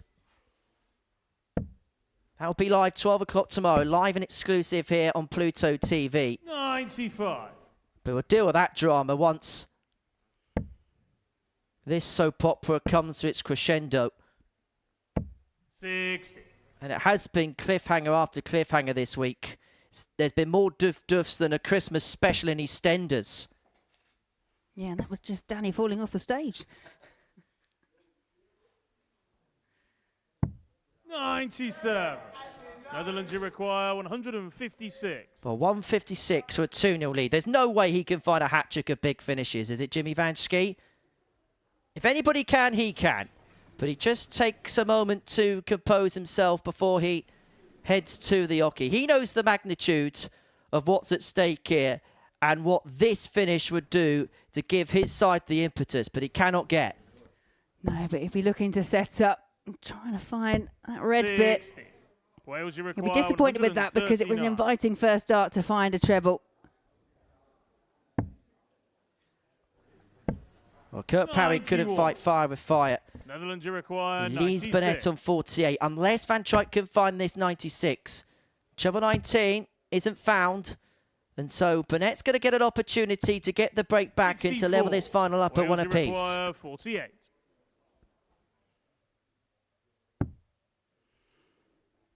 Two darts for double 16. Well, it's 8 now. 1 dart in hand. And 40. just the width of a wire away, and you can see what Richie thinks of that. Yep, 32. it's not far, but it's not in.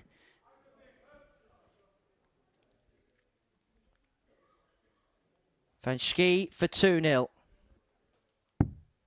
He is leading his nation's charge. And the Netherlands are halfway towards international glory at the Live Good Lounge. leg. It's Wales to throw first. Game on. And these are the fine margins that we're working to at this level. Wales 2 darts to take the opening leg. Kurt Parry couldn't convert. Jimmy Van Schie steps up, converts a 120. Richie Burnett 2 darts in the last, and once again just offers an opportunity, and it just is apparent at the moment you cannot offer Jimmy any chances at a double. Well, we've been asking the question all week. There's not really been a designated captain in this Dutch team. There's still not a designated captain now, but it's felt like Jimmy Van Schie has been the one that has stepped up to the plate.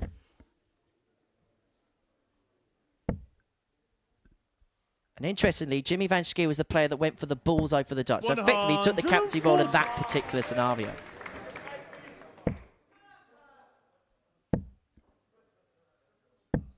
$98.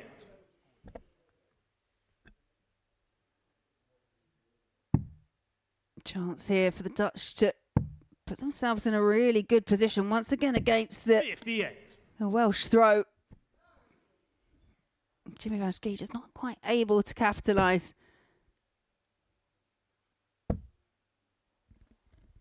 Well, part of the Welsh problem 83. is Richie Burnett hasn't quite found the firepower that he has done for the most part of the week. Kurt Parry's doing a very good job of trying to keep things tight. 55. But this is where Wales 2 going into 1 doesn't quite work in this pair's format. But can he conjure up something huge? The 161 isn't going to go. 137. But he's left Burnett on a double if this isn't found. Oh, not far away from the treble target, but far enough to 59. Wales you require 24. Richie Burnett here. A chance for a leg.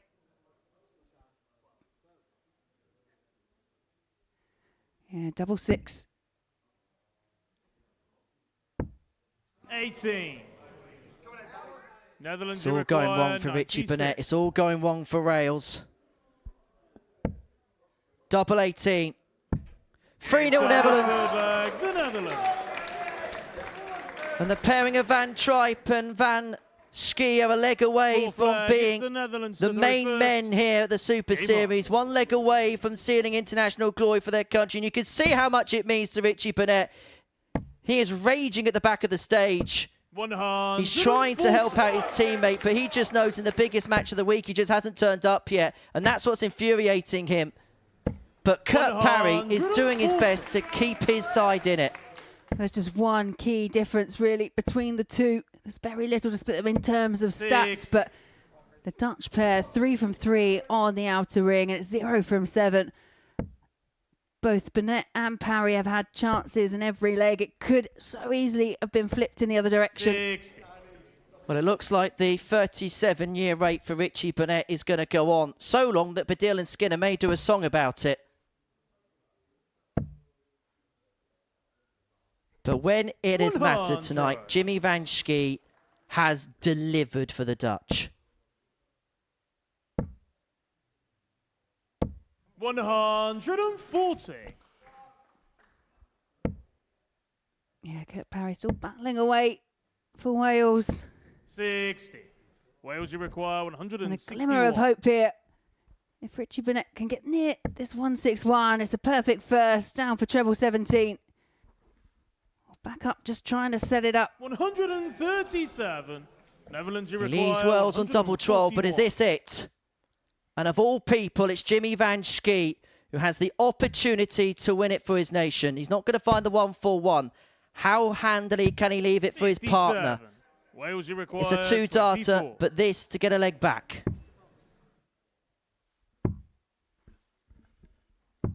It's not there. And that could be the end of it. Danny Van Tripe comes to the board to seal international glory for the Netherlands.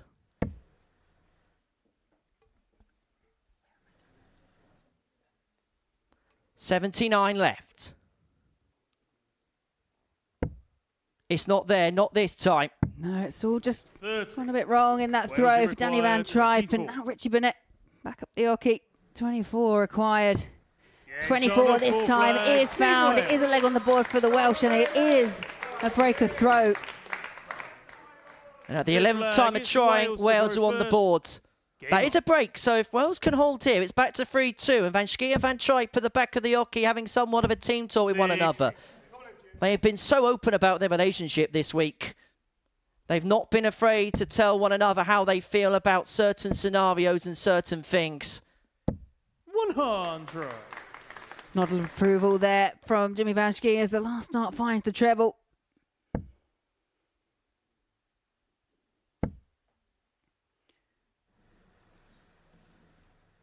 Darts just going slightly to the right there for Richie Burnett. And even the cool and composed Kurt Parry sunk his head there. Is he beginning to doubt things? 60. Yeah, you feel it's all kind of waiting on the outcome of this particular throw from Kurt Parry. And 46. Yeah, raise of the hands, because now it is difficult for Wales. And that is a perfect first for Jimmy Van Schie. 140. Well, we head towards midnight here in Portsmouth. And are the Dutch Cinderellas about to have their ball? Well, Danny Van Tripe did come on with a crown.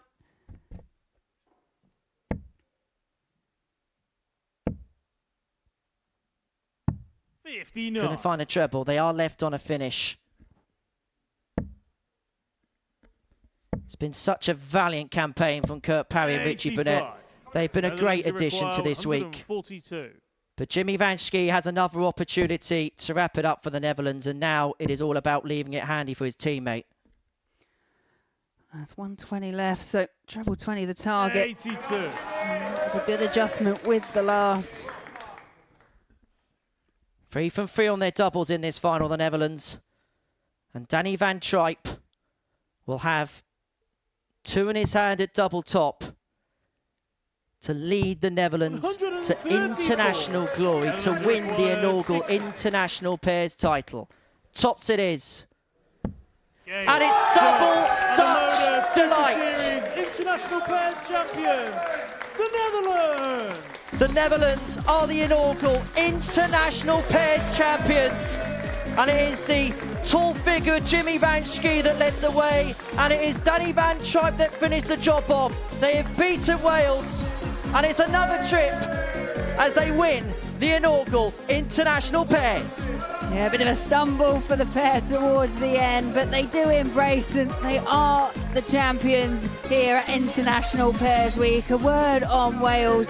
They had a valiant campaign, but it just didn't quite come together in the very last. You can just see Danny there collecting his darts, and yeah, absolutely brilliant from the pair of them. It was, hang on, it was there. We can have a quick look at the stats. It was an 85.5 average for the Dutch pair, and it was 4 out of 4 on the outer ring. It was that checkout success, that percentage, 100%, including a 120 checkout that saw them across the line without any real problems. It was a bit of a different checkout percentage for the Welsh, which cost them in the end, and it is the Dutch pair that do get the victory. We can pop over and we can hear from Murph in the studio. Yeah, thank you very much, Laura. Yeah, 4-1 to the Netherlands. Dutch delight tonight. 4 out of 4, as you say, with the checkouts. That won them the final. And we are going to hear from, I'm sure, a delighted Dutch duo there on stage with Henry Deacon. Yeah, Chris, thank you very much. Jimmy, Danny, many congratulations. Look, Danny, I'll come to you first. You're the man who had the delight of hitting that winning double. Just tell us how you feel. I'm feeling great right now. The feeling after the semi-final was not great, because I don't think the crowd was not supporting Scotland or something. They were cheering for us, and it's okay to cheering for us, but they. But it's not okay to cheer for us when someone's showing. And he was mad at me because I was cheering after the semi-finals. But I was happy. I was happy that he told a 124 finish. But the way how Scotland get treated, it's not okay. That's right. Jimmy, these are your people, aren't they? But this is something much bigger this week, isn't it? Doing it for your country, winning for the Netherlands. And I tell you what, tonight, when it came to the big moments, you came up with 2 monster finishes, the 1-2-4 in the semi-final, the 120 in the final. What is it about you under pressure that just shines? This is my mic. This is my mic. We're not going to Dimitri here.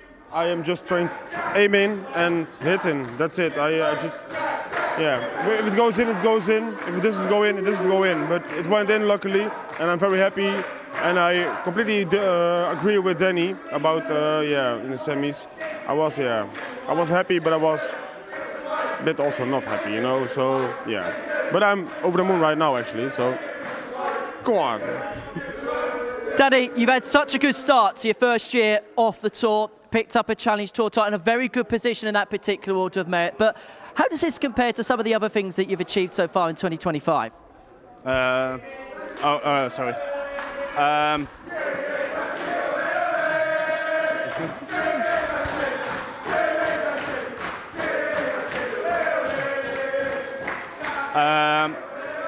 had my tour card for 2 years. I lost my tour card, and I got to the semifinals of Dutch Open. I got to the final of the Modus Super Series where I lost against Shane McGurk.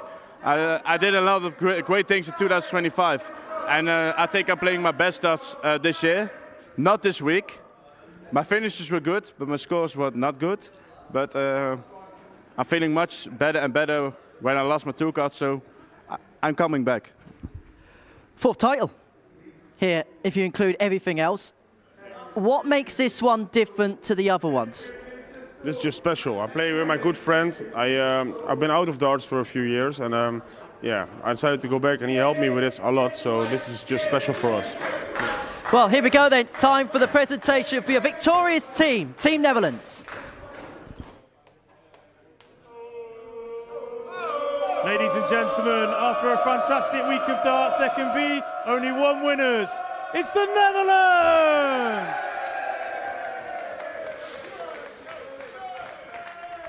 One more time, your first ever Modus Super Series Internationals Pairs Champions. It's the Netherlands! Hello, returners alongside me in the studio as Netherlands celebrate winning the first international title, and the flag is there for them to celebrate with as well. What a moment, and you can see that national pride really has been a factor this week. This team have been through plenty of drama, plenty of twists and turns, and in the end, do they come out deserving winners? Look, whoever came out on top was a deserved winner, and we did say before we could have seen absolutely any one of the 6 in the finals tonight loft the trophy in the end, and it fell to Team Netherlands. Yes, of course they had to ride their luck, but sometimes you've got to do that in darts, and they probably found themselves fortunate to be in tonight because they very nearly weren't. But you know, beautiful scenes that we're seeing down there on the live lounge stage. Yeah, and well, we saw it again, didn't we? At the end there, Danny Van Tripe ended up on the floor. Then he took Jimmy Van Ski with him. Oh, honestly, I can't get over the fact that he is now Danny Van Tripe, you know, because it is something that we don't normally see it once, but we've seen it twice. And yeah, we said these kind of things come in threes, and that was the 3rd one for Danny this week. Danny now draped in the Dutch flag, the pair of them lifting that trophy aloft. Real proud moment for them, I'm sure. He alluded to in an interview earlier that it's not the PDC World Cup of Darts, but this could be a pair of players that play in that tournament in a few years' time. Yeah, absolutely. You just don't know where these roads are going to lead to. We've seen it from so many players that have come here at the Super Series and they've gone on to get their tour card and they're going on to do really good, big things. So, yeah, absolutely. Why couldn't this be a pair in the future? Yeah, great to see as well the camaraderie across the teams this week. Brian Roman there with a nice embrace for Jimmy Van Ski, Zanti van den Berg in the picture as well. It's not just about the winning teams. It takes all of them to make the kind of week we've had. And I do just want to have a word on the defeated finalists, Wales. Did they just run out of steam for the final? Yeah, I think so. They had been, for me, they beat in the Netherlands already. And how many times have we seen that before, that you win in the group stage and then you lose in the final? But yeah, it just looked like when they missed to hold throw, their heads just dropped ever so slightly. They were slightly frustrated. They did have a lot of chances. Okay, be it only 1, 2, 3 darts in a leg, but that result could have easily been flipped in the other direction. Did we see Netherlands grow tonight more than kind of any other day this week? Maybe for both players, maybe even more than previous visits here. I think so, because they suffered an early defeat, didn't they, at the hands of Wales? But it was a close encounter. Won their next, and then never really looked back. And Danny was rather confident. He walked on stage with the crown. He said, "I'm taking this." You have to have that kind of confidence in darts, but they managed to back it up as well. And this is the moment. This is what made it for me. Yeah, earlier in the week, if you weren't watching, Danny van Tripe fell off the stage and we named him Danny Van Tripp. Well, this time he's fallen flat on the hockey, and Jimmy Van Ski managed to stay on his feet. Fair play to him, because it is quite a long way down for him, isn't it? Yeah, absolutely. He kind of just let him go. It's like, right, if you're going to keep falling over, you're on your own, mate. But yeah, hence is the excitement and how much it means to them, lifting up Jimmy at the end. Yeah, but it has been entertaining, and some of the mishaps of Danny have been part of that. Yeah, I think it'll be going viral again, but it does mean that people will be well aware that Netherlands are the international champions here at the Modus Super Series. The first time that we've ever held this tournament is the Dutch that come out on top. A 4-1 win in the final. They got their hands on the trophy in the end. And look, we've spoken about it throughout the evening, Laura. This week really has, I think, immediately become a hit and cemented itself in the future of the Super Series calendar. Oh, I really do hope so. Yeah, it's just captured the imaginations of people as well. It's given some, dart fans something different in terms of format to watch. And you quite often find it when it's a nation, when it's national pride involved as well. You have a natural team that you go and support. Okay, we know that there's a lot of English supporters that were supporting Jimmy as well here, but that's another element to it. And I just think everything clicked together. The players were fantastic, and it's been a real success. Yeah, absolutely loved it, as I'm sure you have at home as well. There is plenty coming up here on the Modus Super Series Darts channel on Pluto TV right after the end of this show. Phil Taylor is here to talk about his life and career with Henry. Tomorrow, a bonus event, the Red Dragon Modus Super Series Influencer Dart Showdown from midday, featuring the 12-year-old sensation Jaden Walker and the Dutch Joe that just won the pairs. Group A for Series 11 Week 1 gets underway on Monday, featuring Mervyn King, and we'll be back to do it all again for another finals night, 7:30 on Saturday, as the finals night of the first week of Series 11 gets underway. But tonight, it's been all about the pairs, all about the drama, all about the trips and the triumphs, and it has been Dutch delight here at the International Pairs Week. What a finish! What a man!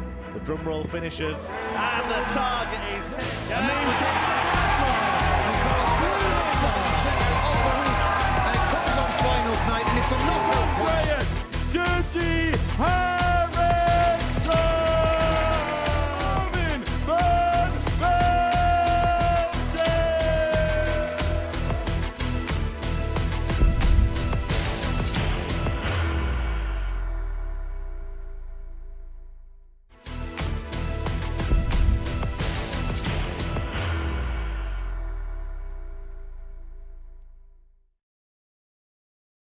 Are you ready to lift that trophy, Darius? Yes.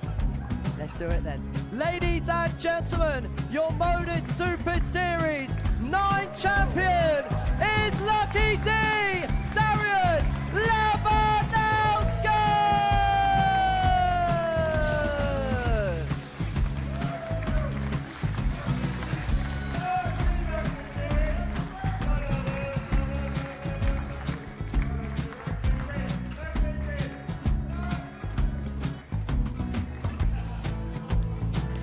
Well, what a wonderful night of darts we have seen, and we are ready. Our champion is ready, and it's trophy time. So receive the trophy. £25,000. The new Modus Super Series champion, the Terminator, Marvin Van Velzen.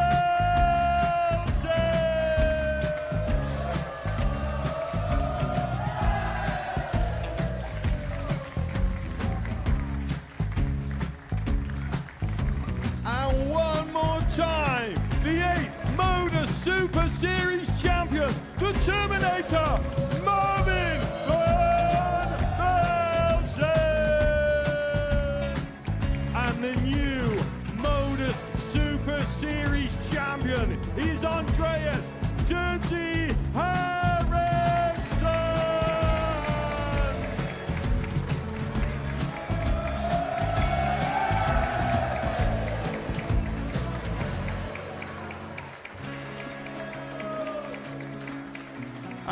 One more time, the 7th Modus Super Series champion. Give it up for Andreas Dirty Harrison!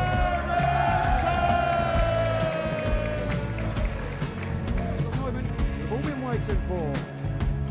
Would you please show your appreciation for your Series 6 Modus Super Series champion, Scott Taylor!